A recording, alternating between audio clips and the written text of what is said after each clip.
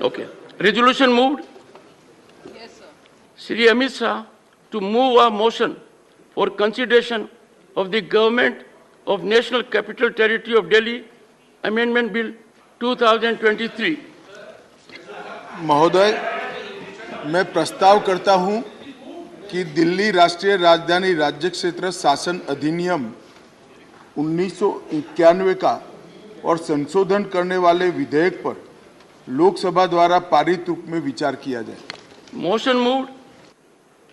There are 3 amendments by Sri Tiruchi Shiva, Dr. John Bittas, and Sri Raghav Chadha for reference of the Government of National Capital Territory of Delhi Amendment Bill 2023 as passed by Lok Sabha to a select committee of the Rajya Sabha. Members may move their amendments at this stage without any speech. Shri Tiruchi Shiva, are you moving your amendment? Dr. John Bittas. Sir, I move. Shri Raghav Chadha. Sir, I move. Sir, I move. The statutory resolution, motion for consideration of the bill, and the amendments moved thereto are now open for discussion. I now call upon the members whose names have been received for participation in the discussion. Dr. Abhishek Manu Singhvi. Sorry.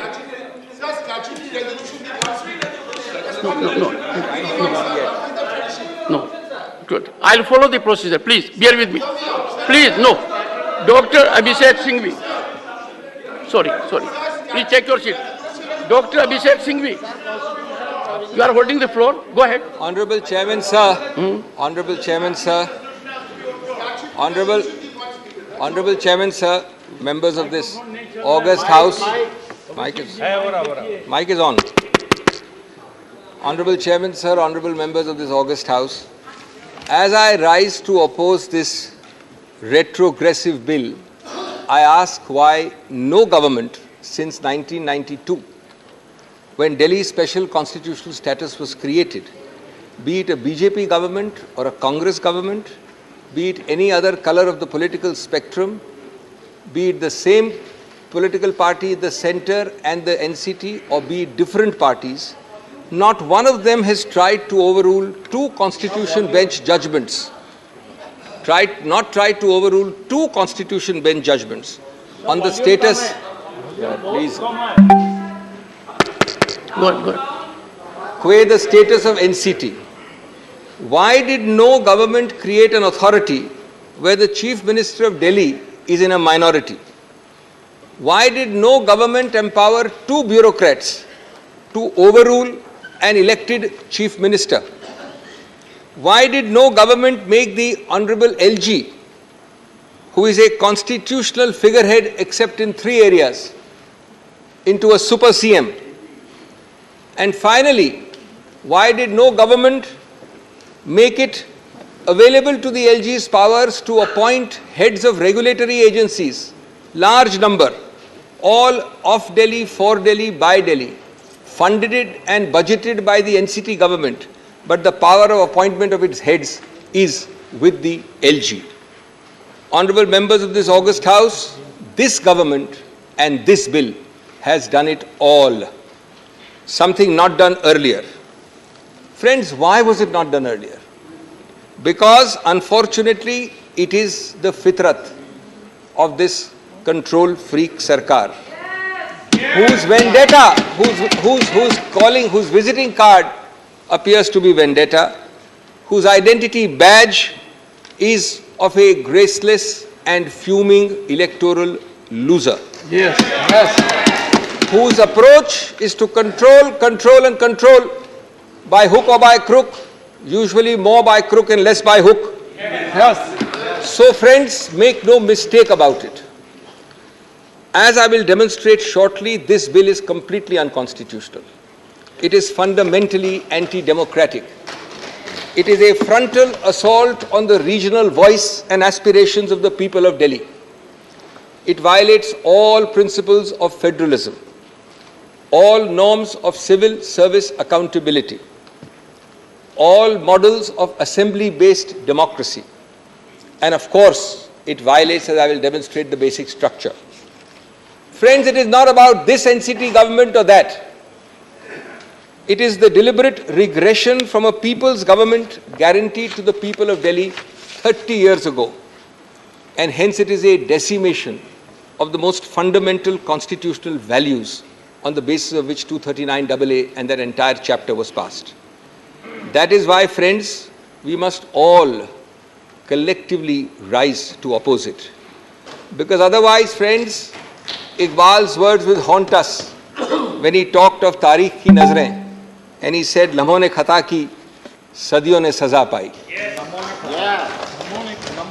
Friends, we must also collectively oppose it because someday this anti-federal knock will come at your door. ये उनके लिए सोचने की बात है जो इस bill का समर्थन कर रहे हैं या समर्थन करने की घोषणा कर दी है, जो आज दिल्ली सरकार के साथ हैं, शायद कभी आपके पास भी जल्द ही आपके साथ भी ऐसा ही हो सकता है। सबका नंबर आ सकता है। उस वक्त जब नंबर आएगा तो आपको सिर्फ याद आएंगे मार्टिन न्यूमेलर के वर्ड्स। वो पुराने जाने माने शब्द हैं लेकिन मैं दोहरा रहा हूं। First they came for the socialists and I did not speak out because I was not a socialist. Then they came for the trade unionists and I did not speak out because I was not a trade unionist. Then they came for the Jews and I did not speak out because I am not a Jew. Then they came for me and for you and there was no one left to speak for us. Friends, what does, let me start with my two heads. What does this bill do textually first? And secondly, what is the consequence of that text? Let me deal with these two aspects first. दोस्तों, ये bill एक civil services authority बनाता है और उसको व्यापक शक्तियां देता है सुझाव देने की, हर नियुक्ति, हर स्थानांतरण, हर चीज के बारे में, ग्रेड ए अफसर से लेके दानिश अफसर तक। व्यापक है, विशाल है। कौन किसी और की सरकार में वित्त का सेक्रेटरी बनेगा, कौन पीडब्ल्यूडी का सेक्रेटरी बनेगा, उनके बीच में अदला बदली कब और कैसे होगी, ये माननीय एलजी करेंगे निर्णय, न कि चुनावित सरकार। ये बड़े स्पष्ट प्रावधान है, मैं अभी आपको प्रावधान के नंबर नहीं दे रहा हूं। दूसरा, जितने भी सतर्कता के अधिकार क्षेत्र हैं और जितने भी नॉन सतर्कता, नॉन विजिलेंस, वो सभी केसेस अनुशासनहीनता के विषय में सब इस अथॉरिटी में आएंगे सुझाव के लिए और माननीय एलजी के पास निर्णय के लिए। इसका उद्देश्य बड़ा स्पष्ट है। उद्देश्य है एक भय और हिस्टेरिया का माहौल बनाना, एक खौफ पैदा करना, जिससे कि आप इन सभी सचिवों को कंट्रोल कर सके, जो कि दिख रहा है दिन प्रतिदिन। तीसरा, ये अथॉरिटी में 3 व्यक्ति हैं, चीफ सेक्रेटरी, प्रिंसिपल सेक्रेटरी और मुख्यमंत्री। और मुख्यमंत्री को बहुत बड़ा ओहदा दिया है, अध्यक्ष बनाया गया है। ये अजीब सा अध्यक्ष है दोस्तों। कोरम है 2 लोगों का, ये एक चेयरमैन है बिना चेयर के। मैंने वैश्विक और भौगोलिक रूप से आज तक कहीं नहीं देखा मेरे सीमित अनुभव में कि एक चुनावित चीफ एग्जीक्यूटिव 2 सचिवों के नीचे आएगा। ये 2 सचिव बैठ के निर्णय करेंगे, ये 2 सचिव बैठ के निर्णय करेंगे और वो मुख्यमंत्री वहां खड़ा होगा, देखता रहेगा, चुप्पी साधेगा या अपना डिसेंट नोट करवाएगा। और उसके बाद, और ये सब प्रावधान है, एक एक चीज में जो बोल रहा हूं प्रावधान है, उसके बाद ये निर्णय और सुझाव जाएगा पहले सुपर सीएम के पास और उसके बाद सुपर बॉस जो हमारे सामने बैठे हैं माननीय गृह मंत्री, ये सब गृह मंत्रालय में आएगा।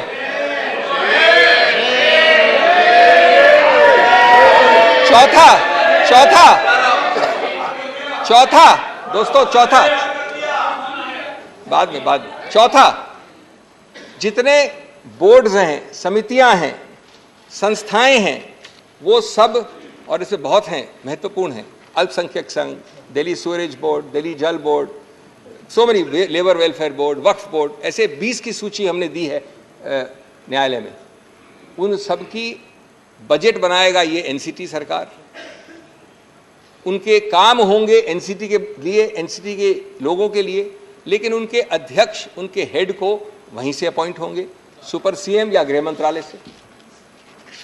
पांचवा, जो दूरगामी नीतियां हैं सभी सिविल सर्विस के लिए, उनके टेन्योर के लिए, उनके स्थानांतरण के लिए, उनकी नियुक्तियों के लिए, कौन सी पोस्ट नाजुक है, कौन सी पोस्ट सेंसिटिव नहीं है, और उपयुक्तता, वर्ड इस्तेमाल किया सूटेबिलिटी, उपयुक्तता इस अफसर की इस पद के लिए, ये सब, और हेड ऑफ डिपार्टमेंट कौन होना चाहिए, ये सब माननीय सुपर सीएम, और अंततोगत्वा हम जानते हैं कि जो सब चीज करती है नियंत्रण, वो होम मंत्रालय। हर छोटी चीज के लिए, एक हर बड़ी चीज के लिए पूर्ण रूपेण व्यापक निर्बाध टेक ओवर, कब्जा, निर्बाध कब्जा है। माननीय प्रधानमंत्री, माननीय गृह मंत्री, आप जैसे उच्चतम पद पर विराजमान महानुभाव, क्या आप अफसर क्लासेस के लिए निचले से लेके सेक्रेटरी तक नीतियां आप बनाना चाहते हैं? कम से कम वो तो एक छोटे ओहदे वाले मुख्यमंत्री के पास छोड़ दीजिए। Sixthly, friends, the secretary, this is amazing. The annals of history of legislation have not seen bills like this. The secretary of the department is made in charge of preparing and authenticating every memo, including cabinet notes. Not bad yet. Disagreements between the secretary and the minister have to be recorded in writing and then sent to the LG, and the secretary in the act itself, in the bill itself says that the secretary may write on the note which he sends to the LG why the secretary thinks that the Council of Ministers is taking a decision contrary to law. Any law. Law means any law. Any law of India, in the opinion of the secretary, is being violated by the Council of Ministers, goes to the LG. It makes, friends, the elected government hollow. A chief minister paralyzed, unable to act. Any minister shivering before his or her secretary. And the bureaucracy looking up to the LG even for sneezing. And the LG, of course, looking up to the Home Ministry. ऐसे हालात को देखकर मुझे वो पुराना शेर याद आया दोस्तों, एक काफिले वालों तुम इतना भी नहीं समझे, लूटा है तुम्हें रहजन ने रहबर के इशारे पर। This bill, friends, eliminates 2 out of the 3 interlocking, fundamental, distinct chains and institutions which form the bedrock of any assembly-based democracy, and therefore they hit at the very root of the basic structure. These 3 interlocking chains, which are discussed in 10 paragraphs of the Supreme Court judgment, I wish somebody had read the judgment carefully before drafting the bill, are: 1, a political executive through the Council of Ministers answerable to the people; 2, a civil service answerable to the political executive and hence accountable to the people through the political executive; and regulatory agencies which are an integral part of governance in any system. The bill simply eliminates number 2 and 3. Out of 3, it takes away 2. Friends, the object is not to make Hamlet the Prince of Denmark, not even the slave of Denmark, but to take over Denmark itself. It is to make Denmark a hollow shell, substitute NCT for Denmark.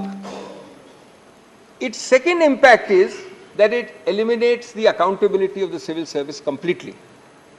In doing so, it eliminates the very concept of Westminster-style democracy, which Delhi is supposed to be fully Westminster-style minus 3 subjects only. The civil service, friends, after this bill will jump, bend, crawl, answer at the behest of an external agency, be it the Home Ministry or the Super Chief Minister. There is not even a token diarchy of powers between the CM and the LG. It converts an impartial civil service into a dictatorial civil service. Shame. It gives a real example of that forgotten serial which I love to watch and all of you have watched. Yes, Minister. The civil servant is saying only no, Minister. Remember what Nehru said about the ICS. That time, Indian Civil Service says this is neither Indian nor civil, nor does it provide service. I'm not sure how accurately it will apply in 2023, but I think he came very close to it. एक म्यान में दो तलवार नहीं है ये case. म्यान भी एलजी के पास है और तलवार भी केंद्र सरकार के पास है. मुख्यमंत्री एक कोने में खड़े होकर तमाशा देख सकते हैं सिर्फ. My third head of submission to this august House, friends. This bill seeks to amend the Constitution by an act of Parliament. The Constitution and the debates underlying it all wanted Delhi to have all powers minus 3. This bill adds a fourth to those 3, and it does it magically without a constitutional amendment. It is indeed magic, even if it is black magic, because you can amend a constitution without a constitutional amendment. Fourth, decimating 2 out of the 3 prongs of a Westminster-style democracy, which has an answerable and accountable civil service and a regulatory agency, clearly violates the basic structure, because the basic structure of an assembly-based democracy includes these 3 interlocking chains.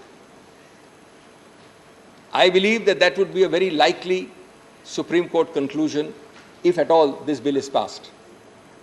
Fifthly, it also violates the basic structure in another manner. The principle of decentralized federal government that has already been a part of the basic structure from the days of Bombay in 1993, around the time, by the way, when 239AA was created. If there is one animating bedrock philosophy underlying 239AA, it is decentralized federal governance. Otherwise, why not keep Delhi as a mere large municipality under central government's control? Advani ji हुआ करते थे बहुत बड़े अधिकारी ऐसे municipal setup में पहले. Why not a mere union territory? You know, there are 10 of them. Delhi is the only one to have been given the constitutional status by a constitutional amendment. No other union territory. Why?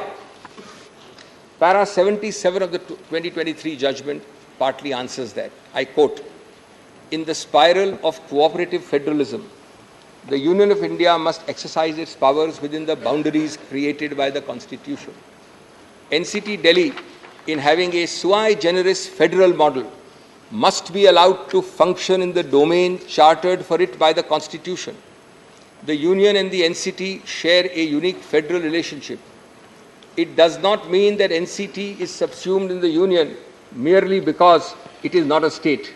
ये मेरे शब्द नहीं हैं, ये उच्चतम न्यायालय के शब्द हैं. Friends, Delhi alone, out of 10 such territories, was given this constitutional status. Not only because federalism and the aspirations of the people of Delhi were recognized, but the idea was that you will not be able to amend it out of shape, out of character, without a constitutional amendment. You don't have it today. You have a statute. This arrogant government, and this is very interesting, this arrogant government first tried it by invading Delhi's special status in 2016 and 17. Forgotten now, by executive action without even a statute. We argued and we got a 2018 first constitution bench judgment which struck it down. It did it again by a second notification without a constitutional amendment and lost it, and the judgment came in 2023, few months ago. But friends, unfortunately there is no cap on deliberate foolishness. There is no bar to repetitive constitutional error. They have done this again. This time they have upgraded it from a notification to a statute, but still without a constitutional amendment. And even if this bill is passed, which I am sure it will not be, the result will be the same a third time. History will repeat itself. Friends, constitutional stupidity masquerading as power is by no means a new phenomenon, especially when reason falls on deaf ears. The result is always the same: जिहालत, हिमाकत और नफरत. संविधान का basic structure दोस्तों लम्हों की बात नहीं है, सदियों की बात है. और अगर संविधान को सदियां सुनेगी, लम्हे नहीं, तो हम सबका उत्तरदायित्व बनता है कि हम उस संविधान की आवाज की हिफाजत करें. क्योंकि अदर नहीं तो संविधान चीख चीख कर कहेगा, मुझे लम्हे नहीं, सदियां सुनेंगी, हिफाजत से मेरी आवाज रखना. आज आप केंद्र में हैं, मैं आप पार्टी की बात नहीं कर रहा हूं, मैं बीजेपी की बात कर रहा हूं। आज आप ट्रेजरी बेंच में हैं, कल कोई और होगा, ये कायम रहेंगे कि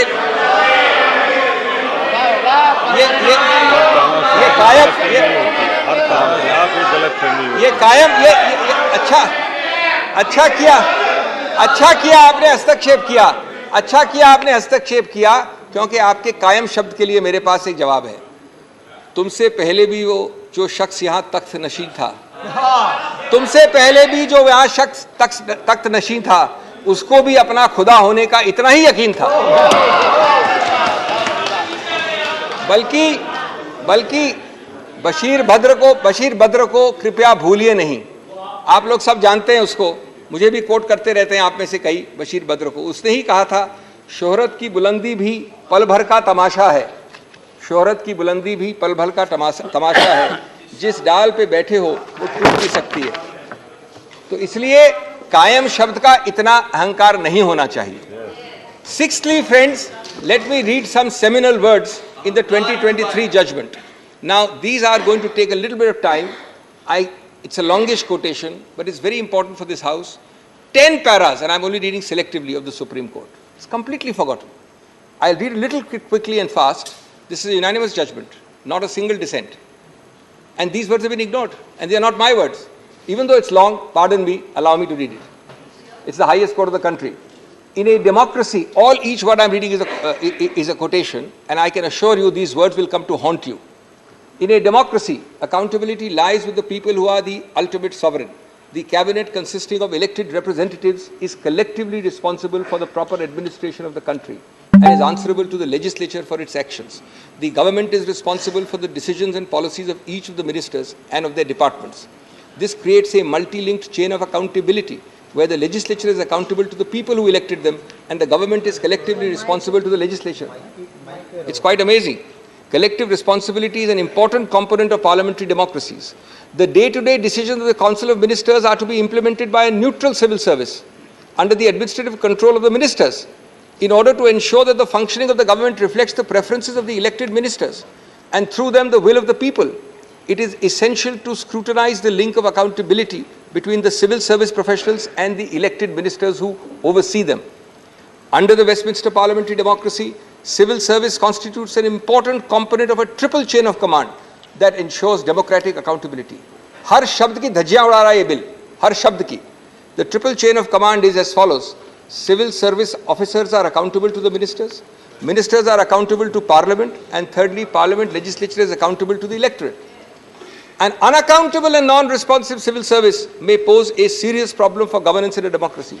It creates a possibility that the permanent executive, consisting of unelected civil service officers who play a decisive role in the implementation of government policy, may act in ways that disregard the will of the electorate. In a federal polity, a fundamental question which arises is which would be the more appropriate authority to whom the civil service officers would be accountable. Everything which the bill is saying is dealt with here. In a democratic form of government, only one more para is left, friends, the real power of administration must reside in the elected arm of the government. Subject to the confines of the Constitution, a constitutionally entrenched and democratically elected government needs to have control over its administration. If a democratically elected government is not provided with the power to control the officers posted within its domain, then the principle underlying the triple chain of command of collective responsibility would become redundant. That is to say, if the government is not able to control and hold to account the officers posted in service, then its responsibility towards the legislature as well as the public is diluted. The principle of collective responsibility extends to the responsibility of officers, who in turn report to the ministers. If the officers stop reporting to the ministers or do not abide by their directions, the entire principle of collective responsibility is affected. Therefore, GNCT ought to have control over the services. Now, I know there's a statute. I'll deal with their best defense, which has been raised by the government. But first, I've read to you 10 paragraphs. For those interested, from 102 to 111.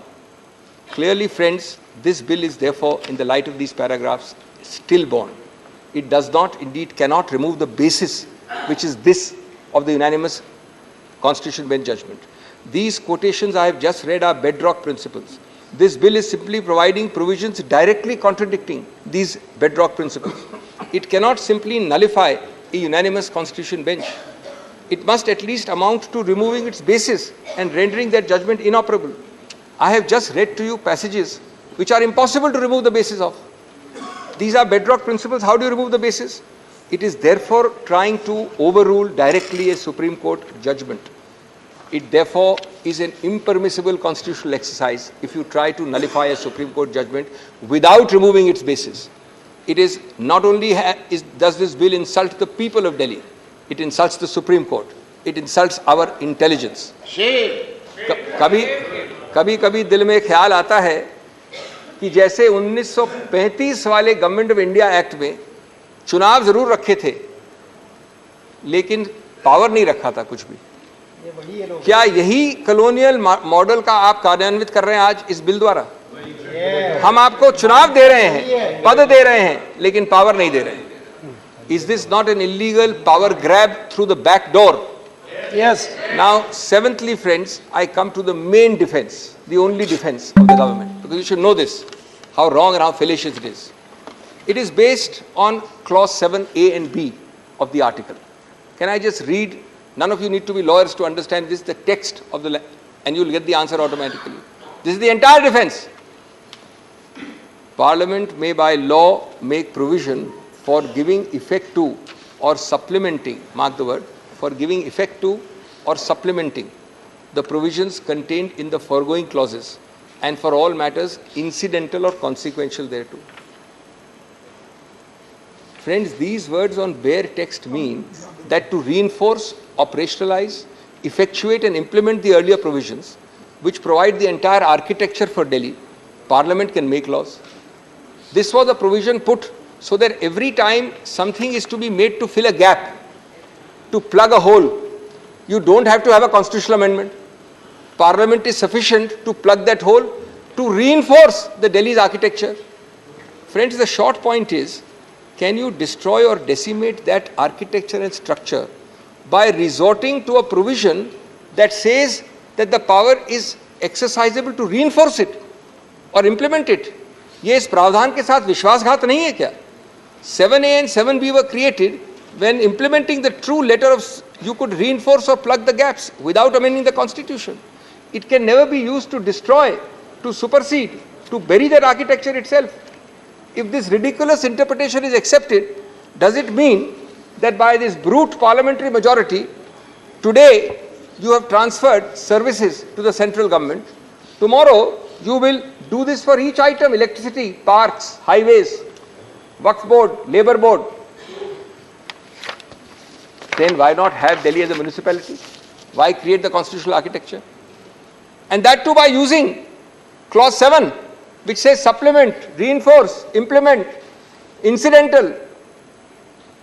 At the end of para 46 of the 23 judgment, which nobody appears to have read, as far as the bill makers are concerned, it says again, if we interpret the phrase insofar as such matter is applicable in a manner, insofar as such matter is applicable to union territories, in a manner to exclude a greater number of entries than what is already excluded, that is in addition to 3, it will defeat the very purpose of granting a special status to NCT.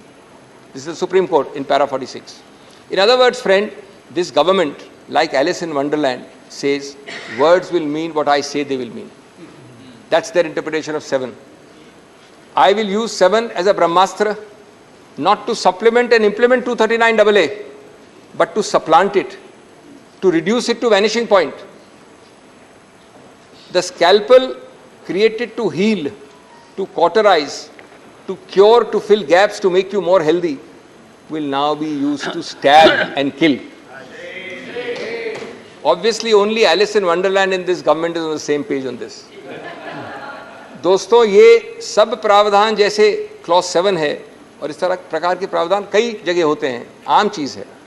लोगों की आवाज़ को ज़्यादा सशक्त बनाने के लिए है, विकास और समृद्धि की गति और दिशा को प्रोत्साहित करने के लिए है, न कि वोट डालने वाली जनता को निहत्था बनाने के लिए, उसको बेबस करने के लिए. इस बिल ने ऐसे सभी उद्देश्यों को अपने माथे पे उल्टा करके लग दिया है.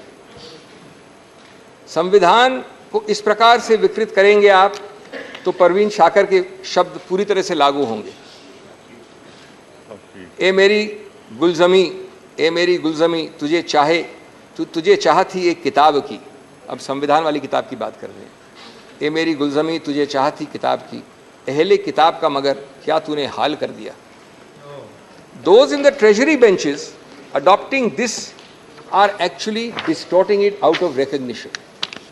The fundamental error of the central government and of the Honorable Home Ministry is to confuse the existence of power with the validity of its exercise. For the last several days, we have been hearing curtain raisers coming from the Home Ministry that we have the power.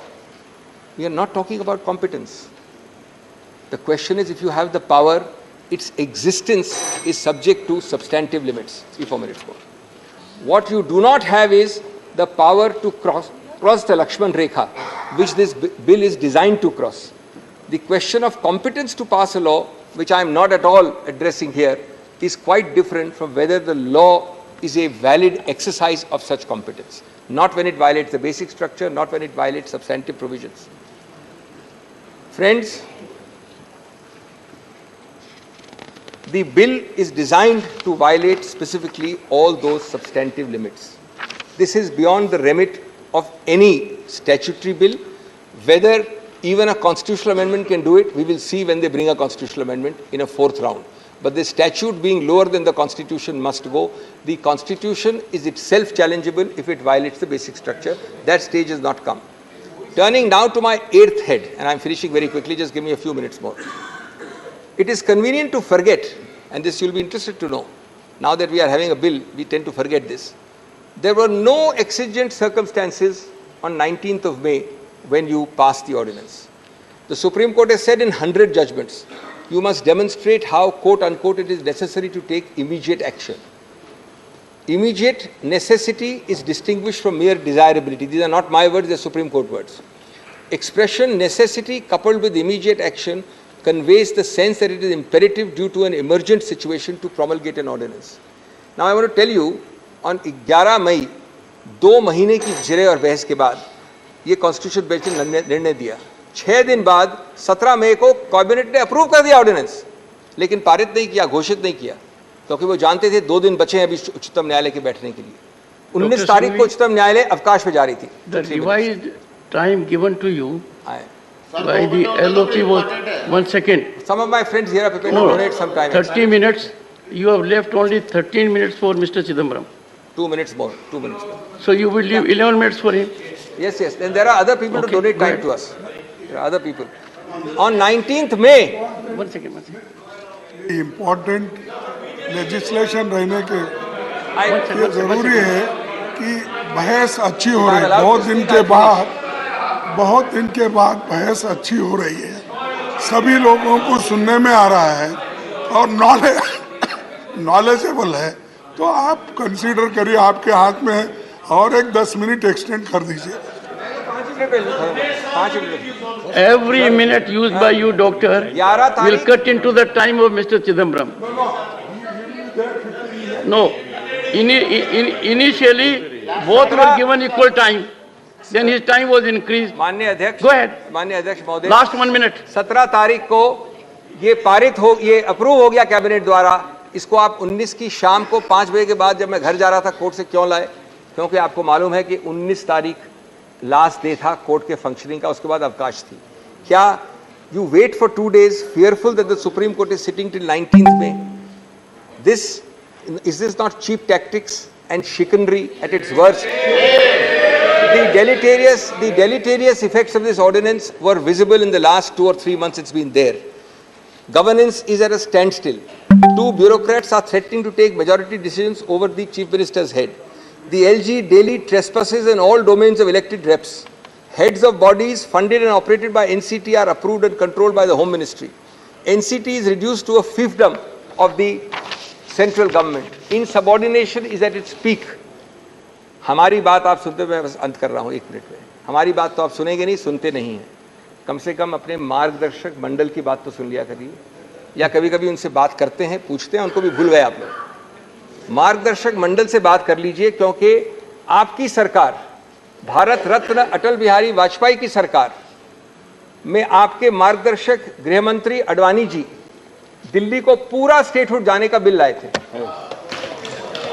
और जब आप 2 चुनाव दिल्ली के जीते इस मुद्दे पे कि दिल्ली के पास पूरा स्टेटहुड होना चाहिए, तो मदन लाल खुराना जी आपके पूर्व मुख्यमंत्री ने कहा था, quote, full statehood for Delhi is the remedy for all its ills.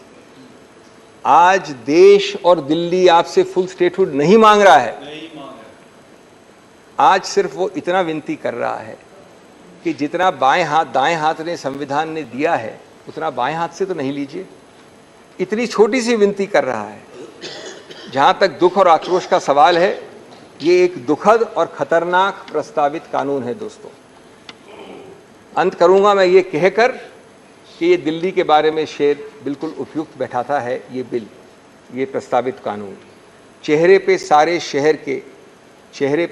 शहर के गर्द मलाल है, जो दिल का हाल है वही दिल्ली का हाल है, दुख और आक्रोश का हाल है। Doctor Sudhanshu Trivedi, 20 minutes. माननीय सभापति महोदय, आज जब इस राष्ट्रीय राजधानी क्षेत्र विधेयक के ऊपर मैं समर्थन करने के लिए खड़ा हुआ हूं, तो पहले मैंने विपक्ष के विद्वान वक्ता महोदय का वक्तव्य सुना तो मुझे विचित्रता का अनुभव हुआ और संपूर्ण विपक्ष को देखकर विस्मय हो रहा है। विचित्रता इसलिए कि उन्होंने कहा कि I have not seen any parallel anywhere.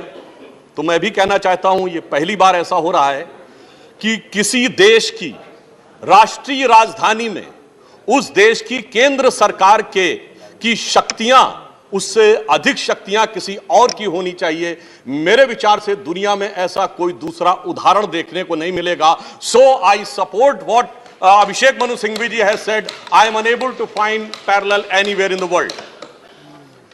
दूसरा विषय जो मैंने कहा कि विस्मय का अनुभव क्यों हो रहा है, अभी देखिए उन्होंने 2 बार सुपर सीएम प्रयोग किया कॉन्स्टिट्यूशनल पद पर बैठे हुए व्यक्ति के लिए, मगर महोदय इस देश ने बगैर संवैधानिक पद पर बैठे हुए सुपर पीएम 10 साल तक देखा है। और मैं ये कह रहा हूं कि अभी मैंने कितना सुंदर सामंजस्य देखा कि उन्होंने कहा कि समय कम हो रहा है, तो आम आदमी पार्टी वालों ने कहा हम भी समय देने को तैयार हैं।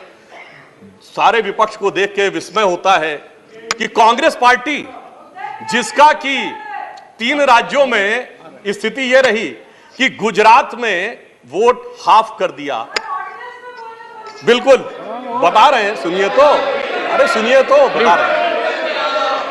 सॉरी, गुजरात मेंबर्स का vote one second. Dr. Abhishek Singhvi was heard in rapt attention. This is the decorum of the house. No. Yes, I am coming to that, sir. Let me do not get into disruptive mode. Doctor तो मैं कहना चाहता हूं कि ये लोग किस तरीके से आए हैं साथ में। अरे साहब, बहुत सारे शेर बोले तो ऑर्डिनेंस के पार्ट नहीं थे, हम भी बता रहे हैं आपको। I will have to name you. देखिए इनकी I will have to name you. ठीक, you have got it as a habit. क्या शिद्दत दिख रही है एक दूसरे को सपोर्ट करने में। देखिए इनकी स्थिति ये, गुजरात में, we want decorous debate here. Doctor said many things, maybe digestible, maybe indigestible. Doctor Sudhanshu Trivedi, मैं सिर्फ ये कहना चाहता हूं कि गुजरात में कांग्रेस का वोट हाफ कर दिया, पंजाब में इनका स्विच ऑफ कर दिया, दिल्ली में साफ कर दिया और आपने इनको माफ कर दिया। और उसके माफी के बाद भी मुझे लगता है, अभिषेक मनु सिंघवी जी ने कहा था तो मैं भी ये कहना चाहता हूं, आप साथ में आए हैं दिल्ली के इस बिल पे, दिल्ली की जनता के लिए आए हैं या किसी और कारण से आए हैं, ये दिल्ली की समझदार जनता समझती है। तो मैं भी एक पंक्ति कहना चाहूंगा कि शाम तक सुबह की नजरों से उतर जाते हैं, इतने समझौतों पे जीते हैं कि जमीर भी मर जाते हैं। अब यह एक संवैधानिक विषय है। संवैधानिक विषय है कि यह जिस प्रकार से संविधान में लागू होना चाहिए, परंतु उसके साथ राजनीतिक टीका टिप्पणी की जा रही है, तो एक सैद्धांतिक विषय भी आता है। तो मैं संवैधानिक और सैद्धांतिक दोनों विषयों का जवाब दूंगा। I will reply both the constitutional and conceptual aspect. देखिए, माननीय गृह मंत्री जी ने लोकसभा में बहुत स्पष्ट किया था कि दिल्ली पूर्ण राज्य नहीं है, ये एक विशेष श्रेणी का यूनियन टेरिटरी है, यानी विशेष श्रेणी का संघ शासित राज्य है। वैसे मुझे लगता है संघ शब्द आते ही बेचैनी ज्यादा हो सकती है दूसरी तरफ, और संघ शासित से बेचैनी और हो सकती है, इसलिए मैं यूनियन टेरिटरी वर्ड प्रयोग करूंगा। It is a special category of union territory. और वैसे भी आजकल अंग्रेजी के प्रति मोह बहुत ज्यादा है, क्योंकि अपने गठबंधनों का भी नाम अंग्रेजी में ही ज्यादा रखा जा रहा है। संविधान में जो भाग 8 में उल्लिखित, वैसे तो जब मैंने टीवी चर्चा के दौरान कई बार विपक्ष के लोगों से INDIA का हिंदी फुल फॉर्म पूछा, तो पहले दिन तो लोग गूगल देख के भी नहीं बता पाए।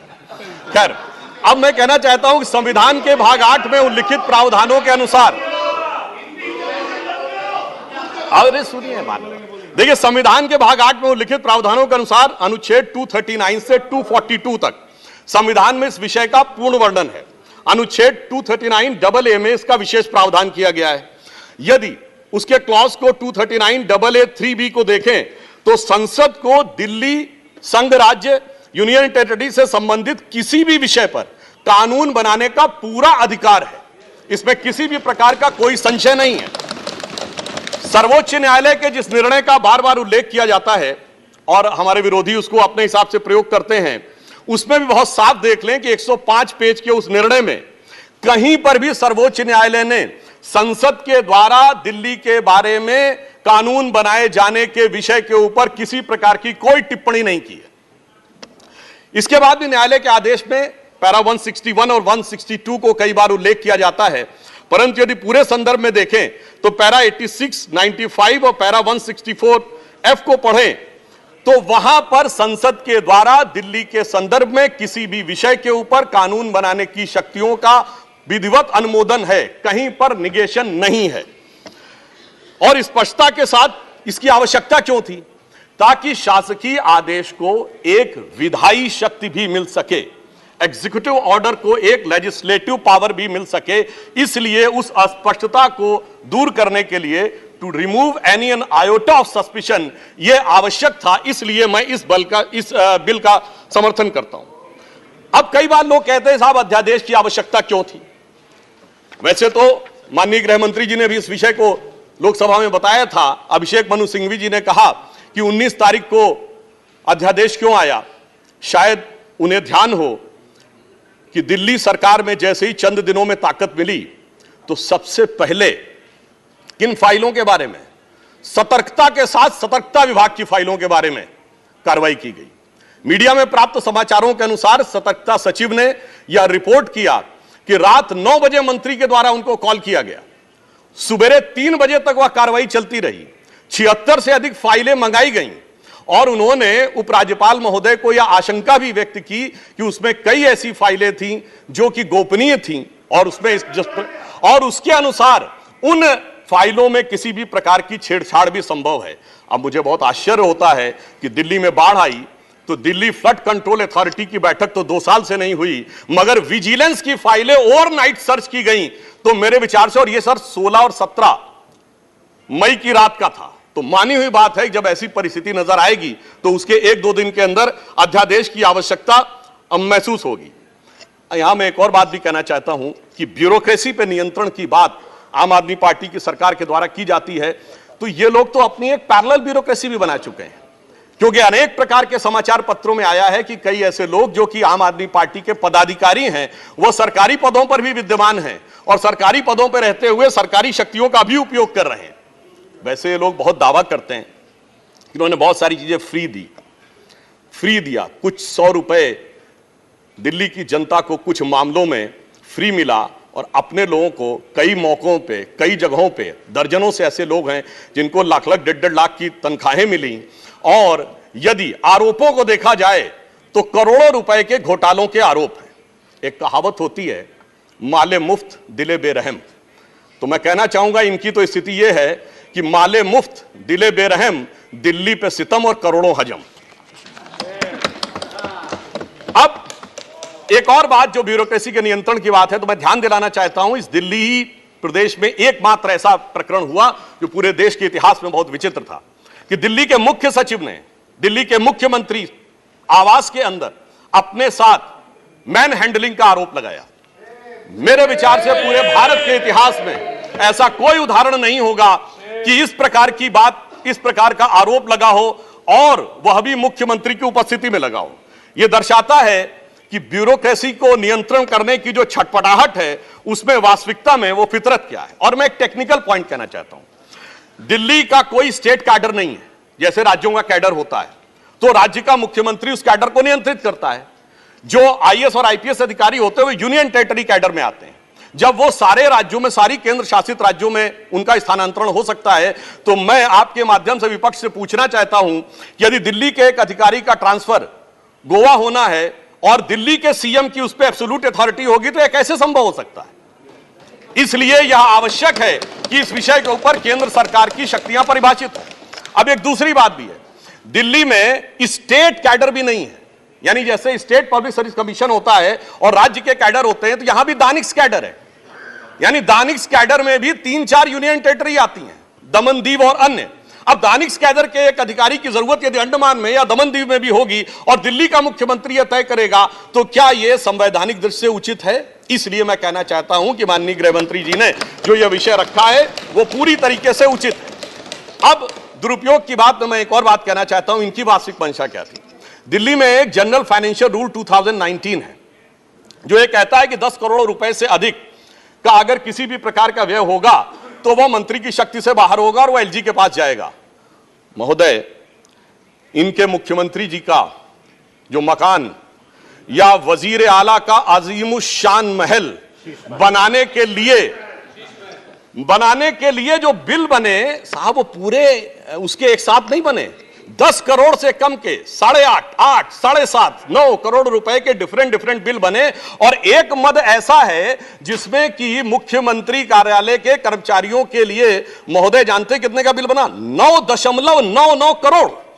यानी 0.01 से कैसे बचा जा सकता है कि टेंडर न करना पड़े, मन मुताबिक खर्चे कर लिए जाएं।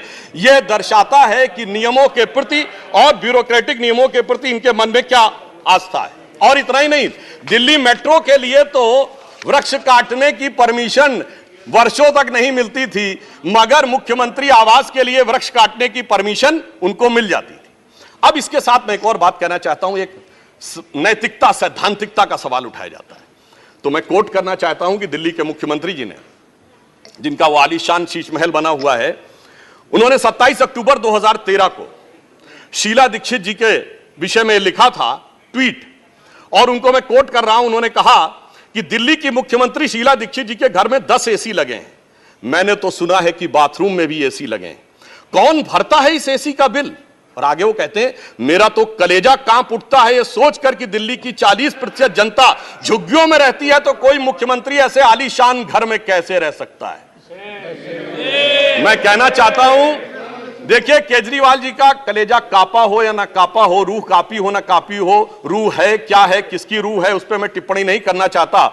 मगर मैं एक बात जरूर कहना चाहता हूं कि शीला दीक्षित जी जहां भी होंगे उनकी रूह को बहुत तकलीफ हो रही होगी कि जब उनके ऊपर ऐसी बातें करने वालों के साथ वो सारे लोग आज आकर खड़े हुए होंगे। वैसे महोदय, उनके घर में 10 एसी थे, यहां तो 15 टॉयलेट भी हैं। और इतना ही नहीं, 1-1 करोड़ रुपए के पर्दे भी लगे हुए हैं, और 1 करोड़ रुपए के पर्दे का एस्टीमेट है। और इतना ही नहीं, अब सुनिए, उनके सामने एक दूसरी समस्या हो गई है कि अभी तक जो बातें चल रही थी, अब उनके सामने यह समस्या है कि उन चीजों को कैसे छुपाएं। देखिए, मैं इनके लिए कहना चाहूंगा कि अब उनकी फितरत जग जाहिर हो चुकी है। तो आज आम आदमी पार्टी की स्थिति यह है कि अब जो चेहरे से जाहिर है छुपाएं कैसे, तेरी मर्जी के मुताबिक नजर आए कैसे।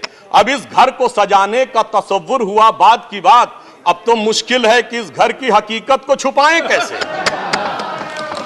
और यहां पर इसके बाद मैं कटाक्ष के बाद एक बात करुणा के साथ कहना चाहता हूं कि अन्ना हजारे के आंदोलन से निकली हुई वो पार्टी जो एक कमरे के मकान में रहते थे, और उससे निकली हुई पार्टी आज सैकड़ों करोड़ के आलीशान मकान में रहती हैं, तो मैं कहना चाहता हूं कि दिल्ली की जनता और जिन जिन लोगों ने उस आंदोलन का समर्थन किया उनके ऊपर भी एक आघात है। और साथ ही साथ ये एक बात का और भी संकेत देता है, फूड फॉर थॉट है देश के लोगों के लिए, कि एक्सपेरिमेंटल पॉलिटिक्स कई बार बड़े विचित्र परिणाम भी देती है। अब किसी नए नवेले प्रयोग को आजमाने का वक्त नहीं है, बल्कि आजमाए हुए मोदी जी के नेतृत्व को चमकाने का वक्त है। और बहुत से लोग ये कहते हैं, संवैधानिक नैतिकता का प्रश्न उठाते हैं कि अध्यादेश क्यों लाया गया। अध्यादेश के लाने का तात्कालिक कारण मैंने बता दिया, और वैसे मैं अपने विपक्ष के लोगों के सुलभ संज्ञान के लिए बता देना चाहता हूं कि इन लोगों ने कितनी बार अध्यादेश लाए हैं। नेहरू जी की सरकार में 70 बार, इंदिरा जी के जमाने में 77 बार, राजीव जी के समय में 35 बार, नरसिम्हा राव जी के समय में 77 बार, मनमोहन सिंह जी के समय में 61 बार, और जो यूनाइटेड फ्रंट गवर्नमेंट बनी थी भाजपा विरोध में, उसमें 1.5 साल में 77 बार। तो मुझे लगता है अध्यादेश का विषय उठाने से पहले इस अंक गणित को भी देख लेना चाहिए। अब मैं एक और बात कहना चाहता हूं, जो संविधान की दुहाई देते हैं उनके लिए। ये तो वो लोग हैं सभापति महोदय जिनकी संविधान में क्या आस्था है। इन्होंने संसद के द्वारा पारित सीए कानून के खिलाफ विधानसभा में प्रस्ताव पारित कर दिया। यह संविधान का सम्मान है। और वो सिटीजनशिप अमेंडमेंट एक्ट था। नागरिकता का विषय तो पूर्ण राज्य का भी विषय नहीं हो सकता, और तो उसके बावजूद दिल्ली सरकार ने पारित कर दिया। तो इसका अर्थ हुआ कि ये जिस प्रकार के कार्य करते हैं उनका संविधान में कोई आस्था नहीं है। और अभिषेक मनु सिंघवी जी अभी कह रहे थे इलेक्टेड गवर्नमेंट, तो मैं याद दिलाना चाहता हूं, after the 72nd and 73rd constitutional amendment there are 3 tier of government, जिसमें एक म्युनिसिपल और जिला पंचायत, एक स्टेट और एक सेंटर। तो मान्यवर, ये तो राजीव गांधी जी लाए थे। तो आपके मन में ना ऊपर वाली इलेक्टेड गवर्नमेंट के लिए सम्मान है, ना नीचे वाली, क्योंकि चंद महीने पहले तक तो ये एमसीडी से भी लड़ते थे और दिल्ली से भी लड़ते थे। तो जब आप कॉन्स्टिट्यूशनल वैलिडिटी की बात करें तो मेरे विचार से तीनों गवर्नमेंट की बात होनी चाहिए, और केंद्र सरकार के संबंध में केंद्र से अधिक संवैधानिक शक्ति इलेक्टेड गवर्नमेंट में इस विषय के ऊपर किसी और की नहीं हो सकती। और मैं एक और बात वेदना के साथ कहना चाहूंगा, ये तो वो लोग हैं जिन्होंने गणतंत्र दिवस की परेड पर भी संवैधानिकता की बात करते हैं। जिस दिन संविधान लागू हुआ उसकी पूर्व संध्या पर प्रदर्शन किया था। महोदय, मैं बताना चाहता हूं कि जिस समय इमरजेंसी लगी थी तब भी हमने कभी 15 अगस्त और 26 जनवरी के दिन राजनीति करने का प्रयास नहीं किया। तो वो लोग जब संवैधानिकता की दुहाई देते हैं तो बहुत आश्चर्य लगता है। और जब बार बार यह स्पष्ट किया जा चुका है कि फुल स्टेट नहीं है महोदय, मगर ये फुल स्टेट से भी संतुष्ट होने वाले नहीं है। इन्हें तो सुपर स्टेट चाहिए, और फुल स्टेट से सुपर स्टेट की दौड़ में मुझे डर इस बात का है कि मेंटल स्टेट में भी ना पहुंच जाएं कहीं, तो कोई आश्चर्य की बात नहीं हो सकती है। और यह बात इसलिए कह सकते हैं कि 49 दिनों की वह सरकार, जब कांग्रेस पार्टी ने इनकी पालकी ढोकर सत्ता की दहलीज पहली बार पार कराई थी, उसके द्वारा अगर आप पारित इनका लोकपाल विधेयक देख लें तो उसमें संसद और सुप्रीम कोर्ट और जाने क्या क्या सारी चीजों को एक में मिला लिया गया था।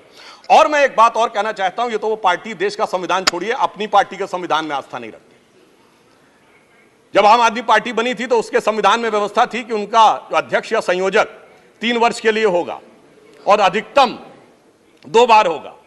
मगर जो मीडिया में प्राप्त समाचारों के अनुसार 3 साल पहले उन्होंने वो संविधान में चेंज कर दिया, यानी अब जीवन पर्यंत या अपनी इच्छा के प्रसाद पर्यंत केजरीवाल जी इस विषय के ऊपर रह सकते हैं। तो मैंने इसलिए कहा ना, अपने संविधान के बारे में बात करिए। और मैं यह भी कहना चाहता हूं कि इन्होंने अपनी कार्यकारिणी में ऐसे भी प्रस्ताव पारित किए हैं संविधान के संदर्भ में कि साहब इनके यहां परिवार के भी कितने लोग काम कर सकते हैं, जो मेरे विचार से बड़ी बड़ी परिवार वाली पार्टियों ने भी कभी अपने पार्टी के प्रस्तावों में इन प्रस्तावों को नहीं पारित किया होगा। और मैं ये भी कहना चाहता हूं कि बहुत आश्चर्य लगता था कि जब ये इंडिया अगेंस्ट करप्शन के स्वरूप से आगे बढ़े थे, तब एक ही पंक्ति में बता देना चाहता हूं, क्योंकि जब आप इसकी बात करते तो क्या क्या नहीं था, कहां से बात शुरू हुई थी। हम राजनीति में नहीं आएंगे, फिर कसम खाते कांग्रेस का साथ नहीं लेंगे, फिर उसके बाद बंगला नहीं लेंगे, फिर शपथ खाते हैं गाड़ी नहीं लेंगे, फिर शपथ खाते हैं सुरक्षा नहीं लेंगे। और आज स्थिति यह है, मैं सिर्फ यह कहना चाहता हूं कि जितनी बातें ये कहते थे वो सारी चीजें आवश्यक है, मगर यह दर्शाता है, क्योंकि मैं किसी की सुरक्षा के प्रति खिलवाड़ करने की बात नहीं करता। पंजाब जैसा राज्य संवेदनशील है, वहां के मुख्यमंत्री के पास सुरक्षा होनी चाहिए। परंतु मैं सिर्फ यह कहना चाहता हूं कि यह इस बात में जो कहना चाहते हैं कि इन्होंने कितना बदलाव किया है मान्यवर, इसलिए कभी कभी इनके 10 वर्ष के अंदर चरित्र में इतना बदलाव, ये कहते सबसे जल्दी सत्ता में आए, महोदय मैं कहना चाहता हूं, भारतीय जनता पार्टी और जनसंघ हम 1951 बने, हमने 72 साल में कभी कांग्रेस से समझौता नहीं किया, इन्होंने 72 दिन में समझौता किया, तब ये सत्ता में आए। और इसलिए आज दिल्ली की जनता अपने को ठगा हुआ महसूस करती है। और शायद दिल्ली के लोग ये कह रहे होंगे कि मैं समझता था वो कितने मासूम थे, क्या से क्या हो गए देखते देखते। जिनको पत्थर से हमने बनाया सनम, वो खुदा हो गए देखते देखते। और मैं एक और बात भी कहना चाहता हूं संक्षेप में। मेरे विचार से इनको अध्यादेश पढ़ना चाहिए, संविधान पढ़ना चाहिए और दिल्ली का अधिनियम पढ़ना चाहिए, क्योंकि अपने को कहते हैं सबसे पढ़े लिखे मुख्यमंत्री। तो मैं ये भी बताना चाहता हूं कि ये सबसे पढ़े लिखे मुख्यमंत्री जो अपने को सबसे हाई क्वालिफिकेशन का नाज रखते हैं, 2-3 उदाहरण उनके ही बता देना चाहता हूं। जिस समय कोविड की वेव चरम के ऊपर थी, तब इन्होंने क्या कहा? इन्होंने कहा कोविड वैक्सीन का फार्मूला सारी कंपनियों को क्यों नहीं दे दिया जाता? मान्यवर, कोविड वैक्सीन तो छोड़िए, पैरासीटामोल जैसी जो दवा भी अमेरिका ने उस समय हमसे मंगाई थी। अब कोई पढ़ा लिखा व्यक्ति ये कह सकता है कि वो चूरन की तरह फार्मूला सबको दे दिया जाए? तो कभी कहते हैं कि यूट्यूब के ऊपर फिल्म क्यों नहीं लाद दी जाती है? अरे भाई, वो सरकार का अधिकार का क्षेत्र नहीं है। और फिर इतना ही नहीं, सिंगापुर में इनको बुलाया, इनविटेशन आता मेयर्स कॉन्फ्रेंस का, तो मुख्यमंत्री होते हुए जाना चाहते हैं। तो मेरे विचार से कम इनको थोड़ा पढ़ना लिखना चाहिए। और एक पढ़ने लिखने पे एक तथ्य मैं जरूर बताना चाहूंगा।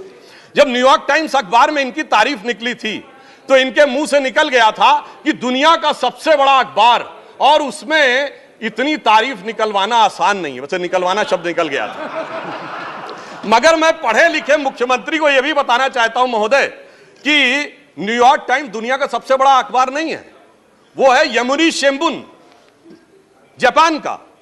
अमेरिका का भी सबसे बड़ा अखबार वो नहीं है, यूएसए टुडे।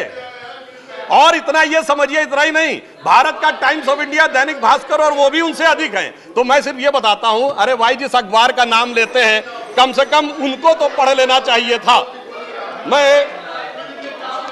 मैं आपको अधिक समय न लेते हुए मैं सिर्फ ये कहना चाह रहा हूं महोदय कि इनको ना पढ़ाई से मतलब है, इन्हें ना पढ़ाई से मतलब है, न लिखाई से मतलब है, इन्हें तो बस कमाई से मतलब है, और वो भी ऊपर वाली कमाई से। और अंत में मैं कहना चाहता हूं सर, अंत में एक लाइन और कहना चाहता हूं कि आज सब लोग मिले, आम आदमी पार्टी और कांग्रेस एक साथ मिले, भारत की सबसे पुरानी पार्टी, पुरानी धुरानी पार्टी, नई पार्टी, नई नवेली पार्टी, अजब अलबेली पार्टी, सब मिलकर एक हो गए। मगर प्राप्त क्या किया? दोनों ने सिद्धांतों से समझौता किया, और कांग्रेस ने भी इतना सयाना दांव चला कि इन्होंने अगर उनका हाथ पकड़ के दिल्ली अध्यादेश पर समर्थन लिया हो तो अविश्वास प्रस्ताव ले आए, लीड उनको मिल गई। तो इसलिए मैं कहना चाहता हूं अंत में कि इन लोगों को आखिर में क्या प्राप्त हुआ, ये पंक्ति कह के समाप्त करता हूं कि इनको विधेयक भी नहीं मिला और सम्मान भी नहीं मिला, यानी इज्जत भी गई, बात भी नहीं मिली। तो एक पंक्ति कहता हूं, न तुम ही मिले, आप लोगों के लिए लागू है, न तुम ही मिले न मयस्सर तुम्हारी दीद हुई, दीद मतलब साइट, न तुम ही मिले न मयस्सर तुम्हारी दीद हुई, तुम ही कहो ये मुहर्रम हुई कि ईद हुई। सुखेंदु शेखर रे, श्री सुखेंदु शेखर। त्रिवेदी ने बड़े जोश के साथ और बहुत शेर शायरी के साथ उन्होंने बात की। त्रिवेदी ने शेर शायरी के साथ बहुत लंबी तकरीर की। अगर उसको उत्तर हमारे पास चतुर्वेदी है, अगर आप त्रिवेदी है तो हमारे पास चतुर्वेदी है। माननीय प्रतिपक्ष के नेताजी, नहीं, डॉक्टर अभिषेक सिंघवी ने कवि का काम ज्यादा किया, वकील का कम किया।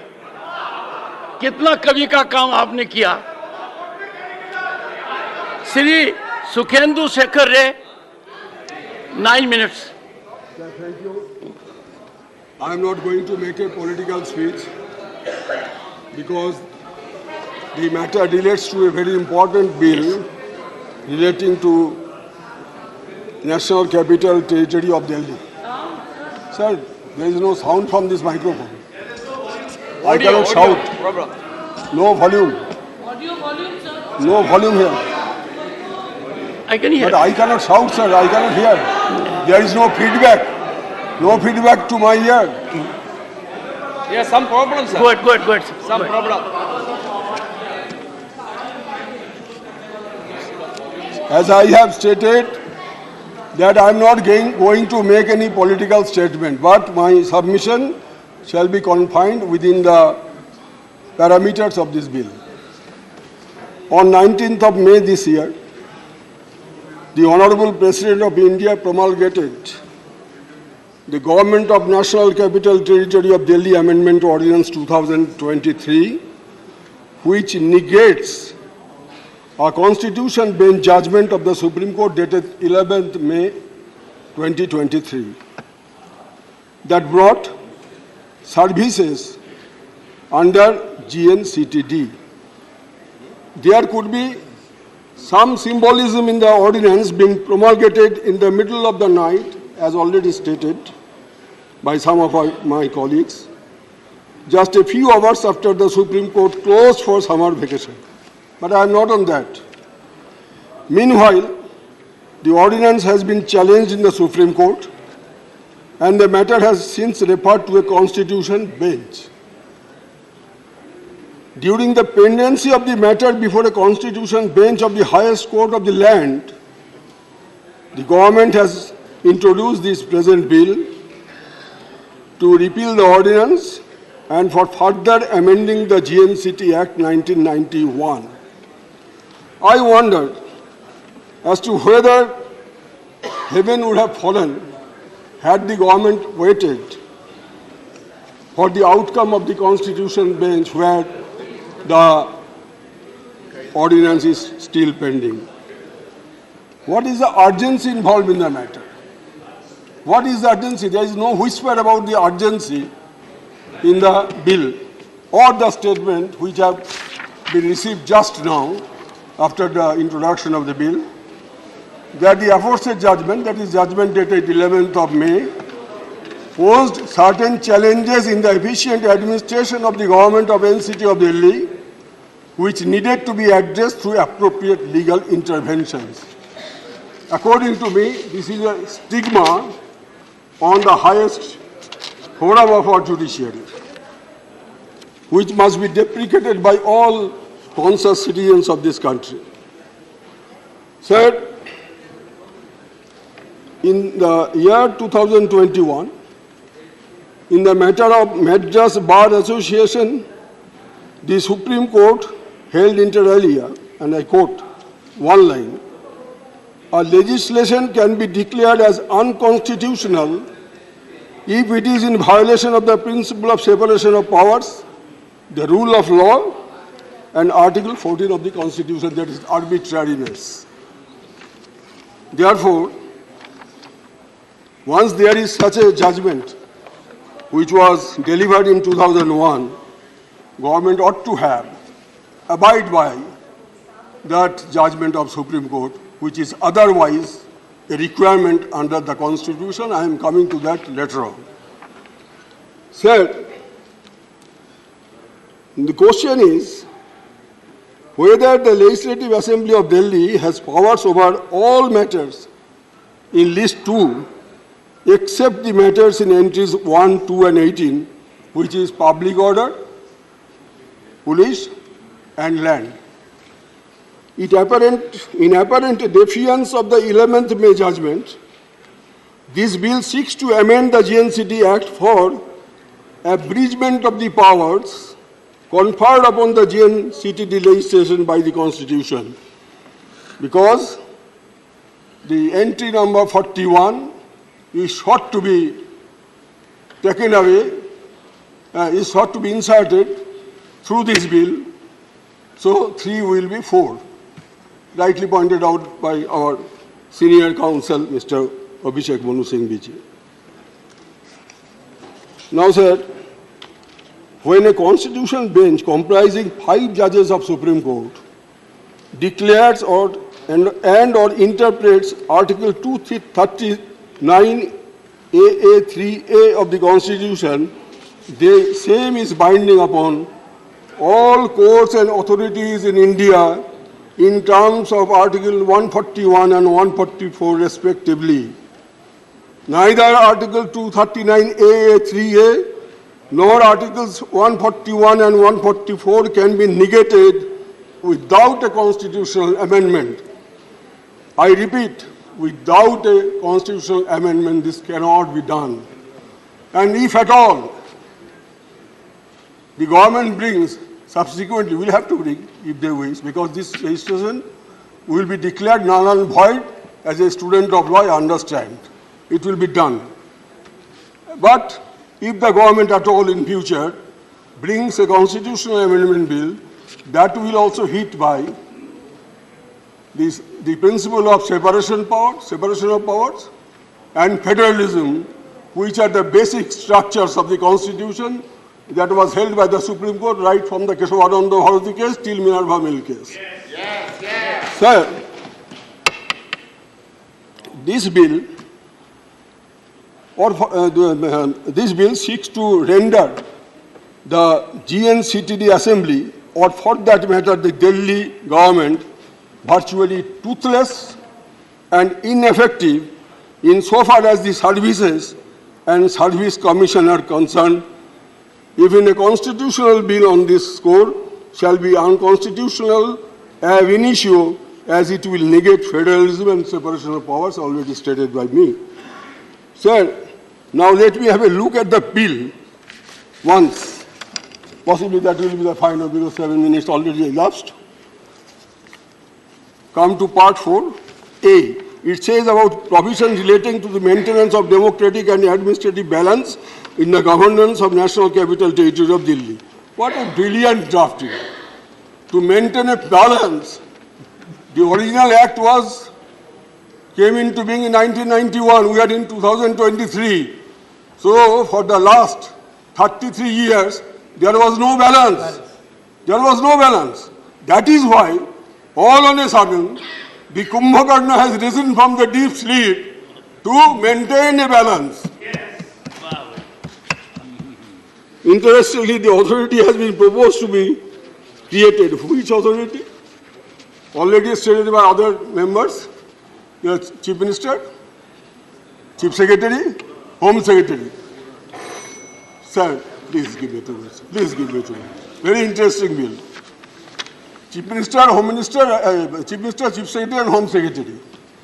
And whatever may be recommended by the Chief Minister, if it is not accepted by the two bureaucrats, then also it will be passed and the Lieutenant Governor will accept it. So, Chief Minister will be a, what should I say, what should I say, without any authority. He does not have any authority. The bureaucrat will prevail upon him. Sir, in democracy, will of the people is supreme. Vox populi, vox dei. Sabar upore manush satya tahar upore nai. Will of the people. But here, the will of the people, which has been reflected through election, a duly elected constitution elected government, his chief minister has no power, the bureaucrat will overrule the recommendations of the chief minister. This is a draconian bill. This is against all spirit of the constitution, and every citizen of this country should oppose this bill in the manner, not only inside parliament, even outside parliament, voice is to be raised. Sir, finally, with your kind permission, I would like to quote from judgment online of former Chief Justice Y.V. Chandrachud, the father of the present Honorable Chief Justice of India. Quote, Parliament cannot, under Article 368, expand its amending power so as to acquire for itself the right to repeal or abrogate the Constitution or to destroy its basic essential features. Here is a case where the basic features are being destroyed. And sir, according to me, according to my party, All India Trinamool Congress, this government seeks to insert entry 41 of the list 2 into Article 239A3A, thereby expanding the scope of accepted matters, so that the bill virtually stands against the heaven of freedom into which Rabindranath Tagore wanted his country to awake, as the bill reflects the abyss unrestricted power to ensure emergence of a banana republic. Thank you, sir. Shri Tiruchi Shiva, 14 minutes. Thank you, Mr. Chairman, sir. Sir, I stand to oppose this bill very strongly, for it infringes upon the basic structure of doctrine by crushing the federalism which is the soul of Indian democracy. Sir, this attempt of this government is yet another a strike on federalism. It is unwarranted, untenable, it is undemocratic, unjustifiable, unfederal, and unconstitutional. Sir, why I am saying all these things? Unwarranted. Sir, after 1991, when the Delhi was granted special status, BJP came to power. Mr. Madanlal Khurana and later Sahib Singh Verma, who were the chief ministers, they insisted for full statehood for Delhi. And later, sir, in 2003, August of 2003, the NDA-1 government introduced a bill insisting for full statehood for Delhi. So when they are ruling, they want full statehood for Delhi. Then what necessity for this ordinance or this bill, sir? At 2015, Aam Aadmi won the election with a significant margin. Immediately after that, the union government issued a notification that services will come under the control of the union government.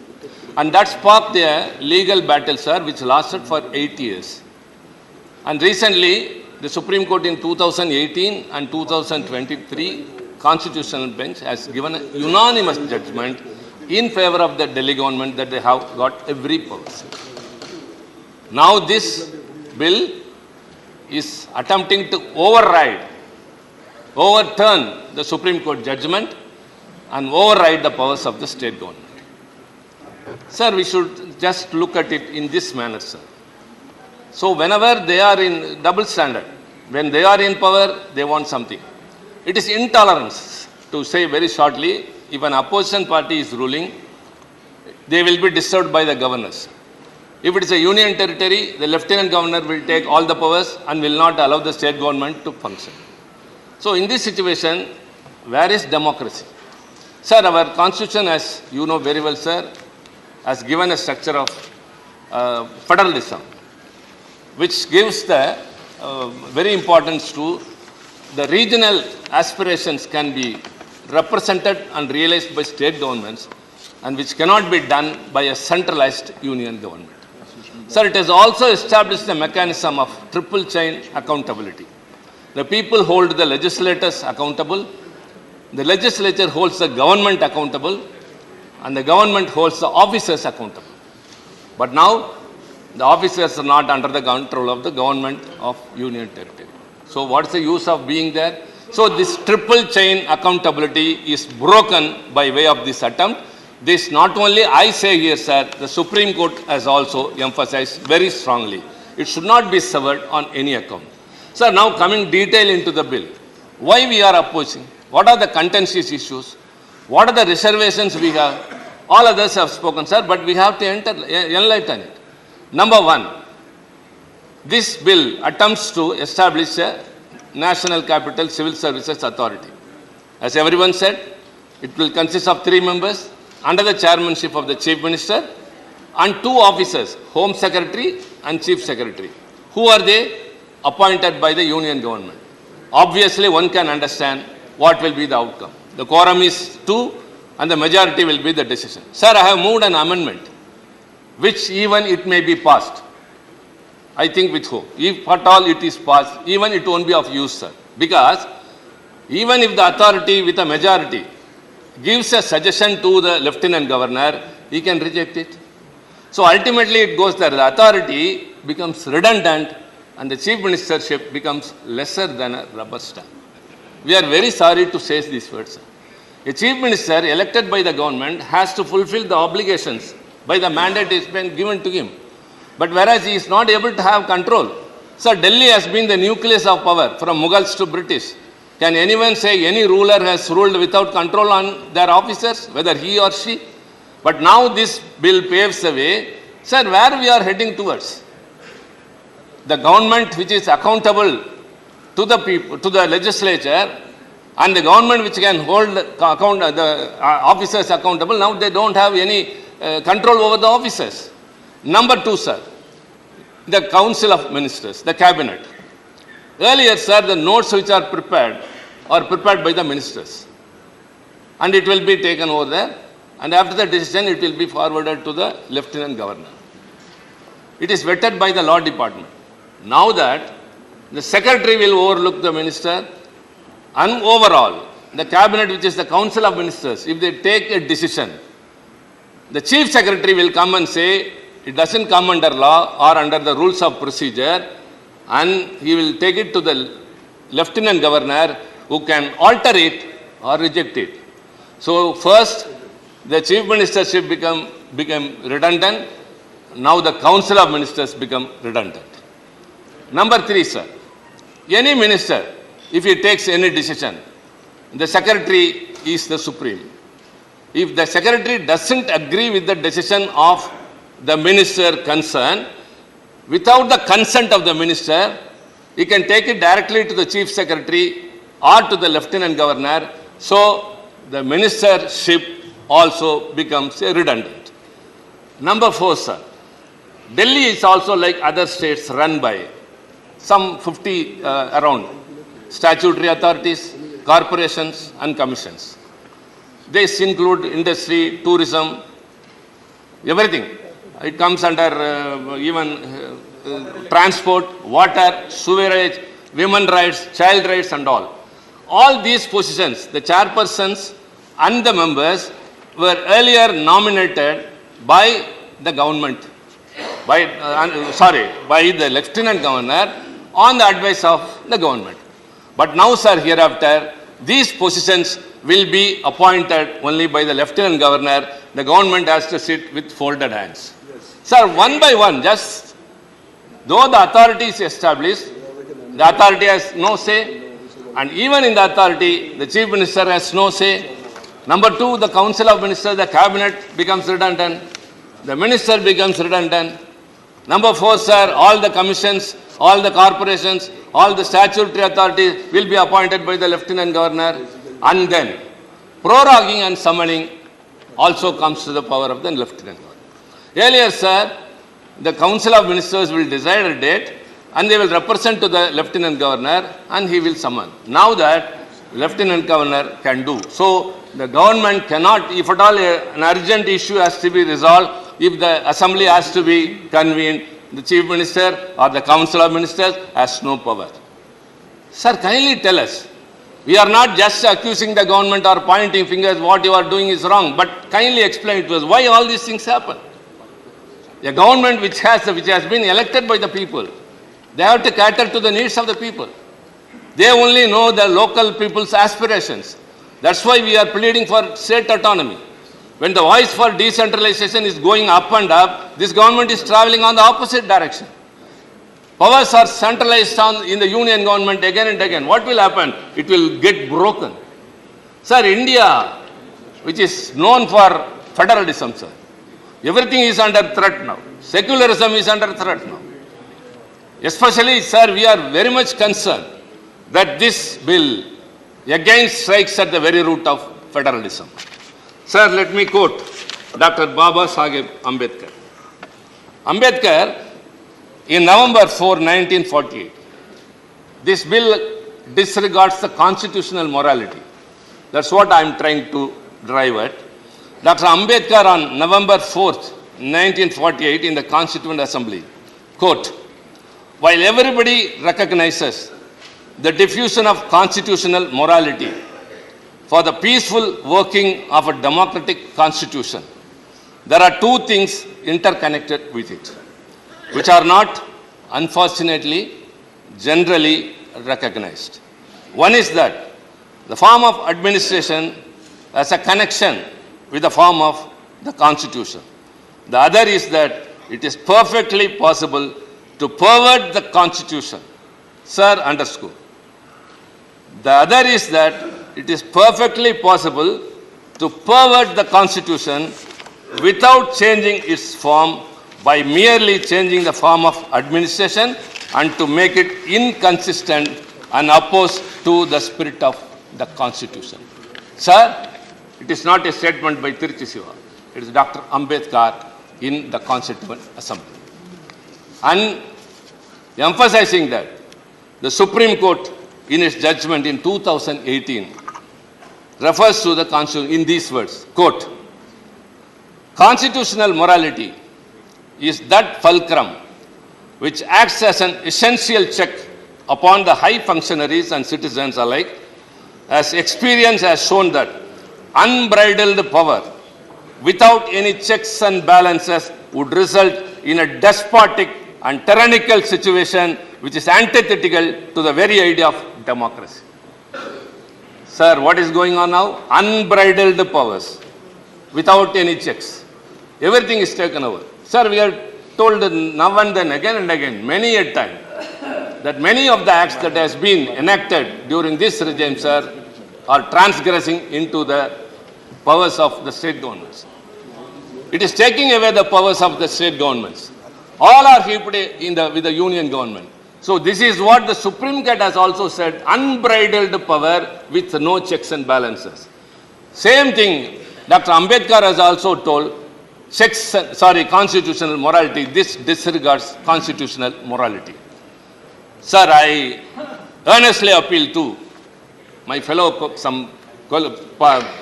colleagues of some political parties who may support the government's decision. My earnest appeal, as Mr. Singhvi told, sir, we are living in an area where there are 100 huts, all thatched roofs.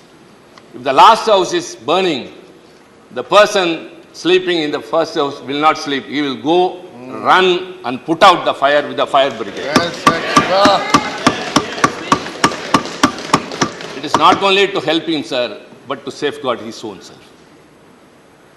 If it is not put out, that fire will slowly come and at last it will affect them. So it has to be thought over. Sir, all these years, we have preserved our independence. We have preserved our democracy. Sir, often you used to say, sir, very proudly, India, the largest democracy in the world. Yes, sir. The largest democracy now is in peril. Why so many charges against the state governments? No state government is able to function on its own. It's not able to enact a law. If something is passed in an assembly, it is not endorsed by the governor. So they are not able to serve the people's needs. Only they know what the people need. That's why the state governments have been formed. But now that either the union government encourages or through the governor, it is trying to obstruct. Sir, all these things have to be kept in mind. Again, I say, all the reservations and contentions we have raised are not with a partisan mood, sir, but it has to be justified. Why all these things have been done? Why all the powers have been taken from a state government? Why the chief ministership has been reduced to the level of, to say the word rubber stamp, and more or less, everything is redundant, sir. What is the big idea of getting along? Sir, let me conclude, sir. I've already told them once, now that, not in any other manner. In the democratic process, one day they will be out of power. And every day they will be lamenting and regretting for all those laws they have enacted. It is not far behind, sir.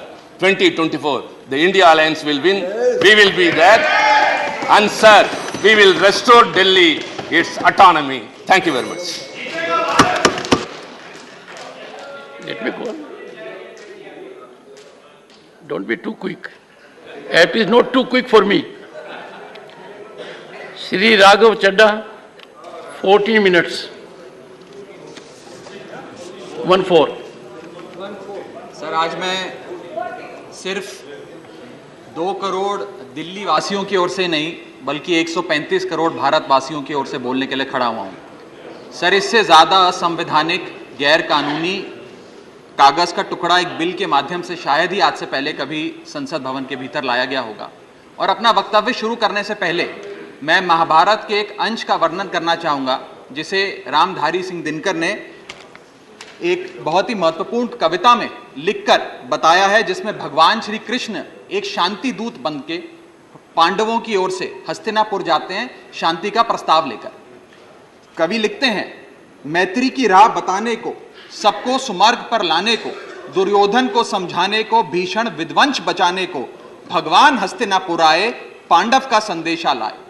भगवान कहते हैं, दो न्याय अगर तो आधा दो, पर इसमें भी यदि बाधा हो तो दे दो केवल 5 ग्राम, रखो अपनी धरती तमाम, हम वहीं खुशी से खाएंगे, परिजन पर हंसी ना उड़ाएंगे।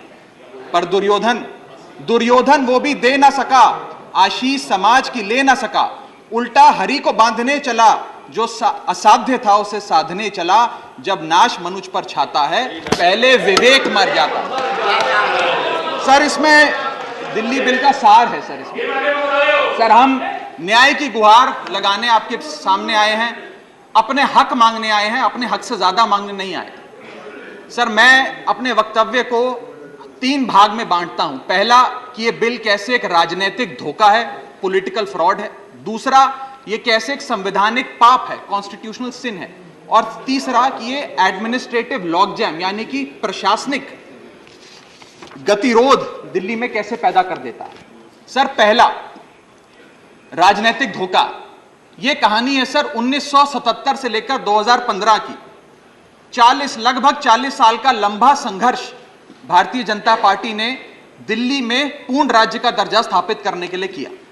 1977 में जब 3rd मेट्रोपॉलिटन काउंसिल दिल्ली में था, उसमें जनता पार्टी की सरकार थी। उन्होंने मता पास कर कहा कि दिल्ली को पूर्ण राज्य का दर्जा बनाएंगे। लगातार पूर्ण राज्य की दर्जे की मांग करते करते करते करते ये 1989 का लोकसभा का मैनिफेस्टो में बीजेपी का लाया हूं। 1989 के मैनिफेस्टो में पेज नंबर 361 पे पॉइंट नंबर 10 पे ये कहते हैं, ग्रांट स्टेटहुड टू यूटी और दिल्ली। यानी कि 1989 से लेकर लगातार ये लोग दिल्ली को पूर्ण राज्य का दर्जा दिलाने की मांग करते रहे। यहां तक कि जब 1991 में कांग्रेस की सरकार ने दिल्ली में विधानसभा का गठन किया, उससे भी ना पर्याप्त मानते हुए लाल कृष्ण आडवाणी जी, मदन लाल खुराना जी सबने बयान दर्ज कराए कि यह भी दिल्ली के साथ न्याय नहीं है, दिल्ली को पूर्ण राज्य का दर्जा मिलना चाहिए और हम इसके लिए आंदोलन चलाएंगे। और लगातार इन लोगों ने संघर्ष किया, आंदोलन किया। सर, 1999 में फिर अपने मैनिफेस्टो में बीजेपी ने, ये 1999 का मैनिफेस्टो है, ये जारी कर कहा कि हम दिल्ली को पूर्ण राज्य का दर्जा देंगे। Page number 132 point number 31, we will give full statehood to Delhi. Sir, इन लोगों ने बड़ा आंदोलन चलाया, संघर्ष किया, सड़कों पे लाठियां खाई, न जाने क्या क्या किया दिल्ली को पूर्ण राज्य का दर्जा दिलाने के लिए।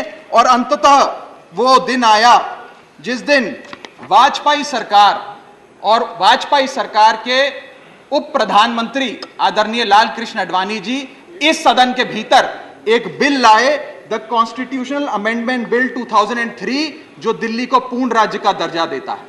यह बिल आडवाणी जी इस सदन के भीतर लाए और कहा कि दिल्ली को अधिकार देने की जरूरत है, दिल्ली को पूर्ण राज्य का दर्जा भाजपा दिलाएगी। यहां भी बात खत्म नहीं होती सर। इसके बाद 2013 के अपने मैनिफेस्टो में बीजेपी ने कहा हम पूर्ण राज्य का दर्जा देंगे। इनकी जून 2013 में नेशनल एग्जीक्यूटिव की मीटिंग हुई, उसमें मता पास कर कहा हम दिल्ली को पूर्ण राज्य का दर्जा देंगे। यहां तक कि इनके सांसद डॉक्टर हर्षवर्धन ने बयान दिया कि जब आदरणीय नरेंद्र मोदी जी देश के प्रधानमंत्री बनेंगे, हम दिल्ली को पूर्ण राज्य का दर्जा देंगे। ये इन सब ने सर लगातार बातें कही और दिल्ली को पूर्ण राज्य का दर्जा दिलाने की मांग लगातार भारतीय जनता पार्टी दिल्ली वालों के सामने रखती रही। सर, ये बिल सिर्फ संविधान का और लोकतंत्र का अपमान नहीं है, यह बिल लाल कृष्ण आडवाणी जी का, अटल बिहारी वाजपेयी जी का, मदन लाल खुराना जी का, सुषमा स्वराज जी का, अरुण जेटली जी का, सबका अपमान करने का और उनके 40 साल के संघर्ष को मिट्टी में मिलाने का काम करता है। सर, मैं माननीय गृह मंत्री जी का बयान लोकसभा में सुन रहा था। उन्होंने कहा कि नेहरू जी ने, पंडित नेहरू ने यह बात रखी थी कि दिल्ली को पूर्ण राज्य का दर्जा नहीं मिलना चाहिए। मैं माननीय गृह मंत्री जी से कहना चाहता हूं, नेहरूवादी मत बनिए, अडवाणीवादी बनिए, वाजपेयीवादी बनिए और दिल्ली को पूर्ण राज्य का दर्जा देने का आज आपके पास ऐतिहासिक मौका है। दिल्ली को पूर्ण राज्य का दर्जा दीजिए। सर, इस बिल को लाने का असल कारण क्या है? यह बिल क्यों लाया गया है? पिछले 25 साल में दिल्ली में 6 बार विधानसभा के चुनाव हुए। 6 के 6 चुनाव भारतीय जनता पार्टी बुरी तरीके से हारी। यहां तक कि 2015 और 20 में आजाद भारत के इतिहास की सबसे बड़े जनादेश की सरकार अरविंद केजरीवाल ने दिल्ली में बनाई। क्योंकि ये पिछले 25 साल चुनाव नहीं जीत पाए और अरविंद केजरीवाल और आम आदमी पार्टी के आने के बाद ये जानते हैं कि अगले 25 साल भी ये लोग चुनाव नहीं जीत पाएंगे, तो सरकार को नष्ट करने का काम कर रहे हैं। ना रहेगी सरकार और ना रहेगा चुनावों का महत्व, ना रहेगा बांस, ना बजेगी बांसुरी। लेकिन मैं आज इस मंच से भाजपा से अनुरोध करूंगा कि कम से कम लाल कृष्ण आडवाणी जी को न्याय दीजिए, कम से कम उनकी इच्छा पूरी करिए, दिल्ली को पूर्ण राज्य का दर्जा दीजिए। सर, मेरा दूसरा भाग कि कैसे यह बिल एक संवैधानिक पाप है। सर, पहली चीज, ये abuse of ordinance making powers है, आर्टिकल 123 जो संविधान का देता है। संविधान ये कहता है, और वाईवी चंद्रचूड़ साहब का AK Roy versus union of India एक बड़ा महत्वपूर्ण लैंडमार्क जजमेंट है, जिसने कहा कि ऑर्डिनेंसेस सिर्फ आपातकालीन और विषम परिस्थितियों में लाए जाएंगे। ऐसी कौन सी आपातकालीन और विषम परिस्थितियां आ गई कि आपको सुप्रीम कोर्ट के फैसले को 8 दिन के भीतर बदलना पड़ गया? दूसरा सर देखिए सर सुप्रीम कोर्ट की दूसरा बिंदु, यह सुप्रीम कोर्ट का अपमान है। सुप्रीम कोर्ट के फैसले को 8 दिन के भीतर 5 जजों के संवैधानिक पीठ के सर्वसम्मति के फैसले को बदल के आज भारतीय जनता पार्टी ने एक मैसेज दिया है कि हम सुप्रीम कोर्ट को भी चैलेंज करते हैं, सुप्रीम कोर्ट के फैसले को भी नहीं मांगते। आपको जो ऑर्डर जारी करना है करो, हम चंद दिनों के अंदर ऑर्डिनेंस लाकर उस फैसले को बदल देंगे। They have challenged the majesty of the honourable supreme court. Sir, और मैं आपको यह कहना चाहता हूं कि आजकल जो ऑर्डिनेंस लाने की जो एक फेटिश इस सरकार ने देखी, चाहे वो लैंड एक्विजिशन बिल हो, चाहे वो फार्म बिल हो, चाहे ईडी के डायरेक्टर का एक्सटेंशन हो, जो ये सारी चीजें ऑर्डिनेंसेस के माध्यम से इन्होंने करी थी, इस बिल का हश्र भी वही होगा जो सारे पुराने बिलों का हुआ था। सर, थर्ड बिंदु कि कैसे ये बिल संघीय ढांचे को एरोड करता है। हमारा भारत का संविधान और सुप्रीम कोर्ट का 2023 का 2018 का संवैधानिक पीठ का फैसला कहता है कि दिल्ली के पास एक यूनिक फेडरल आइडेंटिटी है, यूनिक कॉन्स्टिट्यूशनल आइडेंटिटी है, और भारत का संविधान जो हमें संघीय ढांचा देता है, जो शक्तियां देता है, उन शक्तियों को एनक्रोच करने का काम यह सरकार करती है, हमसे अफसरशाही और तमाम शक्तियां छीनकर। मैं आपको सुप्रीम कोर्ट का वो एक वाक्य पढ़ के सुनाना चाहूंगा। The majority in the 2018 constitutional जज bench held that while the NCT of Delhi could not be accorded with the status of a state, the concept of federalism is applicable to Delhi. हम पूर्ण राज्य नहीं है, लेकिन फिर भी राज्य का दर्जा एक संघीय ढांचे के परिप्रेक्ष्य में दिल्ली को मिलता है। उसके बाद सर, इन लोगों ने तो कमाल ही कर दिया। आज बिना संवैधानिक संशोधन लाए संविधान को बदल दिया, मात्र एक एक्ट ऑफ पार्लियामेंट से, जो आज तक शायद भारत के इतिहास में कभी नहीं हुआ। सर, इसके बाद यह बिल पार्लियामेंट्री अंडरमाइन करता है प्रिंसिपल्स ऑफ कलेक्टिव रिस्पांसिबिलिटी को। भारत का संविधान कहता है सर कि परमानेंट एग्जीक्यूटिव और पॉलिटिकल एग्जीक्यूटिव मिलके लेजिस्लेचर के प्रति जवाबदेही होंगे। ये प्रिंसिपल ऑफ कलेक्टिव रिस्पांसिबिलिटी है। इसमें से परमानेंट एग्जीक्यूटिव यानी कि अफसरशाही को छीनकर ये पूरी तरीके से कलेक्टिव रिस्पांसिबिलिटी का प्रिंसिपल, जिसपे सरकारें चलती हैं इस देश में, उसे ध्वस्त करता है। और आखिरी बिंदु, संवैधानिक अपराध का, ये ट्रिपल चेन ऑफ अथॉरिटी को तार तार करता है sir. Triple chain of accountability ये होती है कि अफसरशाही की जवाबदेही मंत्री को, मंत्री की जवाबदेही लेजिस्लेचर को, और लेजिस्लेचर की जवाबदेही जनता को। इसमें से अगर आप अफसरशाही हटा देते हो तो फिर जवाबदेही की जो ये ट्रिपल चेन ऑफ अकाउंटेबिलिटी है ध्वस्त हो जाती है। तो ये काम करके संवैधानिक अपराध एक प्रकार से सरकार ने किया है। सर, मेरा आखिरी भाग, ये कैसे एक एडमिनिस्ट्रेटिव हाराकिरी, एक एडमिनिस्ट्रेटिव गतिरोध पैदा करता है। यह कहता है सिर्फ उपराज्यपाल ही ट्रांसफर पोस्टिंग करेंगे एक समिति के माध्यम से। यानी कि अफसर अब मुख्यमंत्री की नहीं सुनेगा, मंत्रियों की नहीं सुनेगा। अगर अब दिल्ली में किसी के घर में बिजली नहीं आ रही, पानी नहीं आ रहा, किसी के बच्चे का स्कूल में दाखिला नहीं हो रहा, तो वो उपराज्यपाल के पास जाएगा, अपने मंत्री मुख्यमंत्री के पास नहीं जाएगा। क्या लोग जानते हैं उपराज्यपाल कहां रहता है? उपराज्यपाल कौन सी विधानसभा से चुनाव लड़ा, उपराज्यपाल ने कौन सा चुनाव जीता? लेकिन सारी शक्तियां एक चुनी हुई सरकार से निकालकर उपराज्यपाल को देता है। ये आगे कहता है सर ये बिल कि हम एलजी को सोल डिस्क्रिशन देते हैं, स्वयं के विवेक से फैसले लेने की तमाम शक्तियां। आज तक उपराज्यपाल और गवर्नर काउंसिल ऑफ मिनिस्टर्स की एड एंड एडवाइस से बाध्य थे, लेकिन यह बिल उपराज्यपाल को सुपरसीडिंग पावर देता है। आगे सर यह बिल जितने भी ब्यूरोक्रेट्स हैं उन्हें एक जुडिशियल अथॉरिटी बना देता है।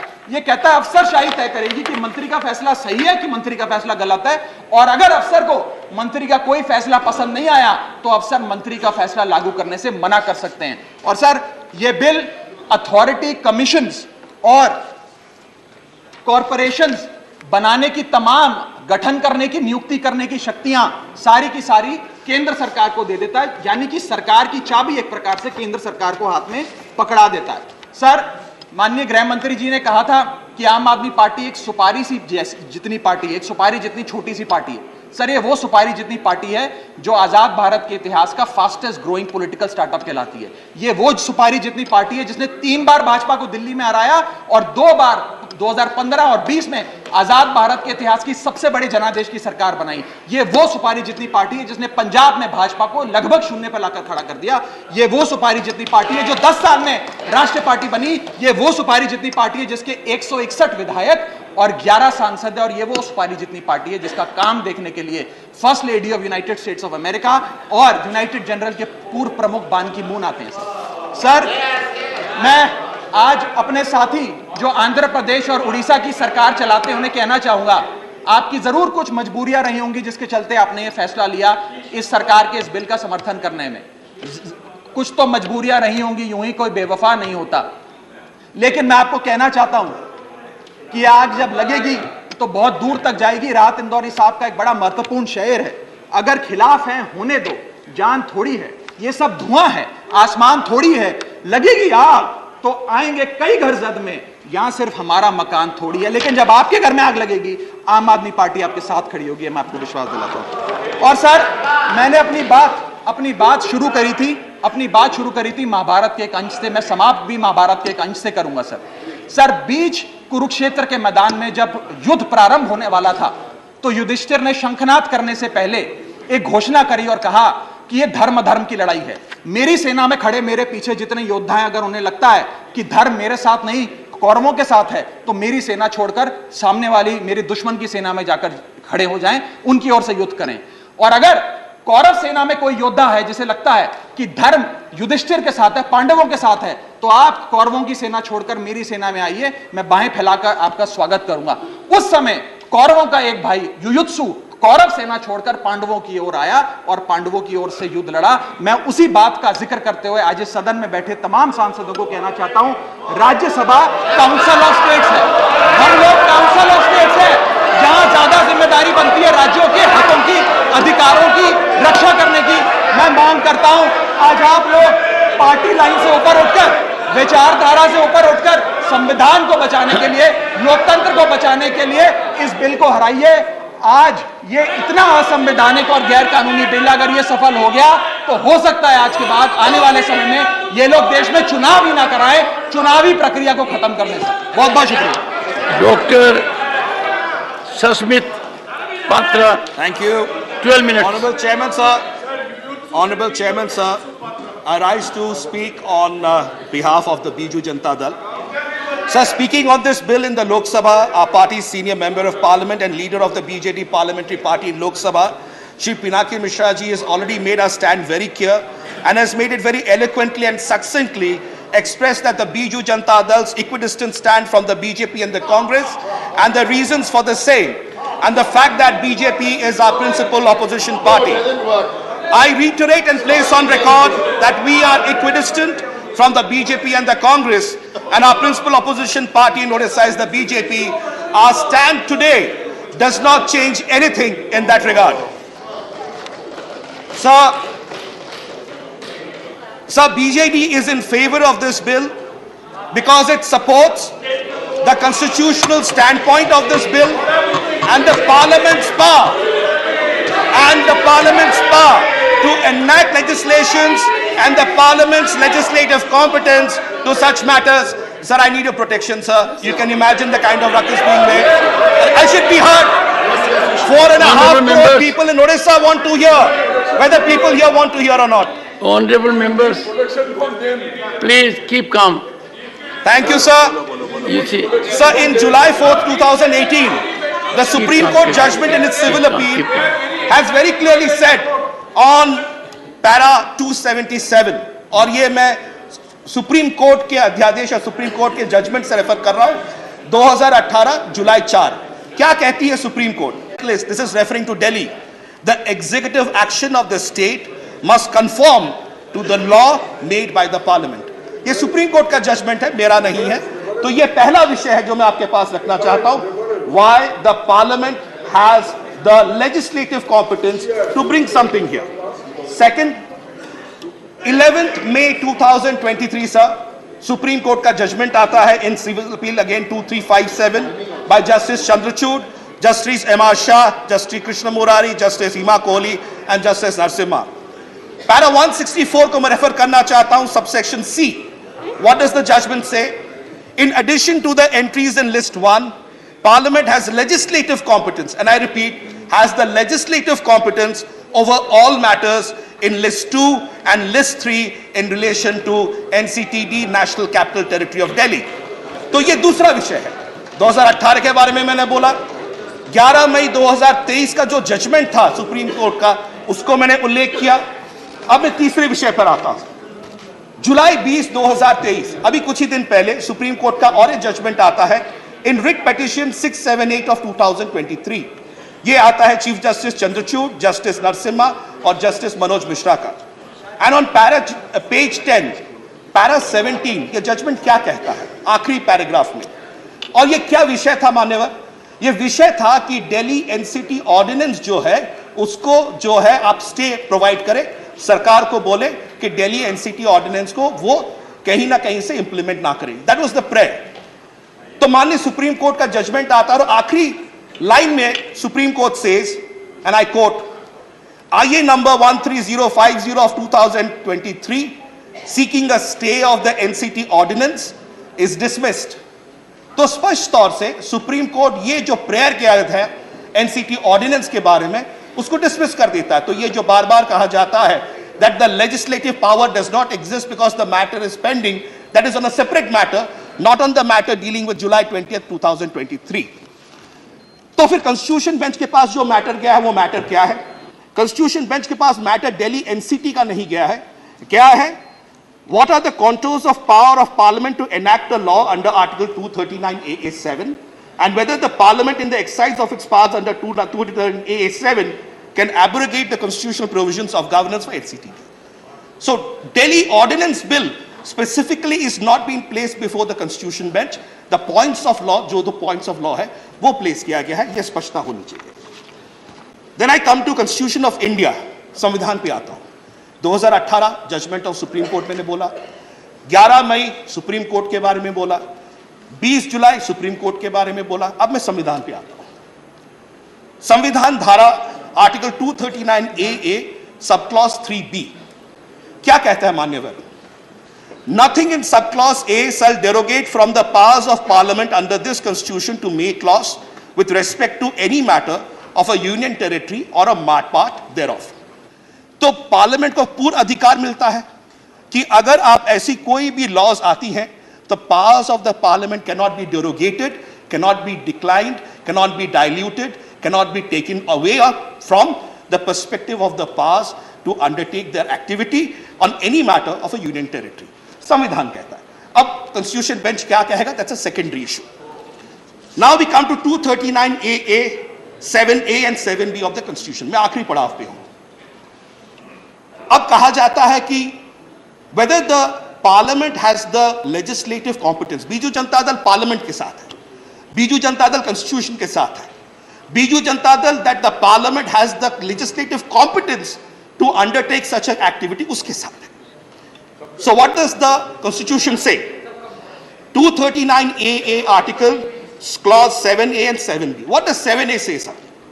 7A कहता है, Parliament may, by law, make provisions for giving effect to or supplementing the provisions contained in the foregoing clauses and for all matters thereinto or consequential thereto. इसका मतलब क्या है? सारांश बता देता हूं कि पार्लियामेंट के पास तमाम वो पावर्स हैं जिससे कि 239AA जो कि दिल्ली एनसीटी के बारे में है उस पर अपने रूल्स, अपने लॉज कर सकता है.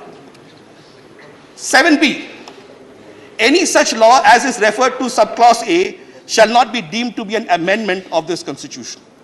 तो जो बात आती है बार बार constitution amendment की, clause 7B बहुत clearly संविधान का बताता है that this is not any changes in 239AA, 7A and 7B के तहत is not considered as a constitution amendment. It can be undertaken. माननीय, अब मैं और 2-3 मिनट लूंगा और मैं खत्म करूंगा. So sir, this is a constitutional issue. This is a legislative issue. This is not a political one. This is an issue which is before the power of the parliament to legislate and its legislative competence. It's not about parties or governments. Sir, किसी ने कहा था, एक बहुत बड़े महापुरुष ने, एक बहुत बड़े लीडर ने, सरकारें आएंगी जाएंगी, पार्टियां बनेंगी बिगड़ेंगी, संविधान रहना चाहिए, इस देश का संविधान, इस देश की सोच रहनी चाहिए.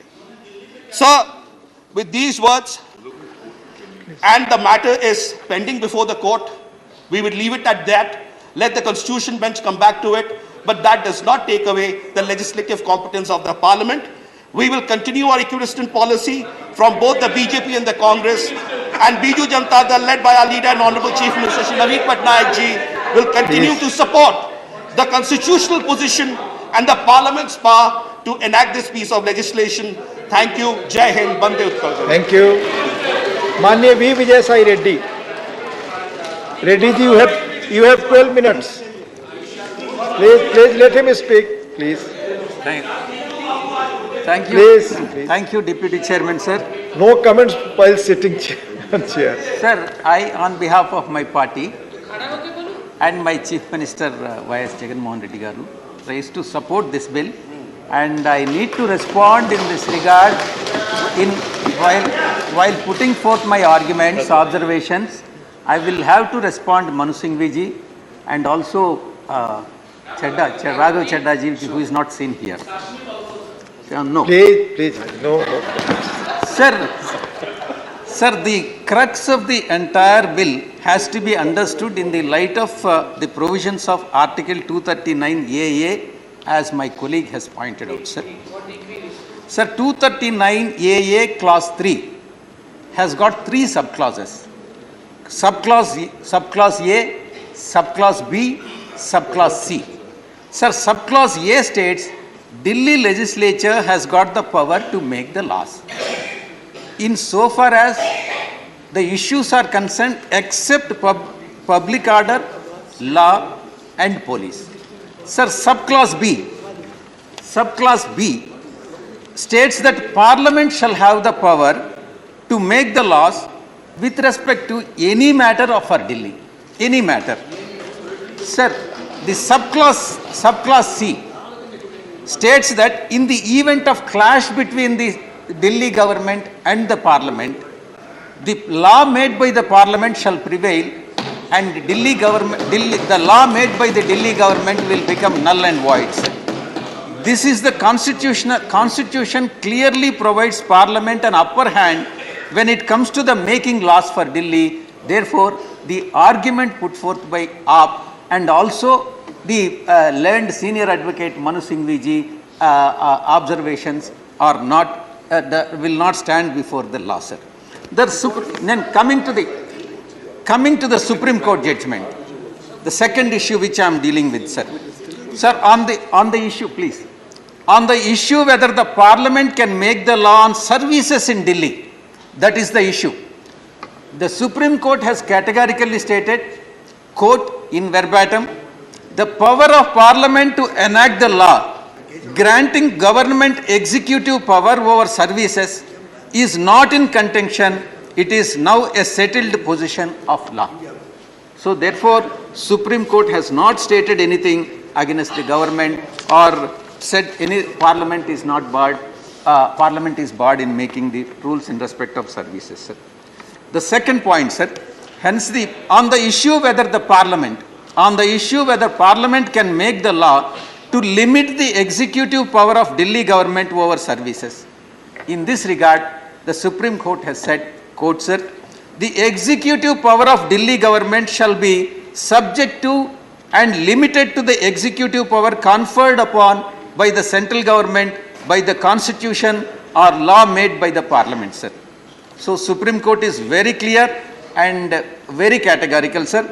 The cumulative reading of these two observations of the Apex Court supports this bill. Therefore, YSR Congress Party supports this bill, sir. Sir, even the Supreme Court has noted in verbatim, sir, quote, the purpose of the Article 239 AA is to confer expanded legislative competence upon the Parliament when it comes to the Delhi, since it is a capital of the country and therefore must be dealt with different considerations. This is what the Supreme Court judgment is, sir. Therefore, the arguments that have been put forth by Honorable Senior Advocate does not stand for judicial scrutiny, sir. Sir, I'll have to oppose the. I'll have to counter Chaddaji, Raghav Chaddaji, sir. There has been a lot of controversy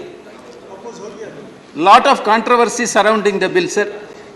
This controversy has been created only by Congress Party, AAP and other supporting parties, that is IA.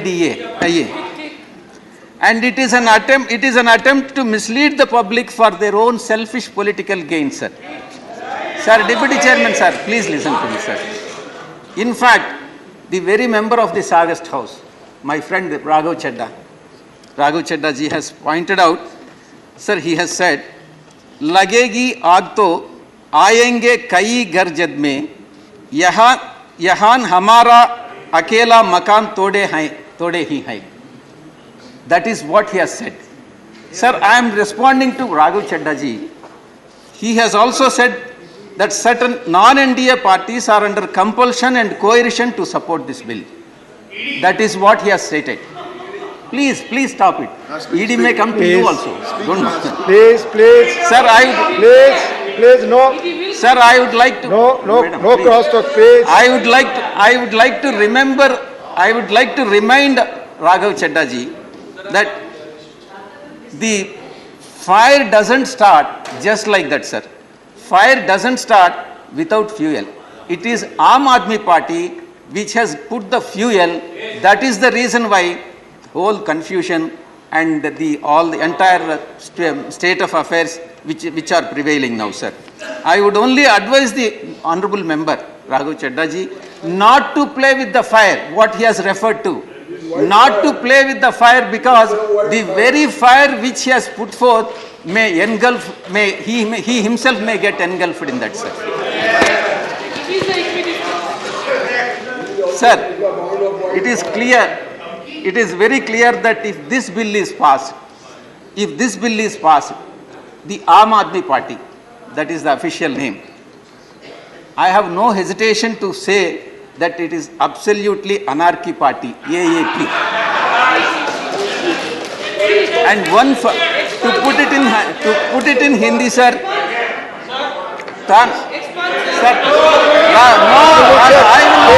I will not yield to you. No, sir. Nothing is Sir, the record will be checked. Let them get an opportunity. Whenever they get an opportunity, they can speak. Please take your I will not yield, sir. He is not yielding. I am not yielding. I am not yielding, sir. Please continue. I will put one step forward and say, Tanashahi Party. That is what they are doing now. Tanashahi Party, Anarchy Party. What they are doing is that nothing but an anarchy, sir. Please take your seat. No longer Delhi for selfish and ulterior motives.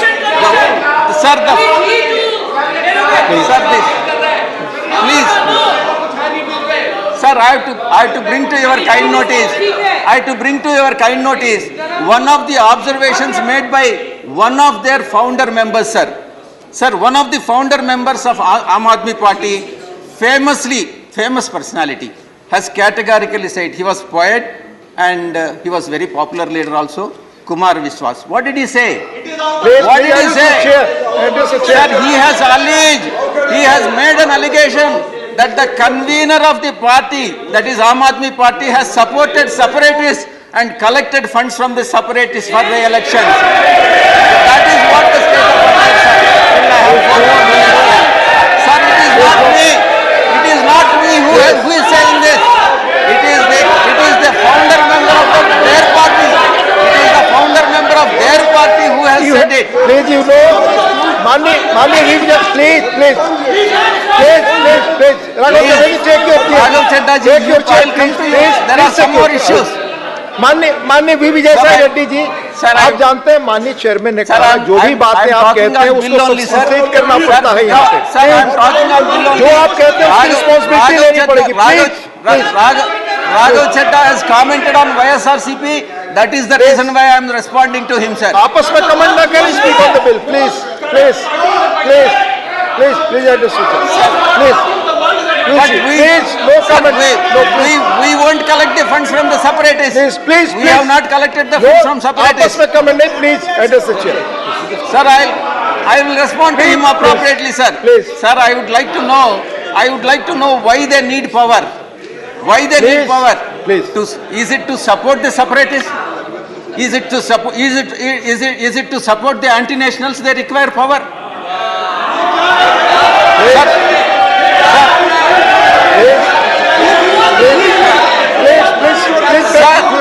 Please listen. Please listen.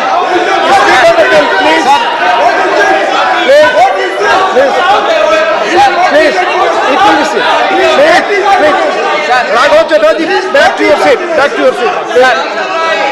देशद्रोह करने के लिए क्या?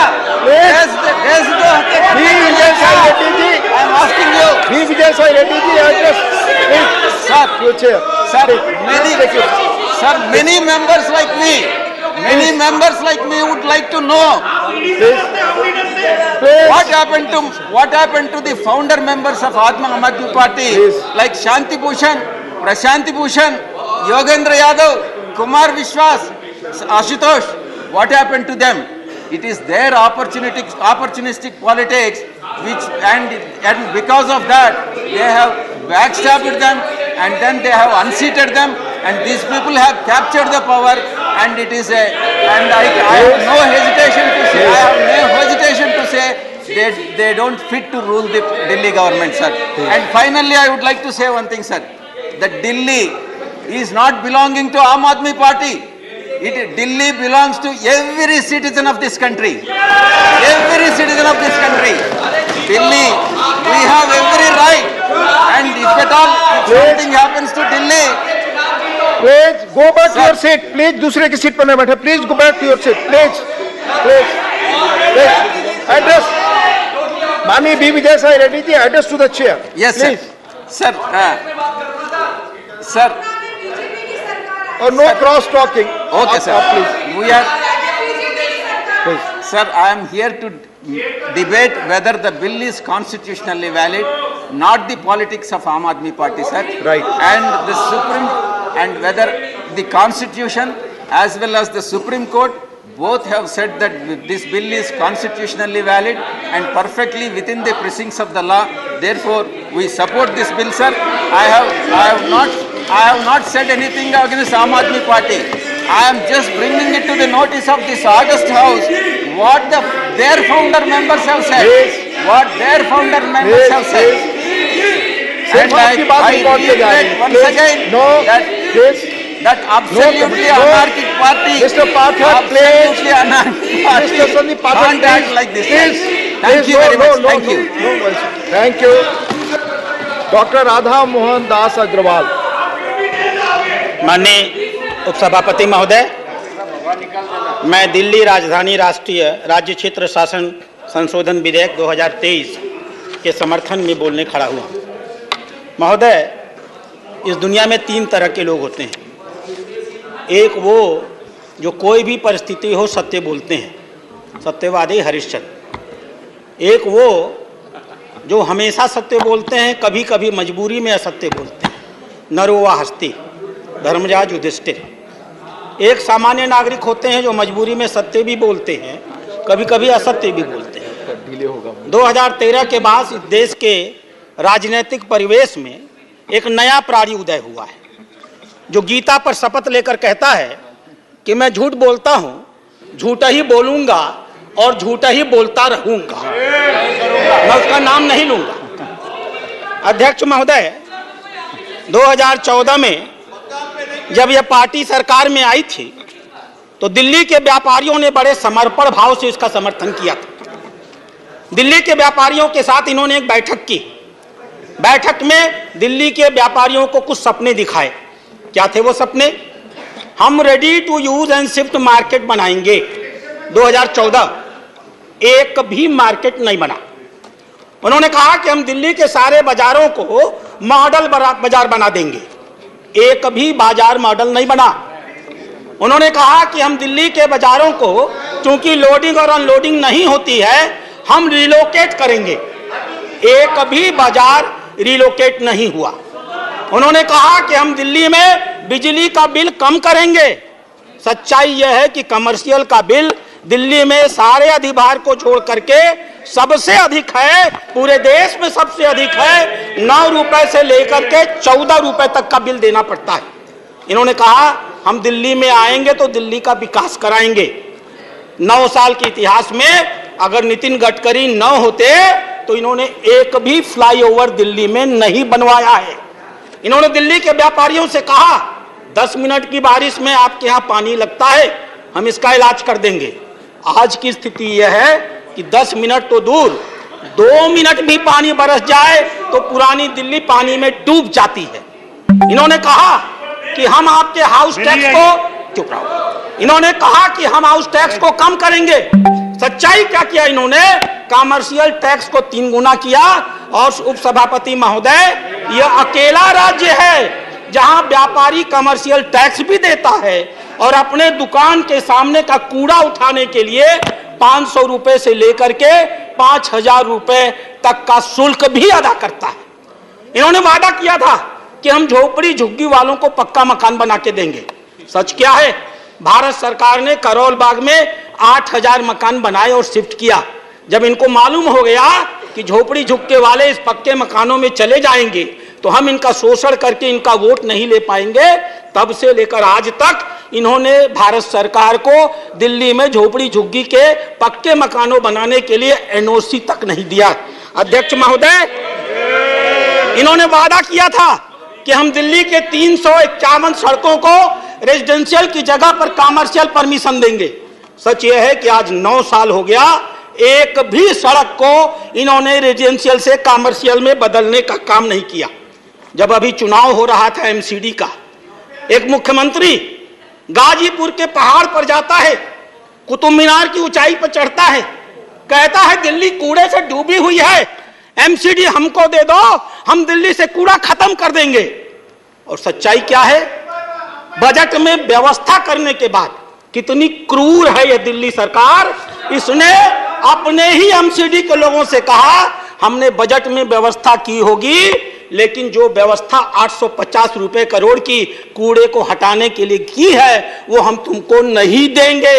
अपने ही सरकार को इन्होंने पैसा नहीं दिया। अध्यक्ष महोदय, इन्होंने कहा था कि दिल्ली में व्यापारिक विस्तार करने के लिए हम झोपड़ी और हम ट्रेड फेयर लगाने का काम करेंगे। दिल्ली के व्यापारी आज भी इंतजार कर रहे हैं कि दिल्ली में कोई ट्रेड फेयर लगाने का काम ये लोग कर सकें। इन्होंने कहा था कि हम दिल्ली की यातायात व्यवस्था को बेहतर करने के लिए रैपिड रेल ट्रांजिट सिस्टम लाएंगे। 700 करोड़ रुपया खर्च करना था। अभी सुप्रीम कोर्ट ने कहा विज्ञापन पर 1100 करोड़ खर्च करने वाली ये सरकार दिल्ली के यातायात पर 700 करोड़ रुपए तक नहीं खर्च कर पाई। अध्यक्ष महोदय, इन्होंने इस प्रकार से दिल्ली के लोगों को धोखा दिया तो किया क्या? मैं बैठा था कोपू की बैठक में, अमर पटनायक जी हमारे मेंबर थे। उन्होंने कहा जल्दी जाइए, दिल्ली डूब रही है, पानी लग गया। मैं उठ करके भागा, मैं वेस्टर्न कोर्ट में रहता हूं, वहां पहुंचा। वेस्टर्न कोर्ट में पीने के लिए पानी नहीं था। मैंने पूछा ऐसा क्यों? बोला वजीरपुर सेंटर डूब गया, इसलिए पूरे दिल्ली को पीने का पानी नहीं मिलेगा। कैसी शर्मनाक स्थिति पैदा कर दी। पहली बार अध्यक्ष महोदय 2019 में 8 लाख क्यूसेक पानी छोड़ा गया था और दिल्ली में कोई भी बाढ़ नहीं आई थी। इस साल सिर्फ 3,59,00,000 क्यूसेक पानी छोड़ा गया और पूरी की पूरी दिल्ली डूब गई। इसलिए डूब गई कि इन्होंने काम भी नहीं किया। 2 साल तक सिंचाई विभाग की बोर्ड की इन्होंने बैठक नहीं की। बैठक की डेट तय की, दिल्ली ने मुख्यमंत्री ने आने का वादा किया, मुख्यमंत्री गायब हो गया। दूसरी महिला मंत्री पहुंची, वो भी गायब हो गई।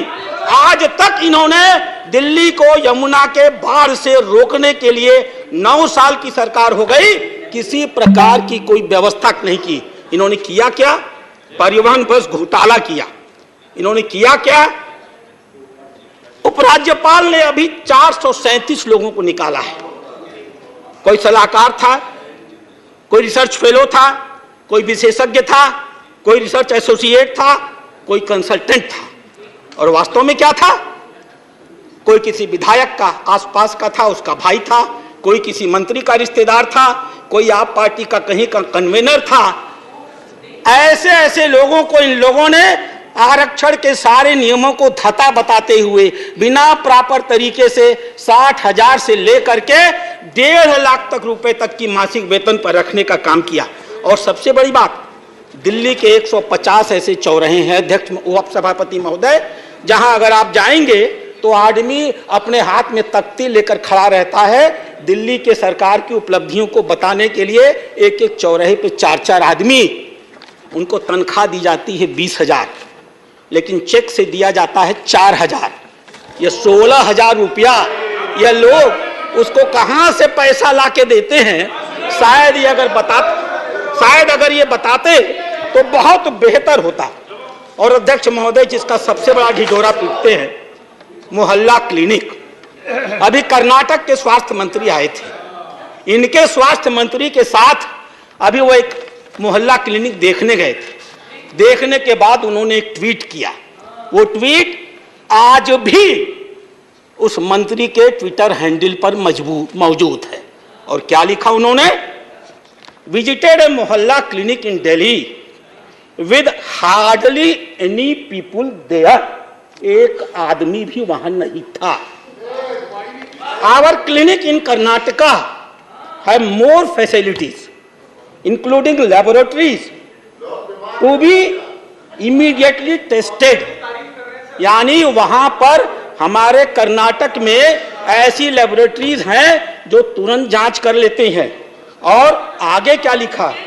आई guess it is a over hyped stand and I come back feeling disappointed. यानी इन लोगों ने छोड़िए उन्हें, मैडम यानी नो कमेंट। उन लोगों ने ये कहा कि इन लोगों ने सिर्फ शब्द बयानी की है, झूठ बोला है, मुझे तो यहां से बहुत निराश होकर जाना पड़ेगा। और अध्यक्ष महोदय, जब कर्नाटक के स्वास्थ्य मंत्री यह कह रहे थे तो अभी तो जुमा 1 महीना उनको आए हुआ है। वो भारत के कर्नाटक की भाजपा सरकार की उपलब्धियों को बता रहे थे।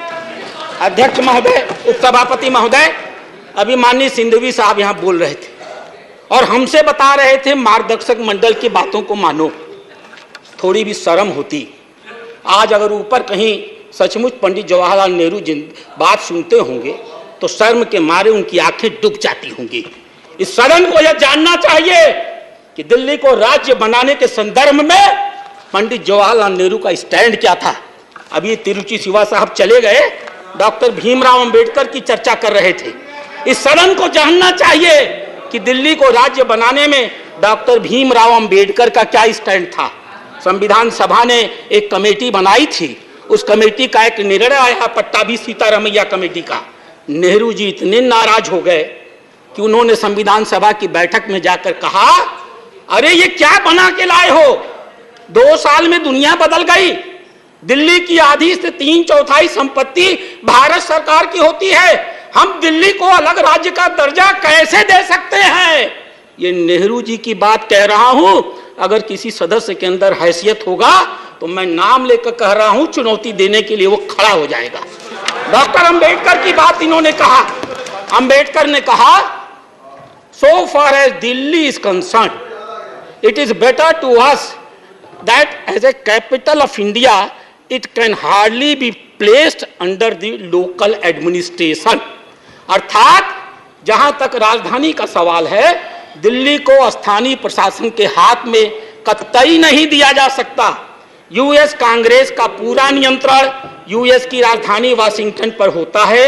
इंग्लैंड का, ऑस्ट्रेलिया का पूरा नियंत्रण कैनबेरा के ऊपर होता है। इस बात का कोई आधार नहीं है कि पूरी दुनिया में जहां कहीं भी देश की राजधानी में कोई शहर हो, उसे सीधे सीधे देश की राजधानी के नियंत्रण में रखा जाए।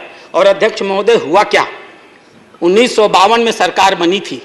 चौधरी ब्रह्म प्रकाश पहली बार मंत्री बने थे और उसके बाद गुरमुख निहाल सिंह जी आए थे। कितने दिन वो रह पाए? नेहरू जी जानते थे जो हो गया है बहुत गलत हो गया है।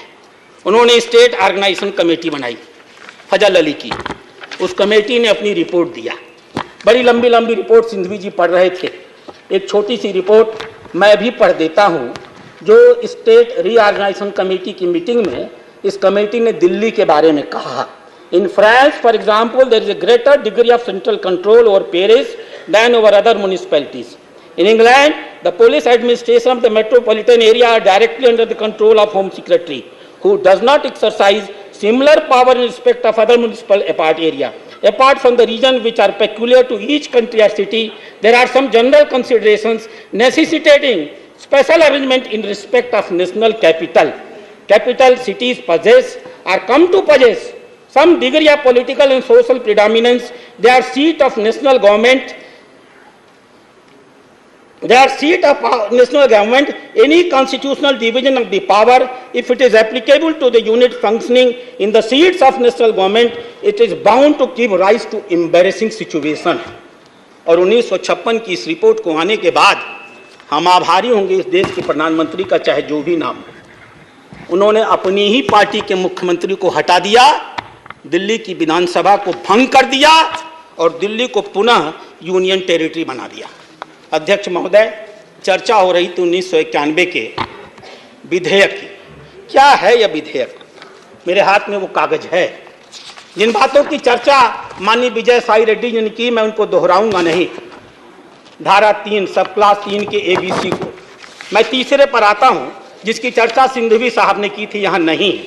वो कह रहे थे कि parliament may by law make provision for giving effect to or supplementing the provision contained in the foregoing clauses and for all matter incidental or consequential thereof.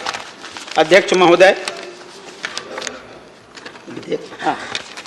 महोदय, सभापति महोदय, वास्तव में ये जो विधेयक आया है वह दिल्ली के निवर्तमान विधेयक को सप्लीमेंट करने के लिए आया है। क्या प्राविधान है? 9 साल ये सरकार रहे। इन्हें मालूम था कि एंट्री 41 होती है। इन्हें मालूम था कि एंट्री 41 में लिखा हुआ है स्टेट पब्लिक सर्विस कमीशन। इन्हें मालूम था कि इनके सरकार में आने से लेकर 9 सालों तक दिल्ली में कोई स्टेट पब्लिक सर्विस कमीशन नहीं है। यूनियन पब्लिक सर्विस कमीशन के अधिकारी काम करते हैं। अगर ये प्रशासन चलाना सचमुच चाहते, साई रेड्डी साहब ने सही कहा, मैं उस शब्द का प्रयोग नहीं करूंगा, अगर ये सचमुच चलाना चाहते सभापति महोदय, तो इन्होंने 2014 में ही स्टेट पब्लिक सर्विस कमीशन बना लिया होता और अपने कर्मचारियों की नियुक्ति कर ली होती। सच क्या है महोदय? यह कानून स्टेट पब्लिक सर्विस कमीशन की स्थापना करता है, आर्टिकल 41 को जमीनी धरातल पर लागू करता है और लिखता है दिल्ली राजधानी राज्य क्षेत्र में समूह ख अराजपत्रित और समूह ग पदों पर नियुक्ति के लिए भर्ती अभिकरण दिल्ली अधीनस्थ सेवा चयन बोर्ड बनाया जाएगा। तो अध्यक्ष महोदय, सभापति महोदय, वास्तव में यह विधेयक दिल्ली सरकार को इंपावर करने वाला विधेयक है। मैं अब अपनी बातें खत्म करूंगा। आपने विपक्ष के नेता को सुना है, बड़े दिन बाद बहस हो रही है और अच्छी बहस हो रही है। थोड़ा देर हमको भी जैसे उन्हें बोलने दिया मुझको भी बोलने दीजिए। अध्यक्ष महोदय, सभापति महोदय, ये लोग कोर्ट के निर्णय की बात कर रहे हैं। क्या है कोर्ट का निर्णय? पढ़ा है किसी ने? कोर्ट के निर्णय के दो हिस्से मैं आपको पढ़ के सुनाना चाहूंगा। एक हिस्सा कहता है, ये लिखित निर्णय है मेरे पास, ये पूरी किताब है कोर्ट के निर्णय की, मैं शब्दों को साहित्य के आधार पर बोल रहा हूं। कोर्ट का निर्णय कहता है, the parliament has legislative competence over all the matters in the list 2 and the list 3 in relation to the NCTD, including the entries which have been kept out of the legislative domain. बस मैं समाप्त कर रहा हूं। और अंतिम बात क्या कहा कोर्ट ने? ये लोग ले दही दे दही वाले हैं। प्लीज कैसे? अंतिम लाइन सबसे, आप तो विधि विशेषज्ञ हैं, आपसे अधिक कौन जानता है हुजूर? उन्होंने कहा, we have answered the issue referred to the constitution bench. हमको एक इशू रेफर किया गया है, हमने उसका जवाब दे दिया। बाई द ऑर्डर डेटेड 6 मई 2022, 6 मई 2022 को हमें एक इशू रेफर किया गया था, हमने उसका जवाब दे दिया। The registry shall place the paper of this appeal before the regular bench for disposal. यानी डिस्पोजल करने के लिए माननीय उच्च न्यायालय के इस निर्णय को आप जानते हैं सभापति महोदय, इसे रेगुलर बेंच में जाना था और वहां का निर्णय आना था। लेकिन यह रात में अधिकारियों के घर में घुसना, उनके यहाँ लाठी पोठी चलाना, अधिकारियों को मारना, सतर्कता विभाग के कागज निकालना, मैं खाली एक चीज जानना चाहता हूं, उन कागजों में था क्या जिसको ये निकाल के लाना चाहते? मैं धन्यवाद देता हूं इन लोगों को। अध्यक्ष महोदय, खुल चुकी है इनकी कलियत, जान चुके हैं दिल्ली के लोग। और आने दीजिए लोकसभा का चुनाव, ये दो मिल गए हैं जो आपस में ना, ये हमको समझाना चाहते हैं आत्मा की आवाज। ये हम भाजपा के लोग हैं, सिद्धांत से जीते हैं, आपकी तरह अवसरवादी नहीं है कि कल एक दूसरे को गाली देते हैं। कितनी शर्मिंदगी होती है। नेहरू जी जब सुनते होंगे कि ये हमारे परनाती महोदय हमारी पार्टी को डुबा करके ही मानेंगे। मैं इसी के साथ अपनी बातों को समाप्त करता हूं। Doctor K Keshava Rao. No sir, doctor K Keshava Rao, doctor K Keshava Rao, doctor K Keshava Rao, please. Thank you, sir.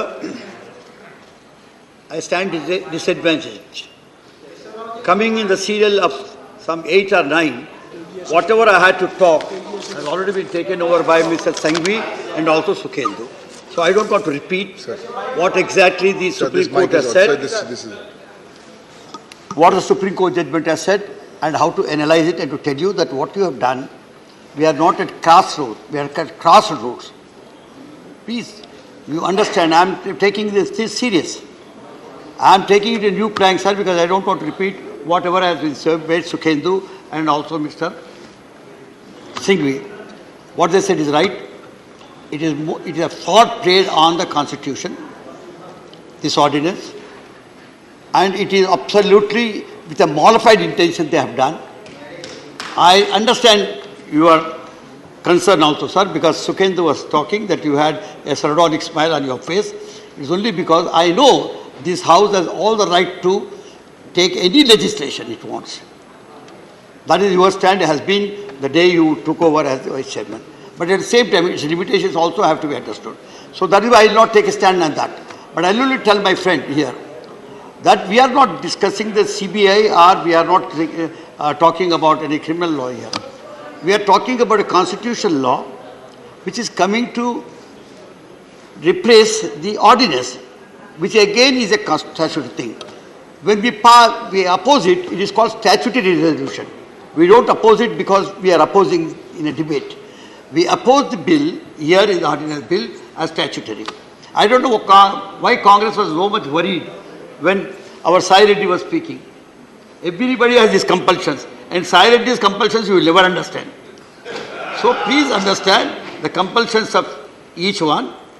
As you said, everybody, the compulsions include many things. I don't want to go into them. So politically you take a stand. But anyhow, sir, We have. I am always with Constitution, Sir. with this party or that party. I have resigned as a CWS member. I have resigned as Through the Congress. chair. Sir, Lok Sabha has discussed this in detail. And the debate yesterday was very informative and erudite. Because I am not trying to take what Mr. Singhvi or Sukhendu have said, I would like to take the entire debate with a different tag, which you will appreciate, sir. But before doing that, let me also quote what the Home Minister has said in the Lok Sabha yesterday. He was surprised how all of them came together when they were not together at all. He was worried about this grouping. Let me tell you, I am not part of India. I am udhar bol raha hu. I am not part of INDIA. But at the same time, when our nation is threatened, when there is a threat on the border, all of us join together to face the enemy. Like that, today I have an enemy in somebody who is trying to subvert Constitution. This subversion, I am against that. I stand against you because it is the Constitution that matters, not your politics. Unfortunately, the speeches that are being made, the debate that was involving itself into, was all about politics. One blaming the other. That is not the question. Today, right before you is something. And I would say, yesterday while the debate was very good in the Lok Sabha, a suggestion, not a suggestion, a remark came from the one party, a recognized known legal brain, Mr. Pinaki Mishra, who said he stood a very stout defense for you. He defended the ordinance, but at the same time he said, when it comes to the basic issue of the ordinance, when it comes to services, and when the Supreme Court sees of it, I don't think we should rush through it, and we should wait for another few days. This is what exactly a constitution should do. Sir, I am trying to tell you what my view is. Or Patra also agrees that it is not keeping the equidistance. It is appreciating the constitutional point. Yes. What Pinaki was saying yesterday was, Pinaki Mishra was saying yesterday was, we are not sure of what is happening, and the Supreme Court is absolutely against the particular bill, and hence let us wait before I proceed. Sir, anyhow, sir, as I said, we all join together. The entire opposition is one when something serious of this nature happens. Sir, yesterday the Home Minister in the Lok Sabha, please, he was building a narrative. Not only he, his articulate minister, one of the ministers of state, was building a narrative against the Kejriwal. It was not against AAP. They were taking the Kejriwal's names, Shahenshah, some Sheesh Mahal, or this, somebody, even here also. But if somebody is really corrupt, if you are building a narrative for corruption of a state, you have a right. You are Home Minister of the country. Instead of that, why are you meddling with the Constitution of India? You do that now. That is what we are waiting.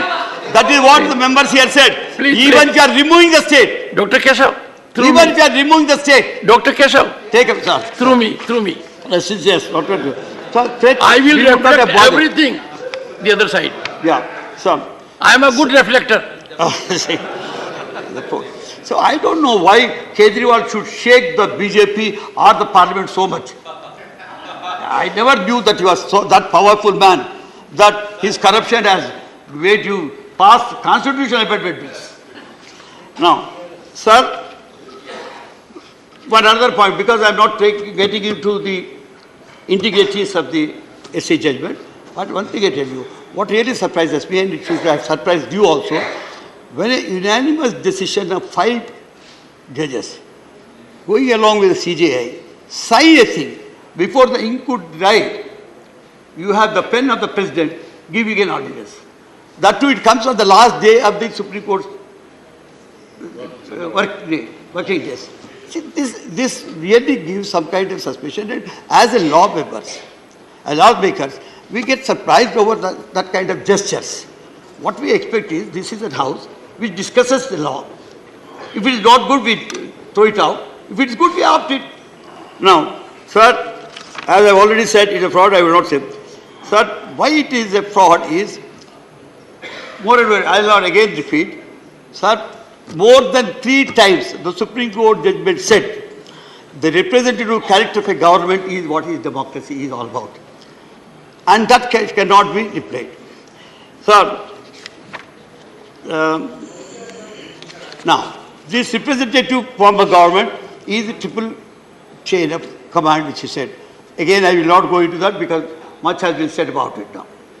Sir, I want to take the entire plank on a different plan. I want to take a debate on the different plank. Now, the Home Minister is smiling because he thinks I have no points. I think I have more points than Singhvi has. But I don't want to waste the time of speaking. I have a problem.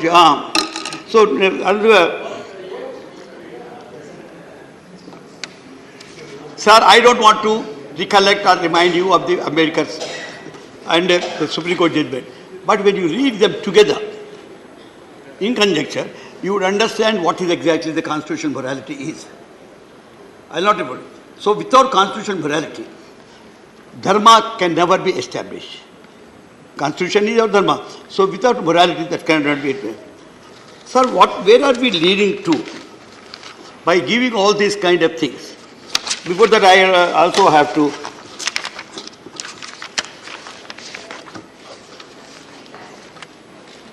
wait, my papers. Sir, Mr. Smita, you said this is not about Delhi at all. What was referred to in the Supreme Court is about the cantors of NCTD and also about 239 AAA. What is cantors? It is about functioning. Cantors of 239 NA is nothing but functioning. On that, the Supreme Court very clearly said, the further ordinance hands over the government Delhi to bureaucrats and the ordinance hands over the governance of Delhi to its bureaucrats. This is what is happening. That takes me to my subject today, sir. Sir, I'm afraid we are opening a new era. It is a serious matter for the Home Minister to think, and also the minister, however they are floating. We are entering a new era of what is known as bureaucracy. I am not against bureaucrats. There is a subtle difference between a bureaucrat and a bureaucracy. Bureaucracy is when you make this single-minded thinking into a theory and a policy, it becomes bureaucracy. When you shun your accountability, it becomes bureaucracy. Now we are, by handing over every power to a bureaucrat, and like the chief minister, elected chief minister, elected government, then it becomes bureaucracy. Sir. I want Yadav to appreciate this point because I am afraid of this because this has been discussed time and again in many of the books. Like, sir, even Short Mill said, that man will be accepted if not anybody else. Mill referred to the bureaucracy as a distinct from government, separate from the representative democracy. So when you are thinking of representative government, which the verdict has stressed so many times, Karl Marx theorized about the role and function of bureaucracy in a critique of Hegel's philosophy. He said, you can depend on anything, but not on bureaucracy. Sir, I am afraid of one thing, please understand, the students of history should understand. I am telling you, we have best of bureaucrats as people's representatives here. They are accountable to people. Those who are not accountable are called bureaucrats. In my reference here, those who are coming into this house, like we had one of the best bureaucrats, Mr. Monsoon Singh ji, who ruled this country. So I am not against bureaucrats, but this mindset that we should go to an agency which is not accountable to people and overrule who is accountable to people is what exactly is. Thank you, sir. Sir, I lost it.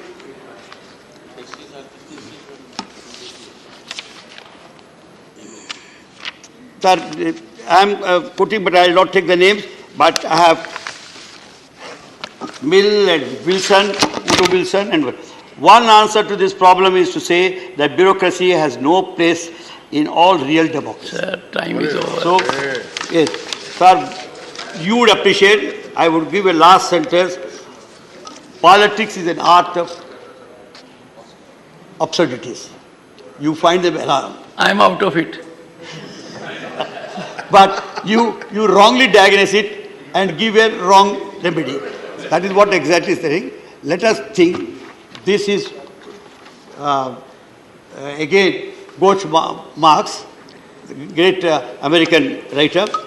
So with this, I'll tell you, let us not, in our temptation, open the gates for a new agency to take over the representative character of this country, because we have come long way from monarchy to autocracy to aristocracy to democracy and republic, and now the new word used by Supreme Court is representative government. So this is what I was telling you. So my answer is this is, we are crossroads because we are trying to bury democracy, representative character. We are disregarding the representative character, and this bill has to be opposed by everybody who has some kind of a regard for democracy or representative. Dr. Keshav, I am grateful. You have taken to paper glass. Because he sought my permission to have a glass of water. I said, don't have steel, don't have glass, have only paper glass. Thank you. Message from Lok Sabha, Secretary General. Sir, with your kind permission, I rise to report that the Lok Sabha at its sitting held on 7th August 2023 passed the Digital Personal Data Protection Bill 2023. I lay a copy of the said bill on the table. Professor Manoj Kumar Jha, 9 minutes. Ji sir, वाकिफ हूँ।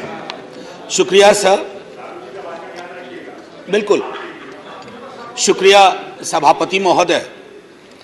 एक छोटी कहानी से शुरू करना चाहता हूँ। हमारे विश्वविद्यालय में एक शिक्षक थे, वो कह रहे थे कि एक सेठ थे राजस्थान में, अचानक सांप सांप चिल्लाने लगे। तो लोग आए, बोले क्या हुआ? बोला देखो सांप अभी पेट पर से चल के चला गया। बोले काटा तो नहीं ना? बोला नहीं काटा नहीं, रास्ता देख गया है। So when I rise today, Professor, this is my court. Everyone in the house knows. Not of your university. Sir, ये तो मैंने कहा है. Sir, I would want all of you to give me uninterrupted time. I'll not speak anything which is going to prick you or disturb your rhythm. What I wanted to say, sir, असल में कई वर्ष पूर्व भी देखा इस देश में, आज भी देख रहे हैं। जब बहुत बड़ी सत्ता आती है ना, तो कई ख्यालात आते हैं, कुछ अच्छे होते हैं और कुछ लगता है जिसको हम कहते हैं लोएस्ट हैंगिंग फ्रूट। मैं और मेरी सीनियर कलीग जया जी, हम लोग बात कर रहे थे, इतने पावर का करोगे क्या? कम है क्या? इतने राज्यों में सरकार है, केंद्र में सरकार है, 303 का बहुमत है, उसके बावजूद अगर किसी निर्वाचित सरकार को लेकर के ये आपकी प्रणाली हो, कार्य प्रणाली हो, जहां की सुप्रीम को 11 मई को सुप्रीम कोर्ट का ऑब्जर्वेशन हुआ, मेरे कई कलीग कह चुके हैं। संभवतः हमारी सरकार ने सोचा होगा कि वेकेशन में जाने से पूर्व उनको कुछ ऐसा पकड़ा दो कि अवकाश में भी वो सोचते रहे इसके बारे में। तो उन्होंने 19 मई को ये ऑर्डिनेंस लेकर के आए। तो अब जजों का काम था कि इस पर लगातार सोचते रहे। सर, इससे पहले कि मोटा मोटी कुछ बिंदु पे मैं आऊं, मेरे कुछ साथी वो जिन्होंने लोकसभा में वोट किया है, most likely they will do the same here. हालांकि लोकसभा के बारे में जिक्र नहीं करना चाहता था, माननीय सभापति महोदय, डाइवर्सिटी शब्द का आप बहुत जिक्र करते हैं, हम सब उसमें रिजॉइस करते हैं, हमारी प्राइड है वो। लेकिन एक मंत्री महोदया डाइवर्सिटी बोलते बोलते बोल गई कि इंडिया इज कॉम्प्लिकेटेड। सर, बचपन से लेकर आज तक इंडिया कॉम्प्लिकेटेड नहीं लगा कभी। ये रिकॉर्ड में है पार्लियामेंट के, इसलिए मेरी चिंता है।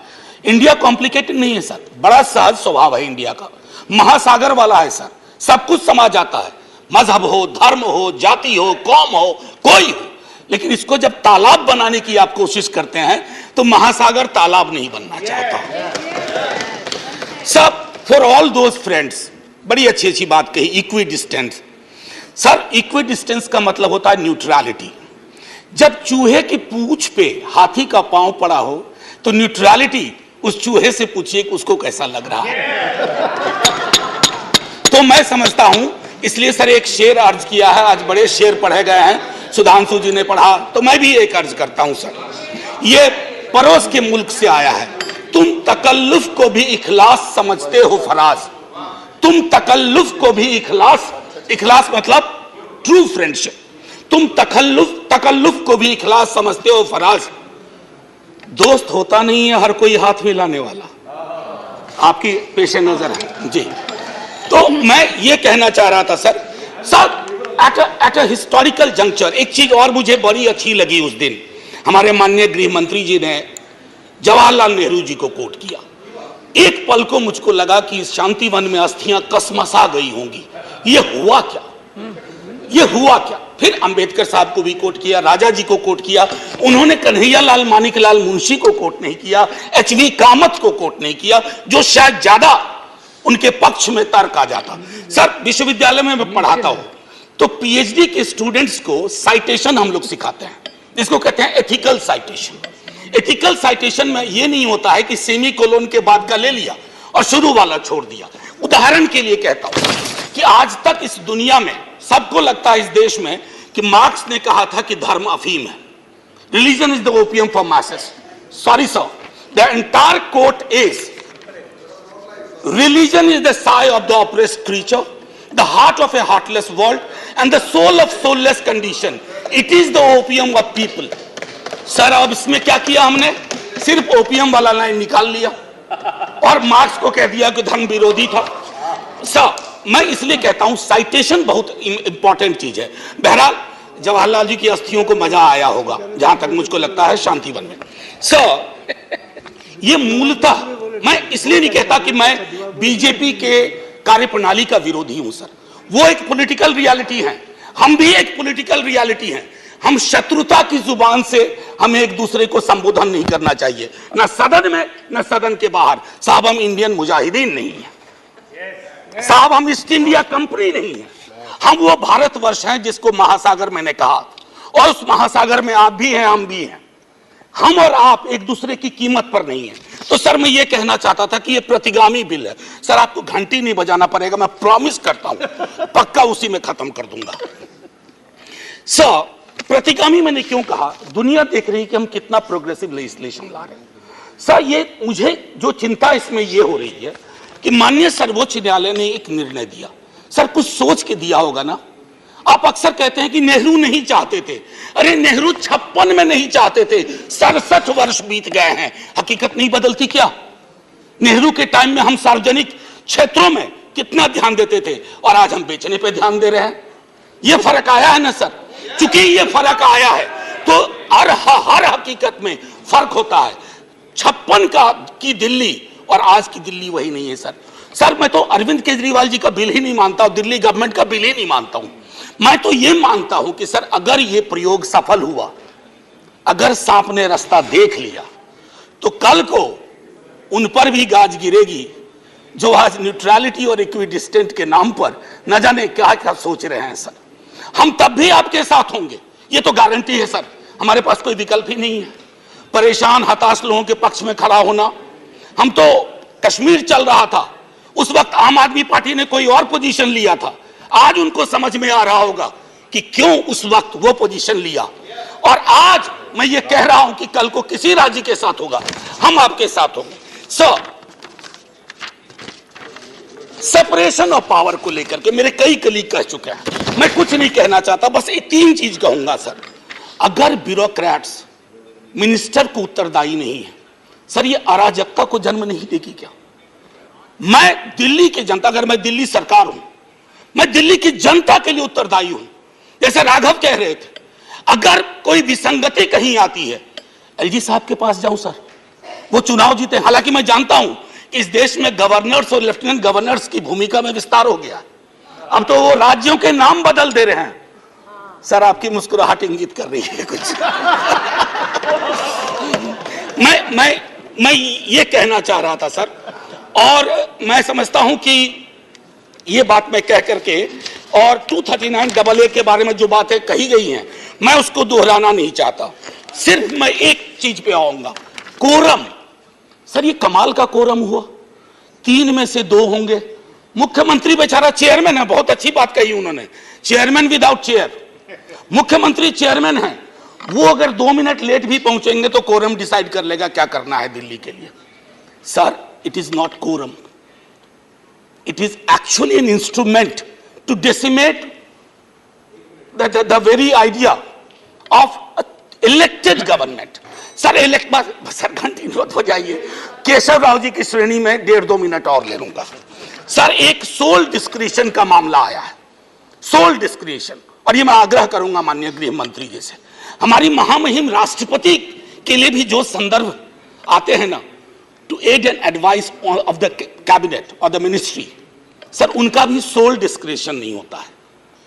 ये तो एक तरह से मुझे सोललेस डिस्क्रिशन दिख रहा है, आत्मा विहीन discretion.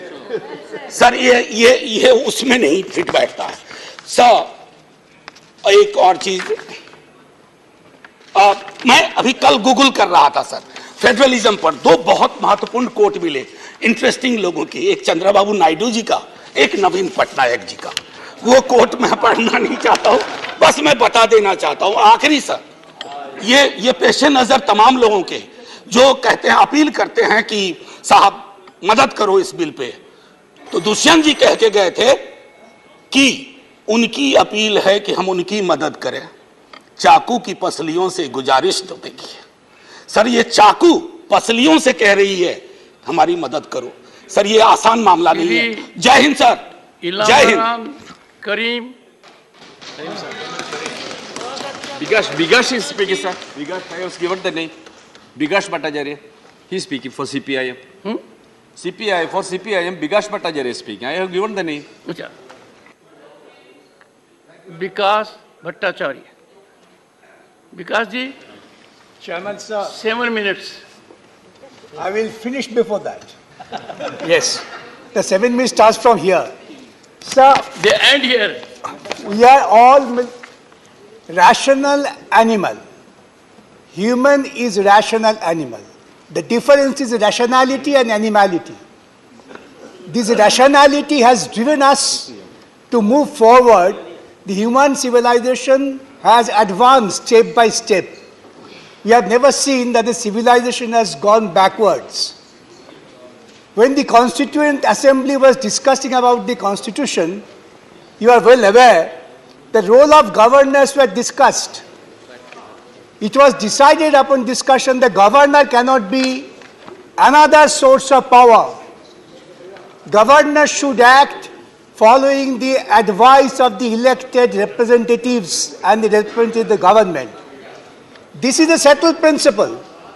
And on the basis we have advanced to a people's government where the governor was an ornamental constitutional head to keep liaison with the center. The basic principle was that the federal principle and federal governance as per our constitution is carried forward. When the constitution was adopted, then Delhi was not a state. That was the union territory. Like many others, I am not going to give examples. That rationality has driven us to go forward and advance to the stage that the Delhi would be a state with certain restrictions.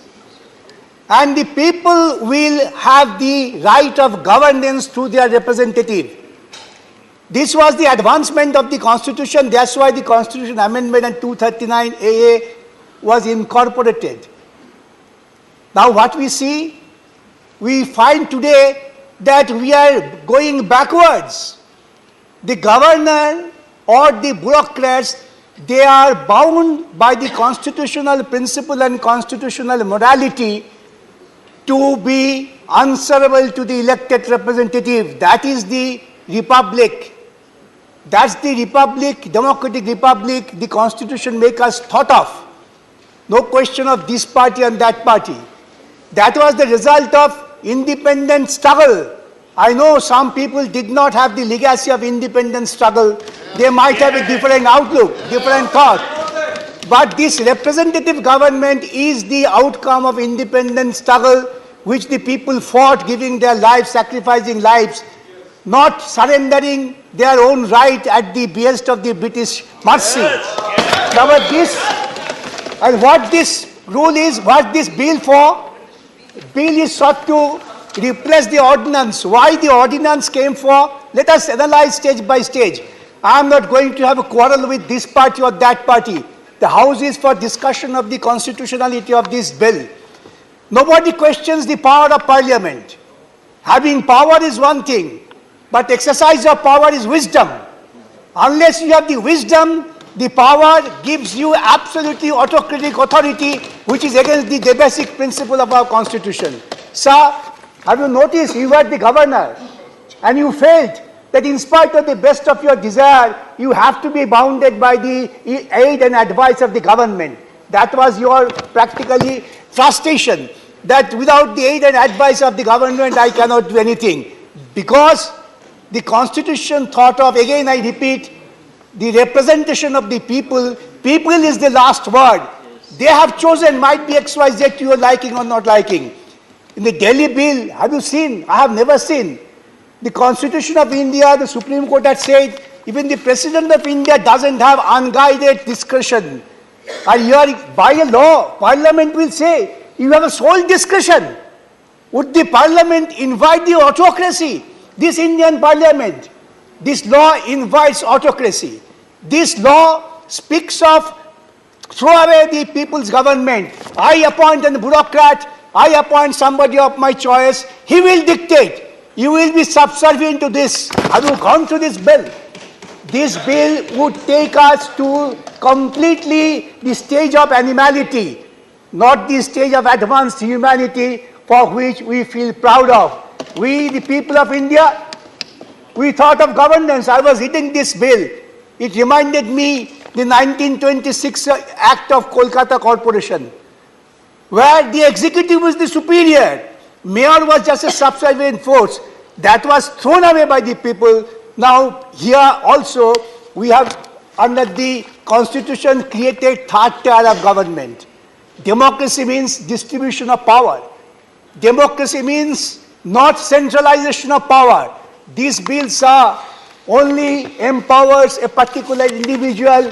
He might be a wise man, but maximum power without any guidance would lead him to an autocrat, not less than the Hitlerite autocracy, which will take us to a doom. I have already submitted. Here, everybody has said, the chief minister is nothing but a puppet. Puppet of whom? The bureaucrats. Bureaucrats will dictate and chief ministers to follow. Is this the way you respect the constitutional principle and morality? Here the bill says, and in fact, this bill is total, I am not reading through the clauses, abdication of the governance by the people's representative. I would request all, don't be guided by your petty political feeling. This will lead to a situation, tomorrow I will say the Orissa government, Orissa chief minister has to be subservient to the governor, I pass rule. What would you do? The home minister's praise in the meeting would not give you result. They will say there is a precedent. Parliament has passed such a law. Lord, you have already given me a caution. I said I will finish within the time. I finish with the appeal to everybody, even to the Treasury bench. Don't be trapped with such a bill which ultimately will kill you. Don't make the democracy absolutely a farce.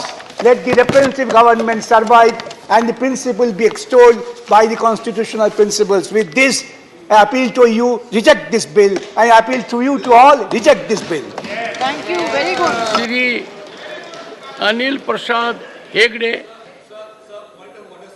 7 minutes. 1 second. I'd like to say, there are a couple of references that have been made to Honorable Chief Minister Shri Naveen Patnaik ji. He is not a member of the House. So any remarks thereof may be kindly examined and dispensed. One, sir. Sir, I'm not done. I'm not done.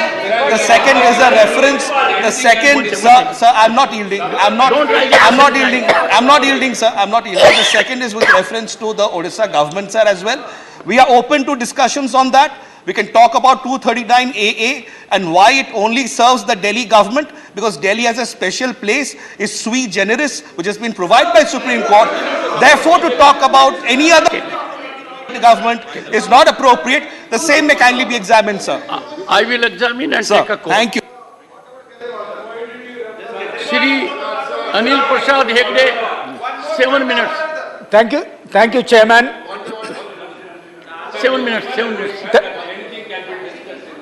7 minutes. Thank you, Chairman.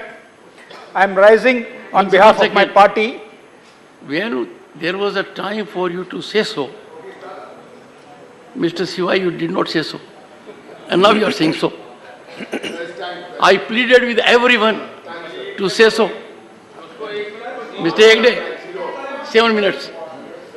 I'll take care of it. Thank you, Chairman. I am rising on behalf of my party to strongly oppose this bill.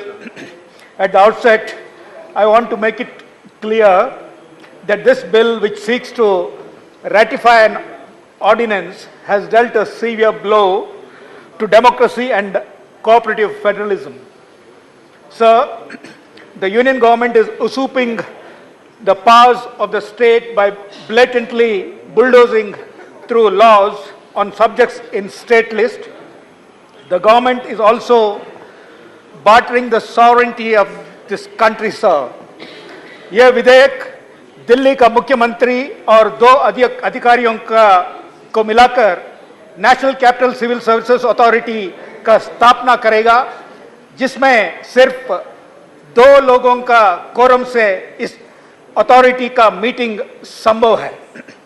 इसका मतलब दिल्ली का चुनी हुई सरकार को काम करने, निर्णय लेने के लिए दिल्ली के लोगों ने जो अधिकार दिया है, इस अधिकार को 2 अधिकारी लोग एलजी का सहमति से छीन लेंगे। सर, ये कैसे अनडेमोक्रेटिक है? सर, पिछले सप्ताह इसी सत्र में बायोडायवर्सिटी एक्ट और फॉरेस्ट कंजर्वेशन एक्ट संशोधन बिल पास हुआ। ये बायोपायरेसी को बढ़ावा देगा। बायोडायवर्सिटी एक्ट में जेपीसी द्वारा किया गया 21 रिकमेंडेशंस में से 20 को दरकिनार करके पास किया गया है। Sir, forest conservation act is opening up precious forest resources to the exploitation of private companies. To illustrate my point on sovereignty, sir, पर्यावरण कानून उल्लंघन के लिए जो जुर्माना होता था, इसको समाप्त करने के लिए एक लंबे अरसे से अमेरिका को एनवायरमेंट प्रोटेक्शन एजेंसी और बहुराष्ट्रीय कंपनियों का मांगता बिल पर ये बोल रहा हूं, जिसके बारे में मेरे पास प्रमाण है। पिछले सप्ताह यहां पर बायोडायवर्सिटी संशोधन बिल पास करके उन लोगों को उनका मांग को पूरा किया गया। सर, ये दिल्ली के बारे में ही बोल रहा हूं। जैसे कैसे अनडेमोक्रेटिक है मैं बोल रहा हूं। विडंबना है यह है बिल। सर, पिछले 3 महीनों से मणिपुर में लगातार सामुदायिक हिंसा चल रहा है। इस संदर्भ में सर्वोच्च न्यायालय ने कॉन्स्टिट्यूशनल मशीनरी संपूर्ण ब्रेकडाउन बता रहा है। मणिपुर के मुख्यमंत्री को बदलने के बजाय दिल्ली में जहां पर सब कुछ ठीक है, यहां पर का कॉन्स्टिट्यूशनल मशीनरी में संशोधन लाना विडंबना है। ऑनरेबल मेंबर, बोलिए। मैंने बताया sir, honourable member, state list, state list. 1 second. You are a senior person, sir, knowledgeable person, sir. You have to confine to the issue at hand. I was talking how this is undemocratic. I was saying to drive home my point, how the bill is undemocratic. I was giving an example, sir. Confine. मैंने बताया sir, ये bill state list में राज्य का अधिकार को छीना जा रहा है। सर, कृषि स्टेट लिस्ट में है सर। उदाहरण के लिए मेरे दल के मुख्यमंत्री नीतीश कुमार और दिल्ली के आम आदमी का सरकार जीएम मस्टर्ड और जीएम क्रॉप्स का विरोध किया है, जैव परिवर्तित फसल को।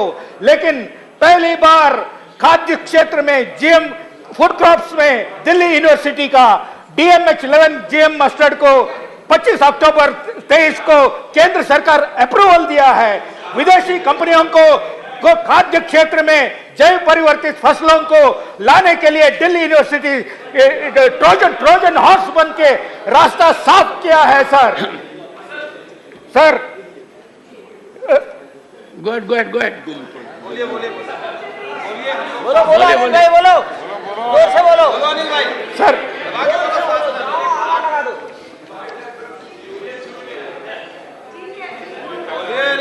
अरे चलो आगे चलो सर। 1 मिनट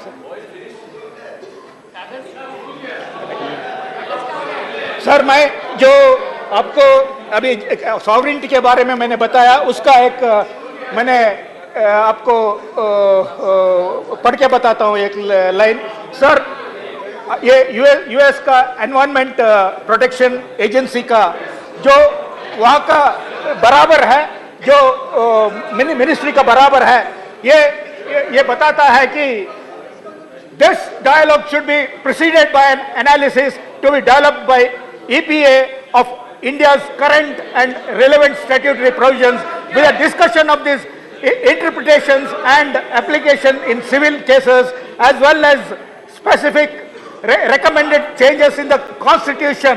देश का संविधान में को बदलने के लिए अमेरिका हमको कह रहे हैं सर, और environmental statutes, regulation that are necessary to establish civil judicial authorities. Sir मैं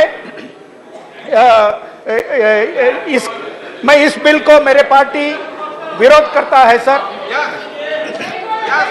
श्री जोश के money 4 minutes. 4 minutes. Thank you, sir. I raise to oppose strongly the Government of National Capital Territory of Delhi Amendment Bill 2023.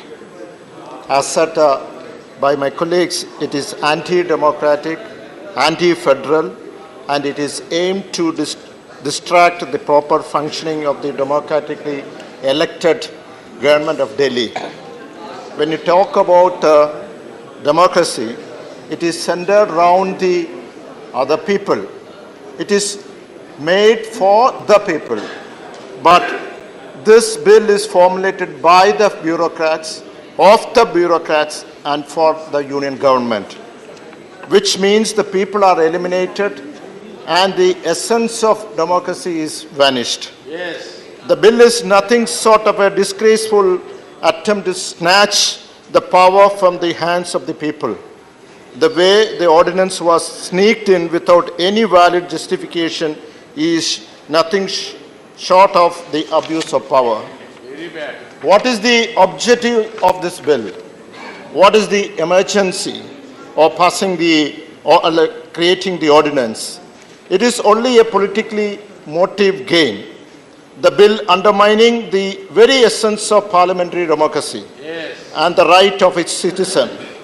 It undermines the state's right and authority, turning Delhi into a mere puppet under the central government control. Yes, sir.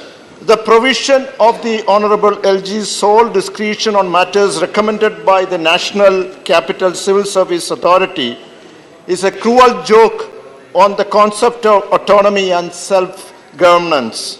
The bill is another betrayal of our democracy and federal system.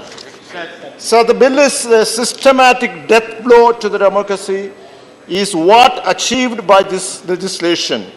The central government, with the majority which they gained by decisive strategy, is now chopping the branch they sit. So we can cite a number of cases like, to establish this the various bill which is passed in the parliament, the multi-cooperative society bill, the agriculture bill, and also the intruding upon the sovereign domain of the state and so on. All these are trying to crush the federal system of our country. Exactly. The bill also adds to the list of actions undermining the federalism in the country. Basically, we understand that BJP is not able to get the power of the state of Delhi from the people of Delhi democratically, that is through election. Hence, they are trying to curb the powers of the state government. The only question is, if BJP was in power in Delhi, would they accept this bill? I am sure that they will never ever think of it. Let me conclude by saying this bill and the ordinance is an insult to the spirit of the nation. This legislation I will vehemently oppose until justice prevails. Thank you. Sri Abdul Wahab, 4 minutes. Sri Abdul Wahab, not present. Sri P. Chidambaram, Sri P. Chidambaram, not present.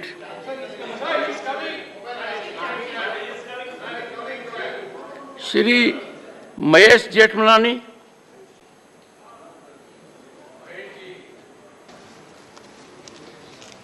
Honorable Chairman, I rise to support this very, very important bill.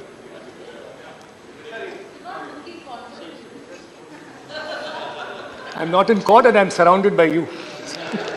Can I persuade you to yield in favor of Mr. Chidambaram? Ah, yes, of course. I was actually supposed to speak after it. No. Call has been taken by the chair. Sri P. Chidambaram. I'm just looking for the time. 9 minutes. Sir. There is a request from your party. 15 minutes. All right. Sir, my good friend Dr. Abhishek Singhvi has marshaled the legal arguments and placed the facts before this House and appeal to them, appeal to the House and appeal to the Treasury benches not to proceed with this bill because this bill is unconstitutional. Now, I can understand the full-throated support given by the BJP, but what I do not understand is the half-hearted support extended by two of my learned friends representing the BJD and the YRCP. They know that this is unconstitutional. I think the law ministry knows it is unconstitutional. It's like a moth which burnt once when it approaches a fire, again approaches the same fire, and again approaches the same fire because it's a moth. Now, this government tried it once, it failed. It tried it a second time, it failed. And you're trying it a third time. I wish you what you will get, a spectacular failure when this bill is taken up. Be that as it may. I'm not getting into the legal arguments because we are not a court of law, nor, I'm sure, anyone in the chair wants to be a judge. We are the Council of States. We are duty bound to protect the rights of states, rights of union territory. We are not representing an individual parliamentary constituency. I'm representing a state. Each one of my learned friends is representing a state. And collectively, we should represent all the states of India. What are we? Are we a union of states? Or are we going to become a union of moth-eaten states? or a union of moth-eaten union territories, or a union of municipalities. Please remember the old dictum, no taxation without representation. That's the fundamental premise of a representative and parliamentary democracy. Delhi has, according to the figures I sourced today, 3.17 crore people. Now the 3.17 crore elect a government. They elect a government to govern them, to take decisions on their behalf. The underlying premise is we are a representative and parliamentary democracy. You may ask me, where are those words in the Constitution? Those words are in the Constitution. The magic words are that there shall be a council of ministers with the chief minister at its head to aid and advise the lieutenant governor. The words aid and advise is not some kind of a friendly advice. Aid and advise has a long constitutional history. Aid and advise means the real power is in the Council of Ministers. The LG exercises formal power. The real power is with the ministers of the government. The formal power is with the President of India. Aid and advise is magical words. What we are doing today is subverting the three magical words, aid and advice. Now, people are watching us. It's not only the 200 odd members in this house. People of Delhi are watching us. They will watch us today on television, on YouTube. They will know that this government is attempting to take away the real power of the elected representatives and put it in the hands of bureaucrats. Now, I asked in a tweet, and I'll ask this question. What is the merit you file with the bill? Leave alone the constitutional aspects. What is the merit you file? Is there merit in a three-member authority where two officers will constitute a majority and overrule the chief minister? Is there merit when two members of the three constitute a quorum, they can even call a meeting, hold a meeting without the chief minister? Is there merit that even if a decision is taken unanimously, the LG can overrule it? Is there merit that the member secretary, who is the principal secretary of Home, will convene a meeting with or without the chief minister? What is the merit? What is the merit? I heard you on television. I heard the honorable member on television. I didn't find you mention any merit in any clause of this bill. I heard you also. And I was even more disappointed.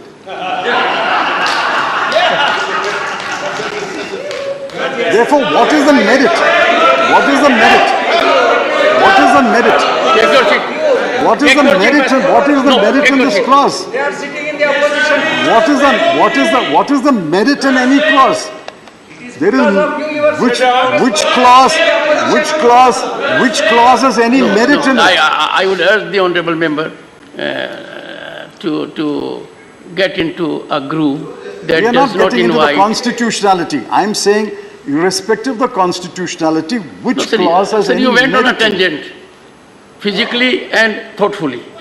Therefore, the honourable member had an occasion to be on his feet. I would urge you to confine to that limit. Very well, this is my view. It is expected of you, sir. No, I have great respect for their view. All I'm saying is, I didn't find them point out the merit in the clause of the bill irrespective of the constitution. So we have a bill today which the government thinks is the model for Delhi. They had invented a model for Jammu and Kashmir, and that is in court today. Please remember, we always talk about breakdown of the Constitution of India, breakdown of constitutional governance. Article 355, 356 speaks about breakdown of the constitutional machinery. What are we doing today? We are breaking the constitutional machinery. By passing this bill, by passing this bill, by passing this bill, we are breaking the constitutional machinery as envisaged. We broke it on 5th of August 2019 in Kashmir, divided a state into 2 union territories, and sending a chill in the spines of every state that any state can be broken into union territories. What are we doing today? We are breaking the constitutional machinery.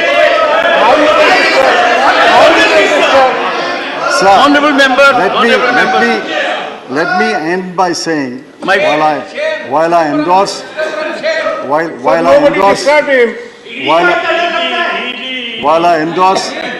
endorse whatever my good friend Dr. Singhvi said about the constitutionality, and there is another forum which will argue, please remember, you have no constitutional authority to pass this bill, be that as it may. You have not even a moral authority to pass this bill. The treasury benches, when did they last win an election in Delhi? 15 years, Mrs. Sheila Dikshit was chief minister. I think there were 2 or 3 lieutenant governors. Please conclude. 2 or 3 lieutenant governors, and I was home minister for a while. Never once did the present present arrangement come in the way of Mrs. Sheila Dikshit functioning as perhaps one of the best chief ministers of this country. Shri Mahesh Jethmalani. Just one minute. I asked you before I started, you said 10 minutes, therefore I'm speaking. It's not 10 minutes yet. It's 9 minutes. It's 9 minutes. It's 9 minutes. You said if I... Sir, my when problem did the that BJP, everyone needs support of Jairam. When did the BJP last win an election? They won an election before 1998. 1998 to 15 years, Congress government was there. And after 2013, it's the AAP government. You won an election 25 years ago. What moral rights have you to speak for the people of Delhi and say this is what the people of Delhi want? This is not what the people of Delhi want. This bill must be rejected.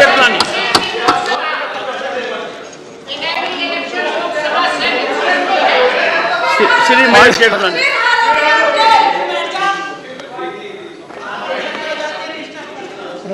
Honorable Chairman, I rise to support this bill. One second. Sir says it's getting louder. Decibel level has to be, is getting louder, sir. Yes, Mahesh Jethmalani.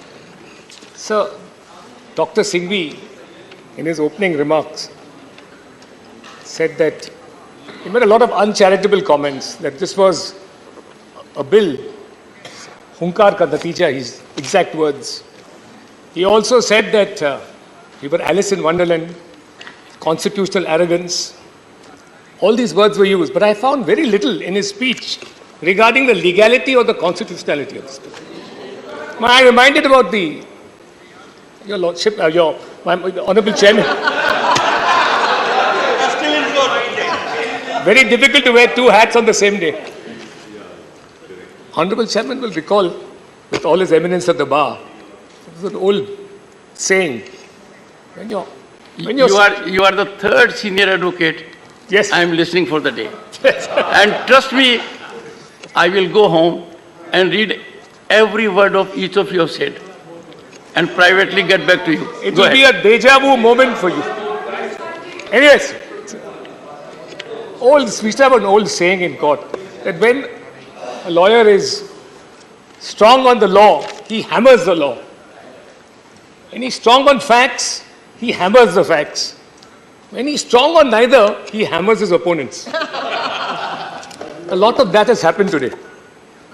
Now, sir, I'll come to Mr. Chidambaram has said that he'll not deal with the law in this matter. I don't blame him. For some time now, he's forgotten about law and compliance. So I don't blame him.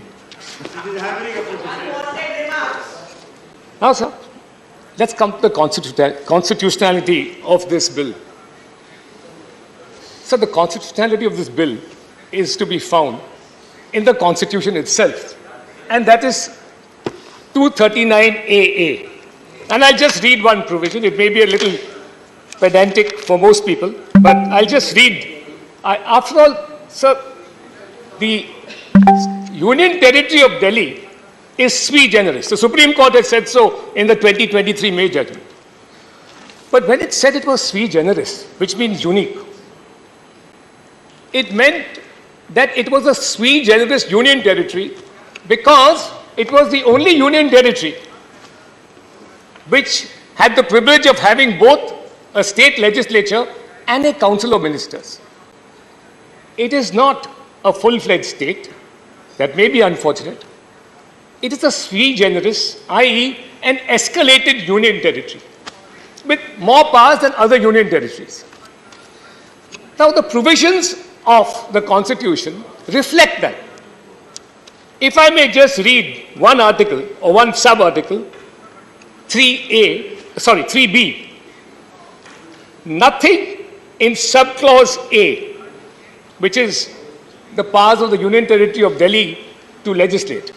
It says, nothing in subclause A shall derogate, which means depart from, the powers of Parliament under this Constitution to make laws with respect to any matter for a Union Territory or any part thereof. Now look, this is wide. Sir, this is wide. This is widespread. This is all-encompassing. It covers union list, state list, concurrent list. The union government can make powers, notwithstanding that there's a vacuum, on any matter in any of the three lists.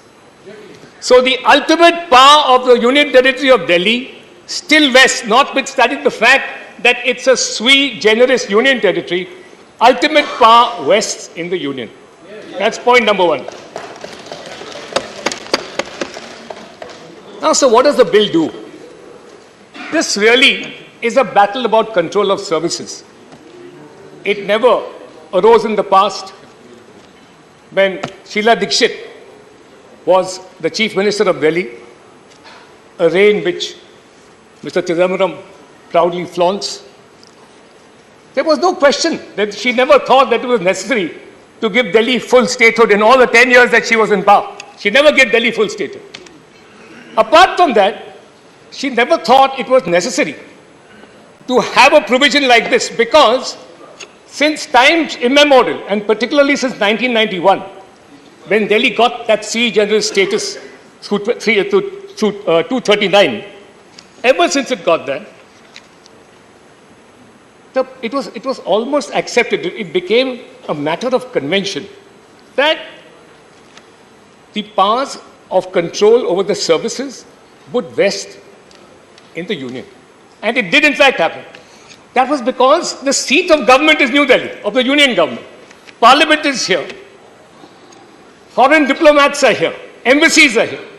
So, the seat of power being in Delhi, control over services in Delhi vested in the Union government, and it passed muster over successive administrations. It was never questioned. Now, what does this bill do?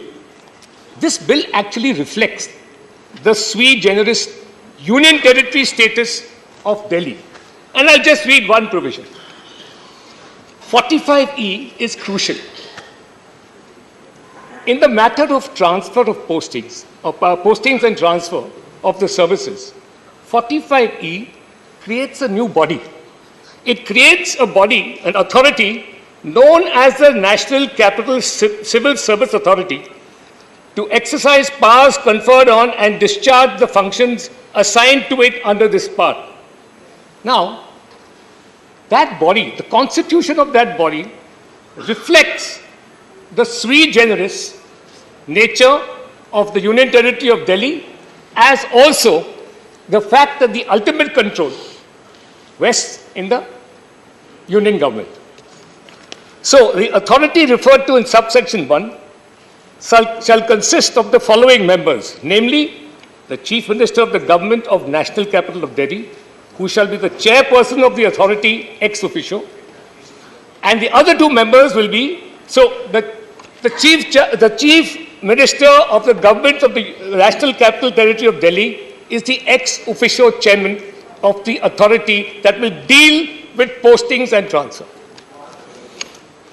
The Chief Secretary of the Government of National Capital Territory of Delhi member will be ex officio, and the Principal Home Secretary, Government of National Capital Territory of Delhi, will be the member secretary to the authority. So, the three-member authority will consist of the Chief Minister and 2 high-ranking bureaucrats from the center. This authority fully reflects the nature of the relationship between the Union Territory of Delhi and the Union Government. This is reflective of that.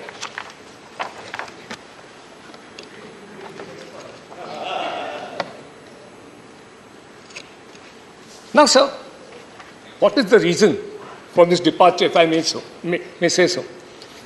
This has been going on, as I said, since 1991.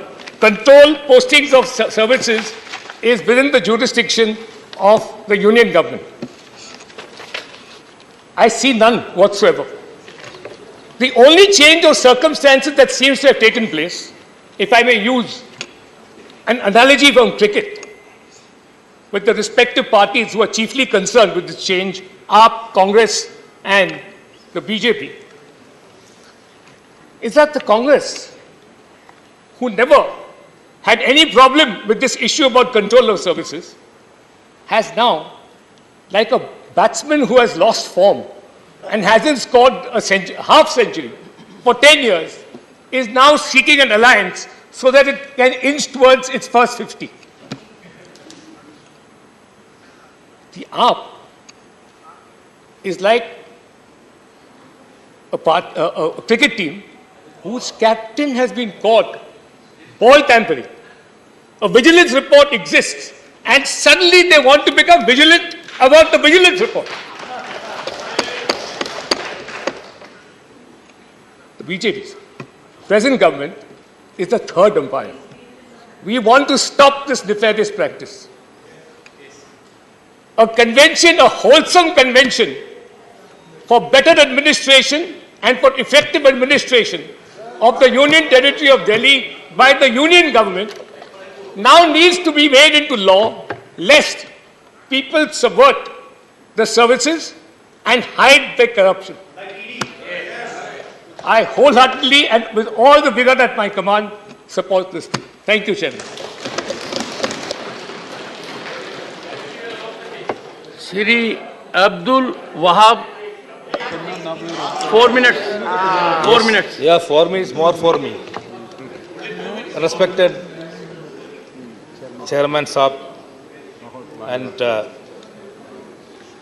my colleagues are telling more about this Delhi bill. I don't have much to add to that one. My only wish is, this is only for 8 months business.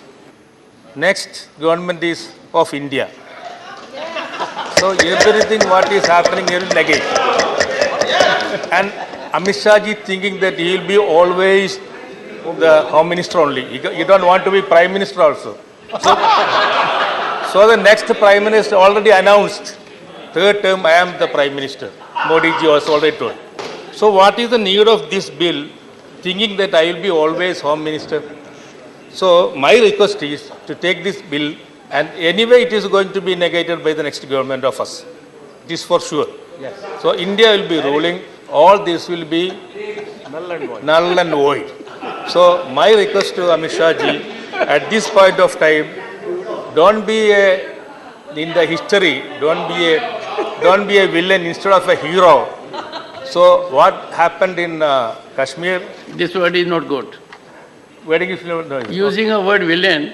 Sorry, I am myself taking you back. See, all of us. I am withdrawing. One second. All of us have to exemplify our conduct. Yes. So that it could be emulated by others. Yes. It is good of you. I took back. It is good of you to take snipe shots, but in the process, maintain decorum. I didn't mean and that. And dignity. Go ahead. It is expunged. Yes. Go ahead. So, my request to Amit Shah ji, it is happened in Kashmir and in here and maybe in Punjab tomorrow, I don't know. So, whatever is happening in our immediate solution should be in Manipur and Haryana and other places. So I request Amit Shah ji to interfere in Manipur more than in Delhi affairs, small affairs. Some officers changing this and all. But this gentleman, our chief minister, came as a, what you call, I am telling, as a hero. I was thinking that they are the B team of BJP before I was thinking. But now only I came to know they are not the B team of BJP. They are also want to rule Delhi as a chief minister. So I stop this one asking again to Amit Shah ji to repeal this bill. Thank you. Shri Ranjan Gagoi. Honorable members, it is the maiden speech of the honorable member.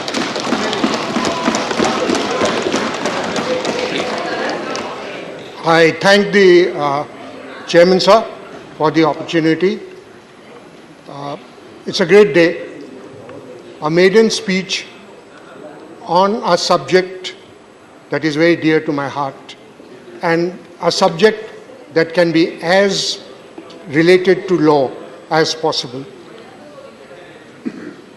So a maiden speech, I believe the chair is a little indulgent and gives a little more time, but I won't take much time.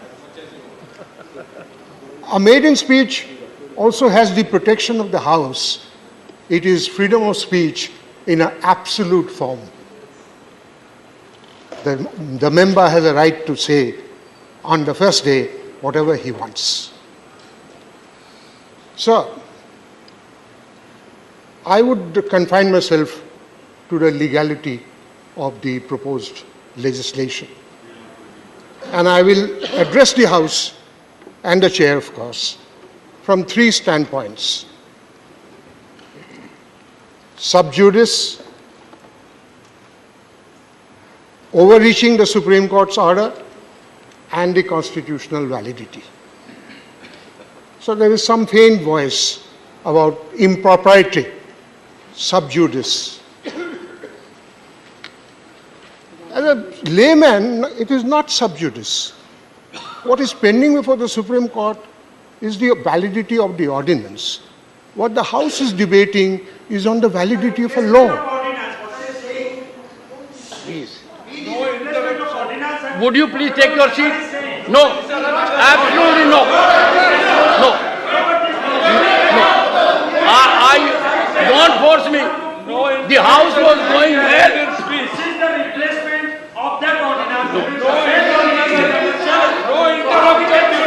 One second. No, there is a difference. All right. Do you want me to go further? Please take your seat. Mr. No, Chairman, I sir. will not allow. This is not good. Mr. No one Chairman, was sir. interrupted. You suddenly rise. The House is getting enlightened. Trust me. Mark every word. The House is getting enlightened, as was enlightened by others also. Please go ahead, sir. Mr. Chairman, sir. What is pending before the Supreme Court is the validity of the ordinance, and specifically two questions referred to the Constitution bench. That has nothing to do with what is being debated in the House, number one. Number two, this is for all the members of the House, and it has some importance so far as the relation between the judiciary and the executive is concerned. I would request all the members of the House to have a relook at Articles 105, 121, and 122. There is absolute freedom of speech in Parliament, and whatever a member says in Parliament cannot be questioned in a court of law.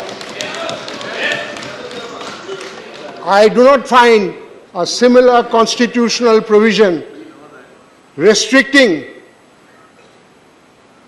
the debates in courts.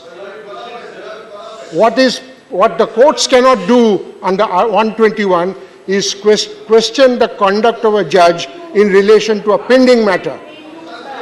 The restriction that the House imposes on its own speech is self-imposed by the rules. And what do the rules provide? Mr. Chairman, sir, the rule says a member shall not discuss a matter of fact, which is a court pending before a court of law. It's not a matter of fact that is what is being debated. It's a question of law. It is not even an interpretation of law. It's on a debate on law. Now, Mr. Chairman, sir, so where as sub judice is concerned, the bill takes away 3A from the ordinance. To my mind, it's a perception, I may be wrong. To my mind, when 3A has been taken out of the ordinance and it is not there in the bill, the questions referred to the Constitution bench stands self-answered. Because if you read the order of the Supreme Court referring the matter to the Constitution bench, a copy of which I have got and I have read, my view is that the entire reference has been necessitated by the provision of 3A of the ordinance, which no longer exists. Therefore, it is the prerogative, the right of the members of the House to debate. The question of sub judice doesn't come. So far as overreaching or outreaching the order of the court, Supreme Court is concerned, very shortly put, the position in my perception is this. The state legislature makes laws for the states, the parliament makes laws for the union territories. For the National Capital Region of Delhi, which has a special status, the state legislature or the legislature of Delhi makes the laws on the state subjects except 3. But as Mr. Jethmalani read out, by virtue of 239 3B, Parliament has a power to frame laws beyond these 3. And that is exactly what the bill is seeking to do. Therefore, there is no question of overreaching. And what has the Supreme Court repeatedly said? Paragraph 164, 2 conclusions. These are the 2 conclusions. May I read out these 2 conclusions?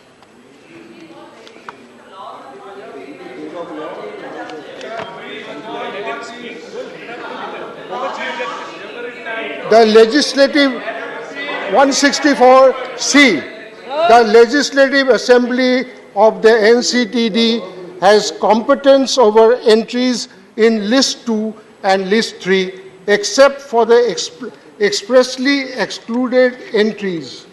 In addition to entries in List 1, in addition to entries in the Union List, Parliament has legislative competence over all matters in List 2 and List 3 in relation to NCTD.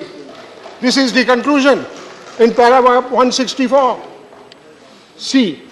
Paragraph 164F, the executive power of the NCD with respect to entries in List 2 and List 3 shall be subject to the executive power expressly conferred upon the Union by the Constitution or by a law enacted by Parliament. So this is the conclusion of the Supreme Court. And therefore,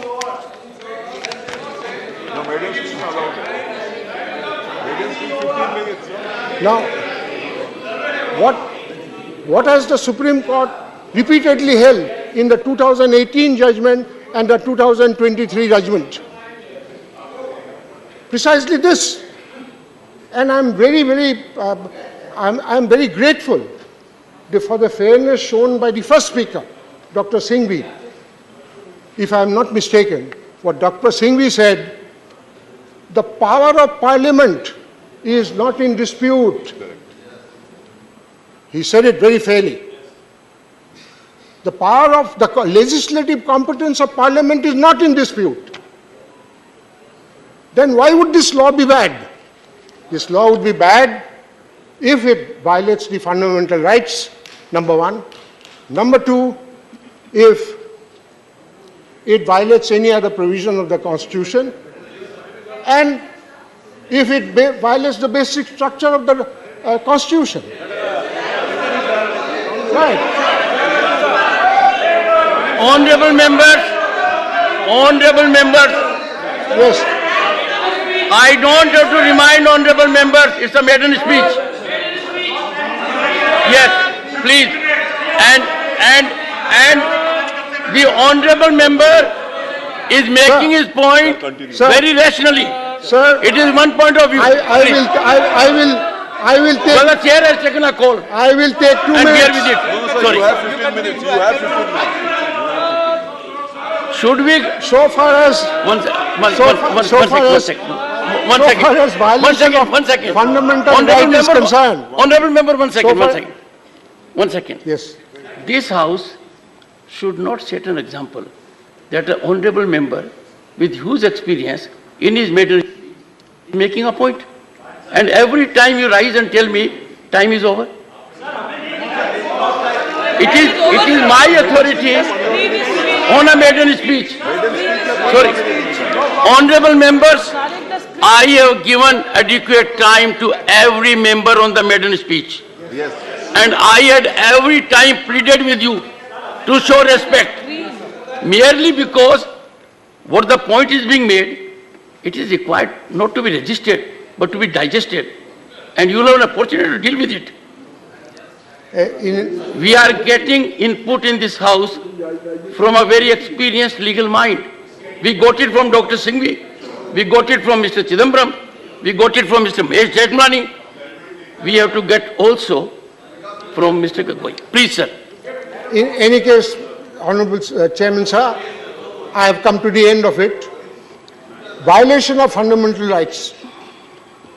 The only fundamental right that can be violated is perhaps Article 14, and that too, the limited part of Article 14, that the law is arbitrary.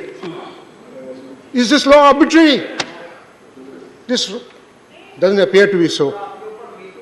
The law may not be to my liking. That does not make it arbitrary. Absolutely. Next, does it violate the basic feature of the Constitution? Sir, I have to say something about the basic feature. Please. There's a book by Mr. Andarajuna. Yes. The former Solicitor General, on the Kesavananda Bharti case. Yes. Having read the book, my view is that the doctrine of basic structure of the Constitution has a very debatable jurisprudential basis. I would not say anything more than this. I wouldn't say anything more. The doctrine of basic structure has a very debatable jurisprudential basis. In any case, Honorable Chairman, sir, what the bill provides is diluted form of what federalism, because it's a union territory, not a full-fledged state. Therefore, what you have is a diluted form, a asymmetrical form of federalism. And the third thing is, does it violate any other part of the Constitution? The Supreme Court mentioned about triple autonomy. What you have under the bill is a modified form of triple autonomy. The bureaucrat is responsible to a lieutenant governor, who is responsible to the Home Ministry, who is responsible to the House. You have a modified form. If you want a full-fledged federalism, which today is a basic feature, though I have my own perceptions there. You can go for an amendment, for a constitutional amendment, and make Delhi a full-fledged state. Now, the most important thing, Chairman Sir, is Article 239AA, starting from 1 to 7, is not under challenge before the Supreme Court. Challenge it. That is not under challenge. Therefore, in my respectful submission, my contention, the bill is perfectly legitimately valid. But I fully support Mr. Vikas Bhattacharya, who has been a very close associate of mine. What is permissible need not necessarily be right. In the House today, parliamentary democracy compels members to vote according to party dictates. Fine, I cannot quarrel with that. It's a small section of people to whom you appeal to their conscience. To me, the bill is correct, right? My conscience tells me to do something, I'll do it. But if somebody disagrees, his conscience must be left free. Thank you. I am honored. I am privileged. Well, we have one thing in common. Dr. Vikas Bhattacharya is also my good friend and known to me for long. And I remember when he was mayor of Kolkata Municipal Corporation. Dr. Fozia Khan. Thank you very much, sir. Sir, I wish to express my profound concerns and my vehement opposition to the bill, sir. This bill, as said by many of my colleagues, raises many constitutional apprehensions and threatens the very foundation of democratic principles and federal structures, sir. Sir, as already spoken by many, disrupting the triple chain of accountability jeopardizes the very essence of our democratic system and erodes the trust that the people repose in their elected representatives, sir. Sir, I think the most important in a democracy is the people. We must never forget that. Everything that we do here, everything that we do is only for the people. And if, sir, we talk about people, my question is, can the electorate be betrayed? If you are betraying the electorate, isn't it a betrayal of democracy? When the people of Delhi have laid their trust on a particular government, couldn't we even have waited till the tenure to get over so that we wait legitimately for that government to finish the tenure till we make it toothless, sir? Why do we have to make a government toothless? It is here, sir, that we are laying a crack on democracy.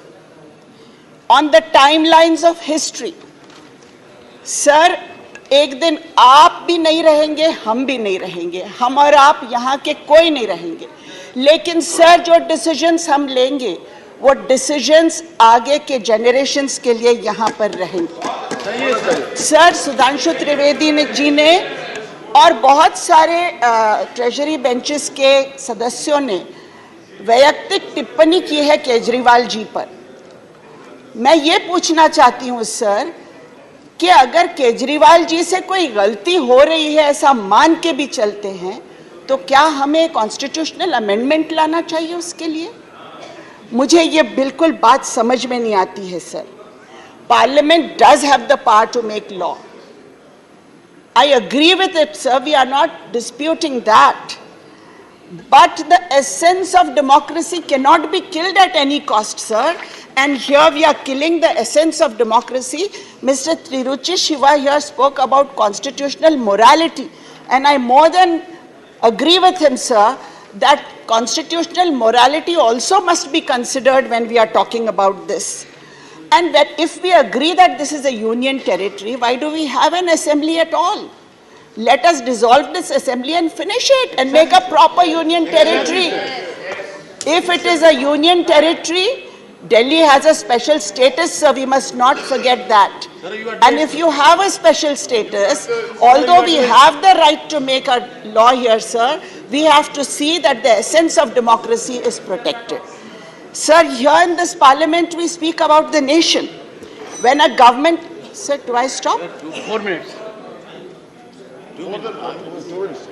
Go ahead, 1 minute more. So if a government comes to, if it is elected, the government gains many things, sir. It gains decision making, it gains power. Power के साथ police है sir, power के साथ CBI है, power के साथ ED है, power के साथ इनकम टैक्स डिपार्टमेंट है, पावर के साथ मीडिया है. लेकिन sir, it loses one thing. We must not forget that the government loses one thing when it comes to power, and that is, sir, whataboutery. Correct, sir. Whataboutery is one thing that is the right and the duty of the opposition. But here what we see is, we are always talking about what about this. The moment the opposition says what about this, an answer comes from there, what about that. What about here? Somebody says what about there. Sir, this is not the right of the government here. It is the responsibility of the opposition. Thank you, sir. Sri Sant. 4 minutes. सिर्फ 4 minutes Only 4. ऐसा कैसा चले? मेरा भी maiden speech है। देखिए संजय जी, संजय जी, ये चीजें स्ट्रेंथ से डिटरमिन होती हैं, लंबे समय से हो रही हैं। Sir 4 minutes. सर, मैं इस बिल के लीगल एस्पेक्ट में नहीं जाना चाहता हूं। चिदम्बरम साहब, डॉक्टर सिंघवी, देश के पूर्व मुख्य न्यायाधीश, सभी ने इस बारे में बात किया है। लेकिन मैं इतना ही कहूंगा कि आप एक बहुत ही खतरनाक बिल लेकर आए हो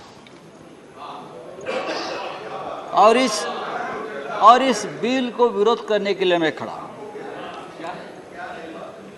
जो इस बिल के समर्थन में वोट करेंगे वो भारत माता के साथ बेईमानी करेंगे, इंडिया के साथ बेईमानी करेंगे। ये देश का जो फेडरल स्ट्रक्चर है, ये फेडरल स्ट्रक्चर पर सीधा हमला है, लोकतंत्र की हत्या है।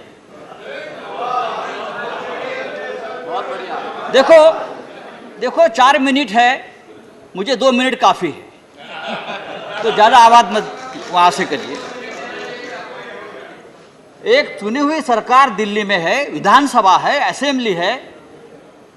सरकार, लोगों ने दिल्ली के चीफ सेक्रेटरी को वोट नहीं दिए हैं, एलजी को वोट नहीं दिया है। एलजी नहीं जाता वोट मांगने को, वोट मांगता है केजरीवाल या कोई मुख्यमंत्री या कोई सरकार, कोई नेता। हाँ, आप 5 बार चुनाव हार गए, 6 बार चुनाव हार गए। आज भी दिल्ली के विधानसभा में आपके 5 विधायक नहीं है, और इसलिए आप दिल्ली विधानसभा हो, चाहे महाराष्ट्र हो, चाहे पश्चिम बंगाल हो, चाहे तमिलनाडु हो, आप कब्जा लेने चाहते हैं। सरकारें कौन चलाएगा? हम लोकतंत्र की बात अगर करेंगे, मैं वहां की बहुत से लोगों के मेरे मित्र है, भाषण सुन रहा था। मुझे लगा आपको पुराने दिन याद आएंगे, जब लोकतंत्र के बारे में बड़ी-बड़ी बातें आप कर रहे थे, लेकिन आपके आंखों में मुझे कोई लज्जा नहीं दिखी। मुझे दो पंक्तियां याद आई गोपाल दास नीरज की। मत पूछो कि इस दौर में क्या क्या नहीं बिका। आपने तो सब कुछ बिक दिया है, पब्लिक सेक्टर से लेकर लोकतंत्र तक, विधायक, सांसद, सरकारें। मत पूछो कि इस दौर में क्या क्या नहीं बिका, आपके आंखों की शर्म तक आपने बेची है।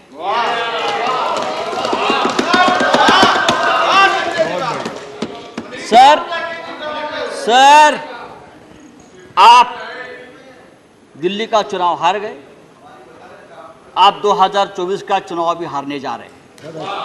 इंडिया जीतेगा, इंडिया जीतेगा। प्रधानमंत्री, हाँ, प्रधानमंत्री जी का, प्रधानमंत्री विश्व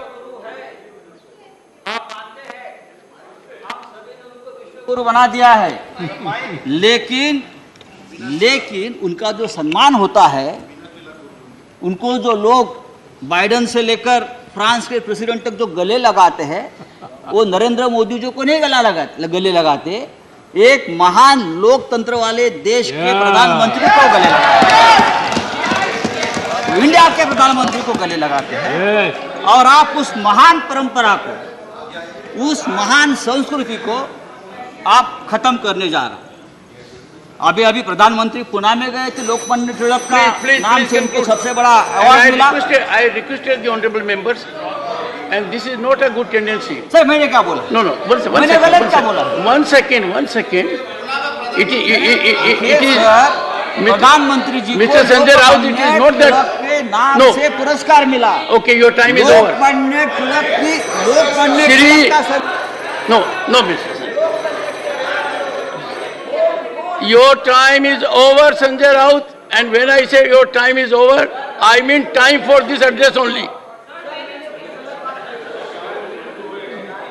मेरा और 2 मिनट। दिग्विजय सिंह जी, आप इतने सीनियर आदमी हैं। सर, मेरा और 2 मिनट बाकी। In this house, we must have respect for constitutional functionaries. Let us not create a system which is not good. नहीं। No. Priyanka. Message from Lok Sabha Secretary General. Message from Lok Sabha Secretary General. Sir, with your kind permission, I rise to report that the Lok Sabha at its sitting held on 7th August 2023 passed 1. The Anusandhan National Research Foundation Bill 2023 and 2. The Pharmacy Amendment Bill 2023. I lay a copy each of the said bills on the table. Shri Ghanshyam Tiwari, 15 minutes. आदरणीय सभापति महोदय, मैं आपके माध्यम से आज इसकी बहस की शुरुआत करते समय माननीय श्री अभिषेक मणि सिंघवी जी थे, उन्होंने चेतावनी दी बीजेडी को, वाईएसआर कांग्रेस को। उन्होंने कहा कि भाई आप इनके साथ जा रहे हैं तो आपके साथ अच्छा नहीं होगा, क्योंकि आग दूर तक आएगी। लेकिन सभापति महोदय, वो मेरे मित्र हैं, जोधपुर के हैं, मैं उनको याद दिलाना चाहता हूं कि वो केजरीवाल जी के पास वो गए हैं, इसलिए वो अपने आप को संभालें, क्योंकि केजरीवाल साहब के साथ जितने भी लोग थे जो शुरू में उनके साथ आए, चाहे प्रशांत भूषण जी आए, चाहे स्वर्गीय शांति भूषण जी आए, चाहे योगेंद्र यादव जी आए, चाहे कवि जी आए, या जितने भी लोग आए, वो सबसे पहले अन्ना हजारे आए। अन्ना हजारे की बात उन्होंने नहीं मानी, फिर किरण बेदी की बात उन्होंने नहीं मानी, फिर प्रशांत भूषण की बात उन्होंने नहीं मानी, फिर शांति भूषण जी की बात उन्होंने नहीं मानी, योगेंद्र यादव जी की बात नहीं मानी। सबको उन्होंने अलग अलग अपने स्थान पर भेज दिया। अब उसके बाद में 2 आदमी बच गए उनके पास में, वो श्री मनोज सिसोदिया जी बचे और सत्येंद्र जैन जी बचे। जब वो नहीं गए तो उन दोनों को जेल में भेज दिया। इस प्रकार से उनके पास फिर कोई नहीं रहा, कोई नहीं रहा। इसलिए अब अगर कोई खतरा है तो खतरा कांग्रेस पार्टी को है, और कांग्रेस पार्टी उनसे सावधान रहे। और जहां तक ये कांग्रेस पार्टी का और आप पार्टी का साथ आने का सवाल है, सभापति महोदय, ये तो मुद्दा मैरिज है, ये तो कॉन्ट्रैक्ट हुआ था कि हमारा इस बिल में आप समर्थन करोगे तो हम आपके साथ आएंगे। और ये बिल लोकसभा में पास हो गया, अब ये राज्यसभा में पास होने वाला है। इसके बाद में ये मुद्दा मेरी टूट जाएगी और ये केजरीवाल जी कांग्रेस के लिए सनीसर बनकर उनके सामने ही खड़े हो जाएंगे। इसलिए वाईएसआर कांग्रेस को या बीजू जनता दल को करने के बजाय कांग्रेस पार्टी स्वयं सोच ले कि उसका क्या हाल होने वाला है। दूसरी बात मैं कहना चाहता हूं सभापति महोदय, उन्होंने बार बार एक बात कही कि साहब नेहरू जी के समय बात हुई, ये बात हुई। मैं सबको याद दिलाना चाहता हूं कि माननीय गृह मंत्री जो अमित शाह जी हमारे हैं, उनकी एक आदत है, वो लंबे समय से जो काम चल के आता है और जो पूरा नहीं होता, विवाद में रहता है, उसको पूरा कर देते हैं। जैसे आर्टिकल 370 नेहरू जी के समय से चलाया था, पूरा नहीं हुआ, इन्हीं सदनों में पास करके उन्होंने पारित कर दिया, वो पारित कराया, कराया सक्सेसफुली। और दूसरा, फिर इसी प्रकार से रामलला के राम जी के मंदिर के बारे में बोल रहे थे, वो भी इनके गृह मंत्री के काल में पूरा हुआ। और ये विवाद जो पंडित जवाहर,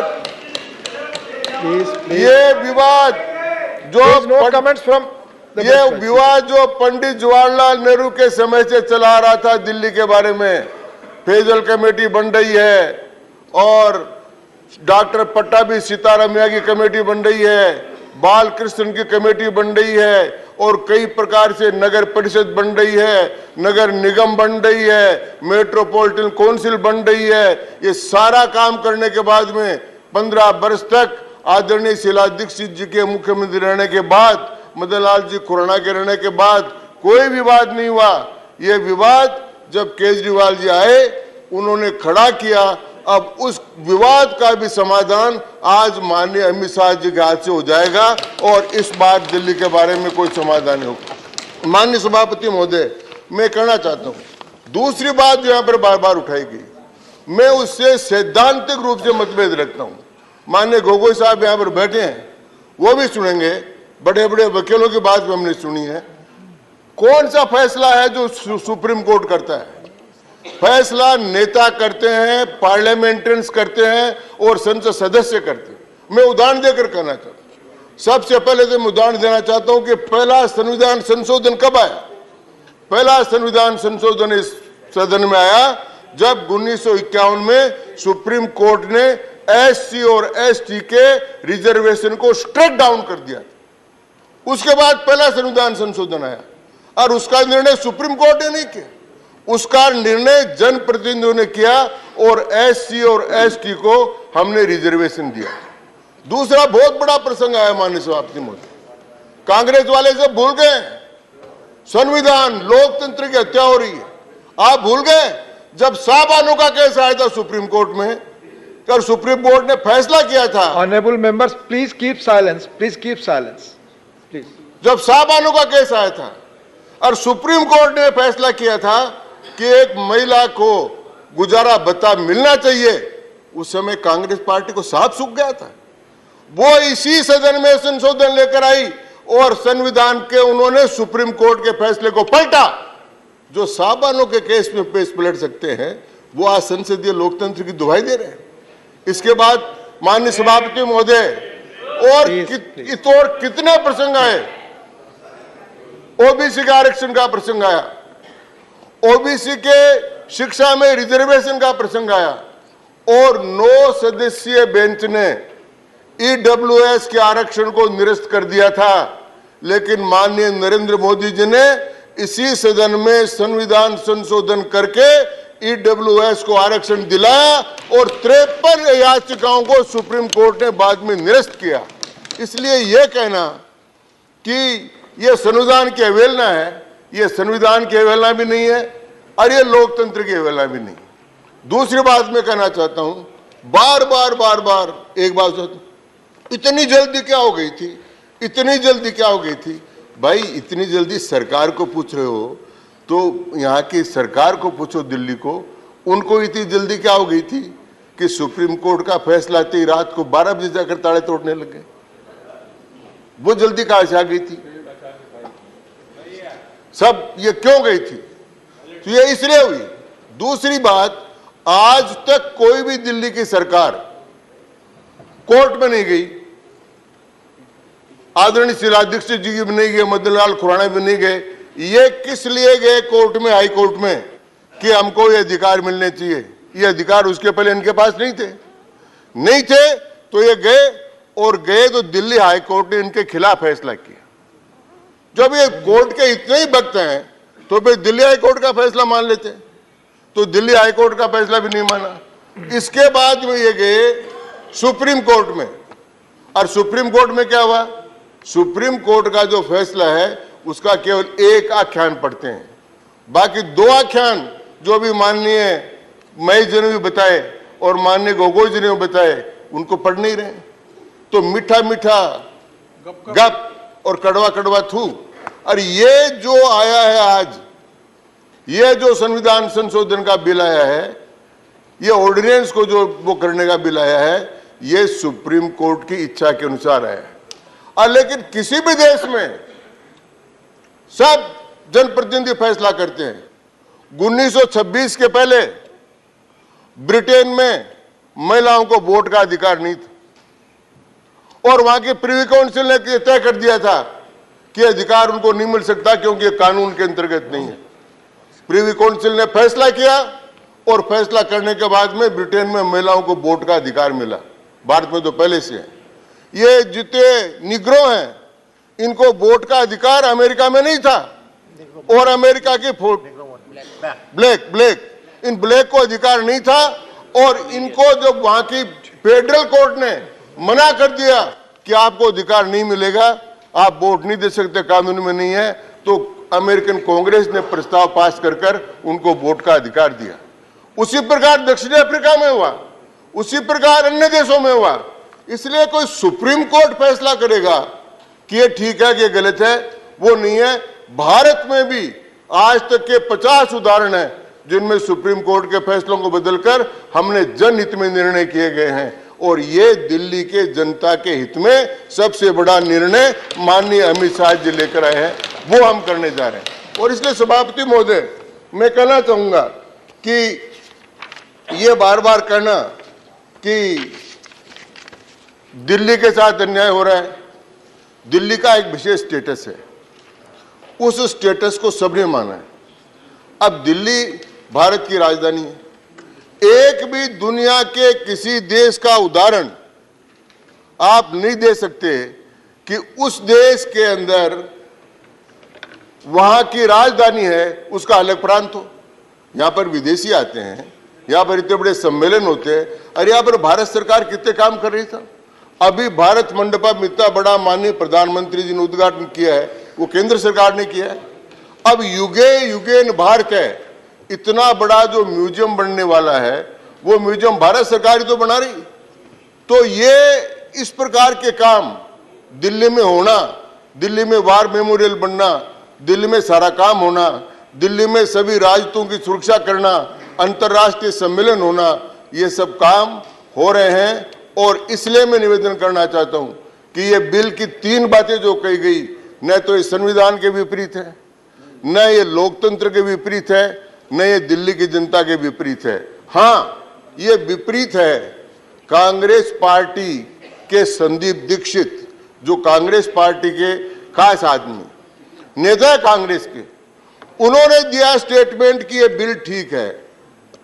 पंजाब के कांग्रेस वालों ने कहा बिल ठीक है, लेकिन ये जो टेम्परेरी मुद्दा मेरी हुई थी, केजरीवाल जी ने कहा कि हमारा अगर समर्थन करोगे तो हम इंडिया में आएंगे, और आज ये जो पास होगा ये मुद्दा मेरी टूट जाएगी, और वो इंडिया INDIA जो है उससे ए अलग खत्म हो जाएगा, और ये 4 ही बचेंगे। क्योंकि पहला काम ये करेंगे तो उनके खिलाफ ही करेंगे। उदाहरण के लिए दिल्ली में पहले इनको मेजोरिटी नहीं मिली थी, और कांग्रेस ने समर्थन देकर केजरीवाल जी को बढ़ा दिया था, बन गए।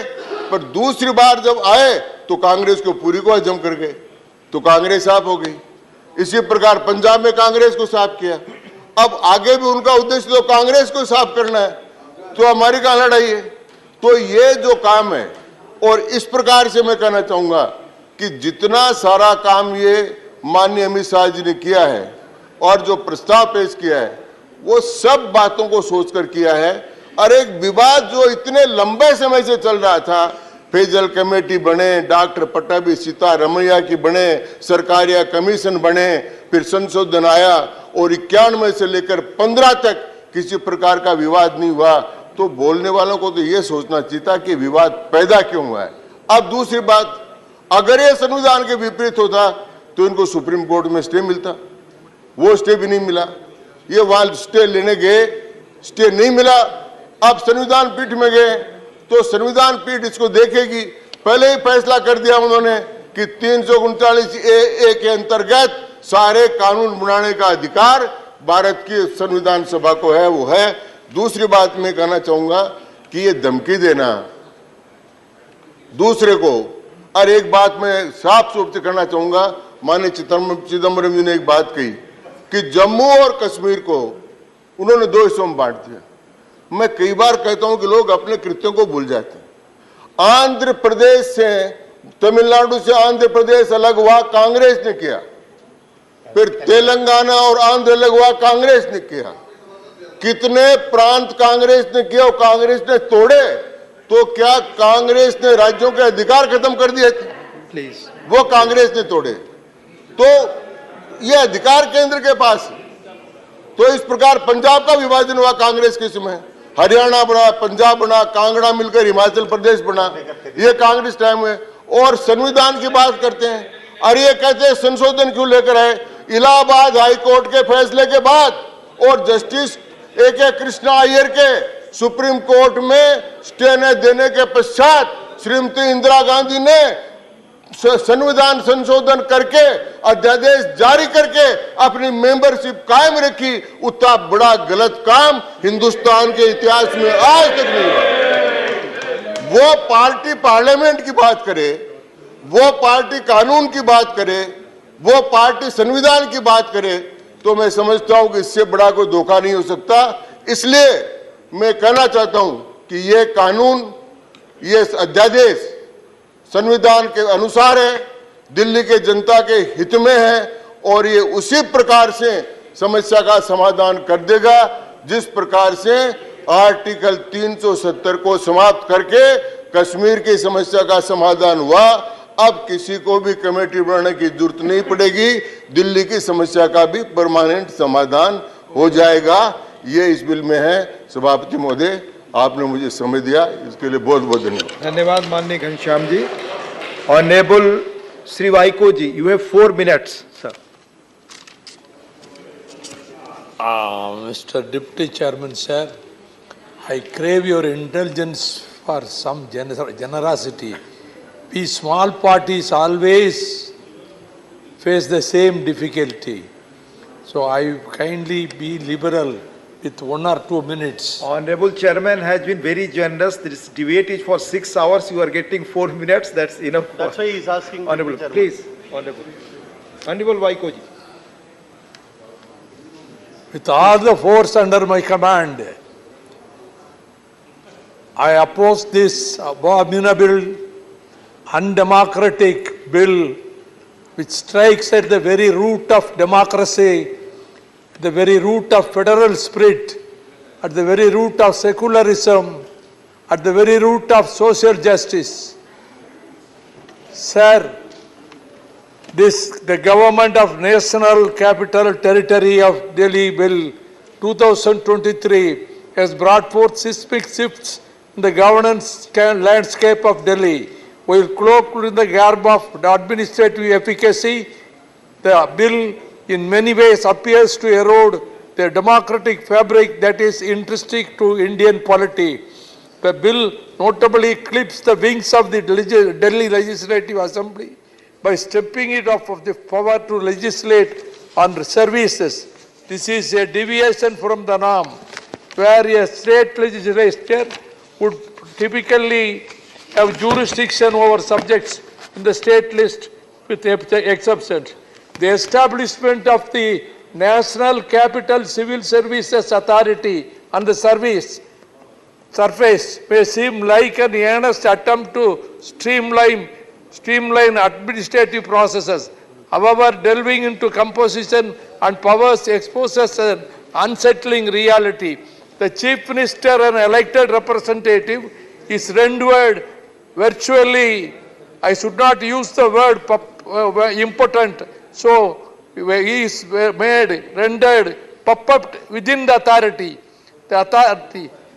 Now I recall what I read in history when I studied the college about the triumvirate in Rome, which was called a democracy.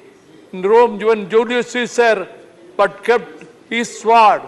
After his assassination, another triumvirate was formed, and Antony took the reins of the power. Here, directly opposite what is going to happen in India.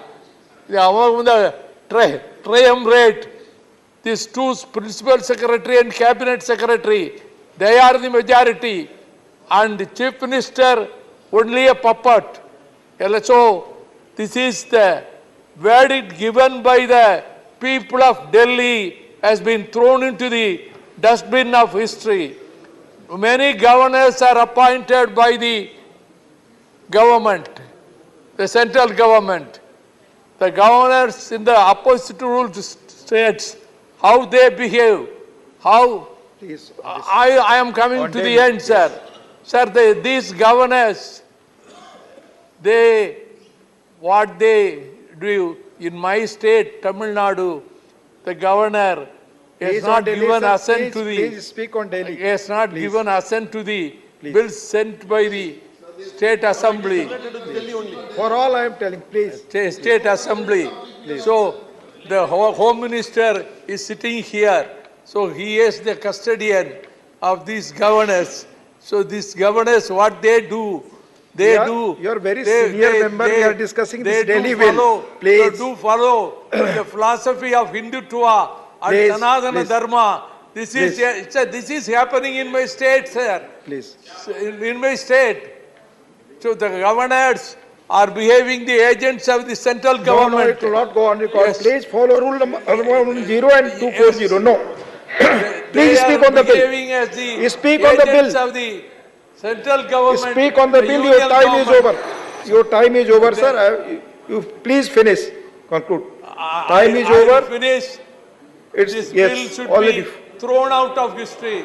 Thrown please. Out of the... Thank you. Into the dustbin. Thank you, Honorable Vaikoji. Thank you. Thank you. Mani Hardeep Singh Puri ji. Mani Hardeep Singh Puri.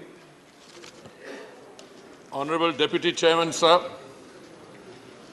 one of the advantages of speaking so late into the discussion is that some of the most amazing statements bordering on the outlandish have already been responded to by others, and some of the facts will, I'm sure, be covered in great detail when the Honorable Home Minister replies to this discussion.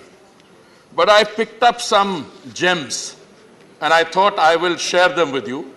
It was when the Honorable Chairman was presiding that words that were used included retrogressive, unconstitutional, control freak, principles of federalism violated, arrogant government, accountability, constitutional stupidity, cheap tactics, chicanery.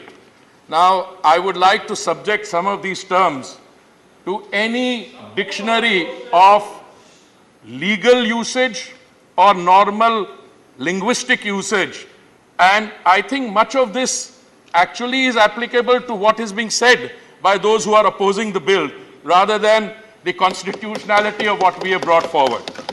But I think the gem which I really enjoyed, and I think, sir, I say this out of deference to you because you yourself are such a high legal luminary, that when lawyers start quoting from historical figures, they should be careful. When they came for the socialists, I did not oppose because I'm not a socialist. Then they came for the trade unionists. I did not oppose because I'm not a trade unionist. Then they came for the Jews, and I'm not a Jew, so I didn't oppose. Now they come for me. Sir, I want to humbly submit, they came for you. They first attacked you. And I'm talking about a period before the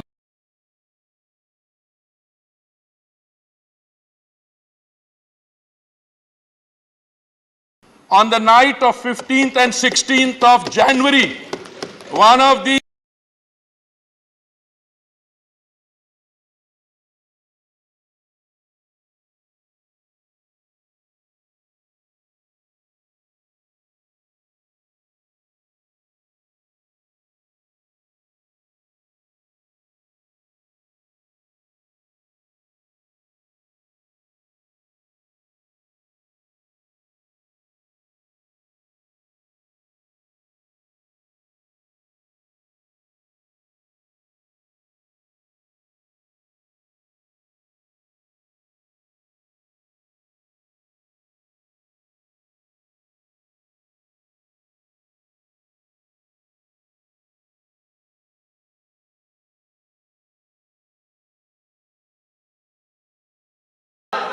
and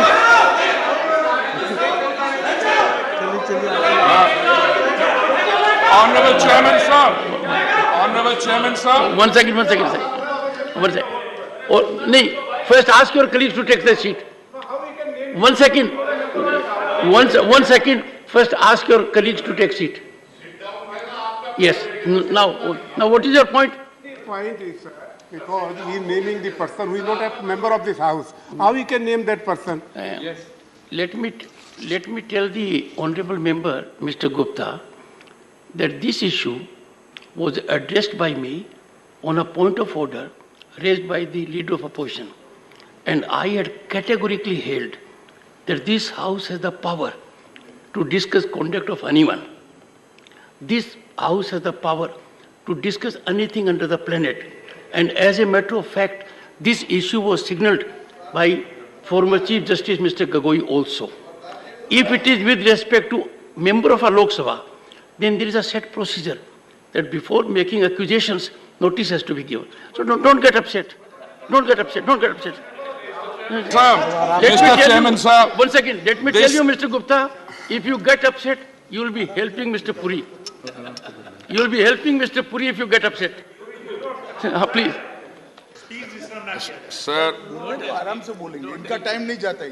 Sir, this unfortunate incident, which we would all want to forget, but which my friends, those who are opposing this bill, perhaps want to forget even more, took place on the fateful night of 15th and 16th January 2014.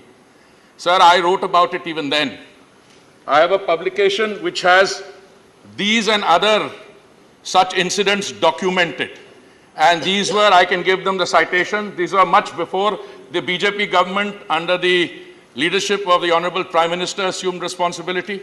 Sir, this did not end here, because the then so-called accountable Chief Minister, who did not succeed in persuading or using the margin of persuasion with the Delhi police force, then decided 3 days later to hold the entire city to ransom by going on a strike at Rail Bhavan for 36 hours. It was, sir, on the 20th of January